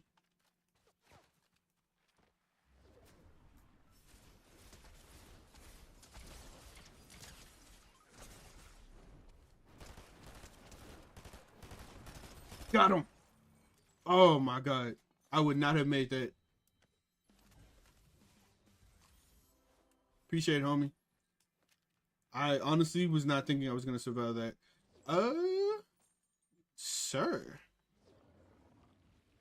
I do want a sniper, but what do I give up? I give that up. Ooh, okay. We move. Let us continue. And you know, I'm really just like there's just a kindness that I think a lot of men don't have for women. Ooh. And I've experienced it in a real way. Like, why are you talking to me that way? Yeah. You know, like, why are you why you would never treat your niggas like this? Like, ever. You would never treat your niggas like this. Why are you treating me this way? Why do you think this is an appropriate interaction? You know, like, stuff like that is the part that makes me not as hopeful. Again, I think it has to do with the guys that you date. I'm a lot more kind to the women that I date versus my homies. I'm a straight asshole to my homies. I'm gonna be honest. I'm not nearly as nice. Bro, if he walks in here, he's dead. I'm not nearly as nice to my homies as I am to my girl. That's because she gets special treatment. So I don't understand where that notion comes from. Genuinely, I don't understand where that notion comes from. But, okay, sure. Give me a second. Let me get into a safe spot. And then I'll continue the stream. Okay, here we go. Not having airbending sucks. I've become extremely reliant on the airbending. Extremely reliant on it. Yeah. Because I don't think society is interested in nurturing that. And I want, at the very least, our Black community to say, well, them crackers over there may not be about that, but whoa, pause. We have to be. We have to be. I just hate hearing that, man. Yes, it's very disappointing. I feel like I've had a balance. Definitely feel like I've had a balance. I've experienced that wholeheartedly, where it's like, wow, you just want it for what it can do for you, not because you feel it brings joy or just camaraderie and love and respect. But I've also, thankfully, friends and men that I've dated, and I'm thankful for the men specifically that I dated, because they helped me understand my worth. They at least introduced it to me so that I can start exploring it for myself. But then also, like, giving me that hope that, like, oh yeah, y'all might be a small I would group. say my first boyfriend ever was that. Okay. That's what's allowed for, even, you know what I'm saying? Like, my first boyfriend, Marquise, like, I was treated with respect. I was treated with kindness. Yep. Like, I was never pressured, you know, or pushed to do anything. Yep. You look so devastated. It just doesn't make any sense. Because, I mean, if you talk to men who are truly married and happy, they'll tell you that it is an amazing thing. When you find the right I made it out of that somehow. But then I look at the guys that maybe you're talking about, and it's there for them, but it seems like they don't want to have the accountability and the responsibility that it takes to be in a relationship. Well, yeah, because the right person means that you're going to have to, like, do stuff. Yeah. And be accountable. Yeah. Like, I had someone tell me recently, they were like, yeah, like, I'm going to have to leave your company because I don't have the mental health to work at a job I care about. What? What? Yeah. they were like, I realized that I need to work somewhere where I don't care about it because it will stress me out working for someone who I actually like care about the work. And I was just like, wow. And I think that can be related to, I'm not even just gonna say men, just like people in relationships. Like that's part of the whole, like, I don't want to have feelings, you know? Mental health is like the stomach ache of the second grade. It's like when you please. trying to get That's out a of whole when you other trying to get out of episode. school. Yeah. It's like my stomach stomach hurts.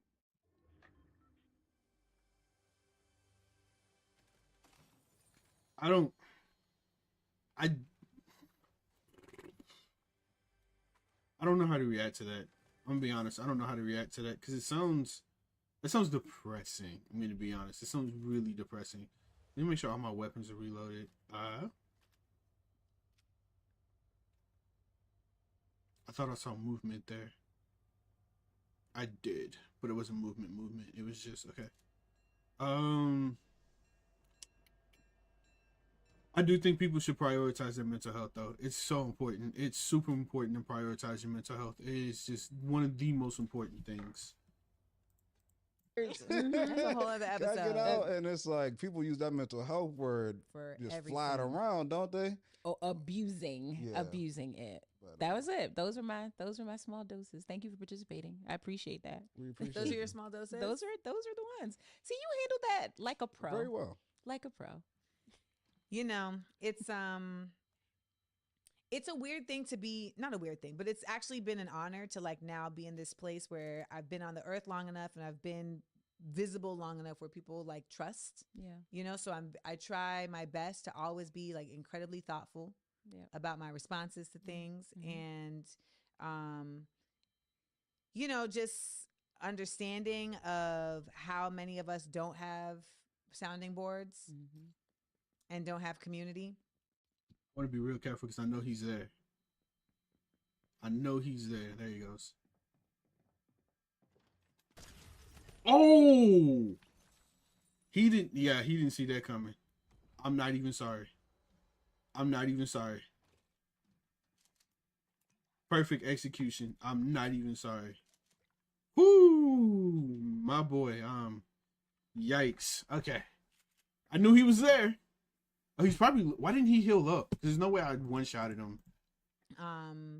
And like, so like with my Patreon, like for a long time, like my Patreon was just like somewhere that I was just like posting like ad-free episodes of my podcast. But I've started treating it as a community and it's been really dope to just see how folks are feeling nurtured by that. Like they're telling me like, you know, this chat that we have and, you know, the conversations and the different postings, it's creating more of a dynamic space outside of like this social media shit, right? And even over there, like I feel like I'm getting to learn more about how to even be more present in that way.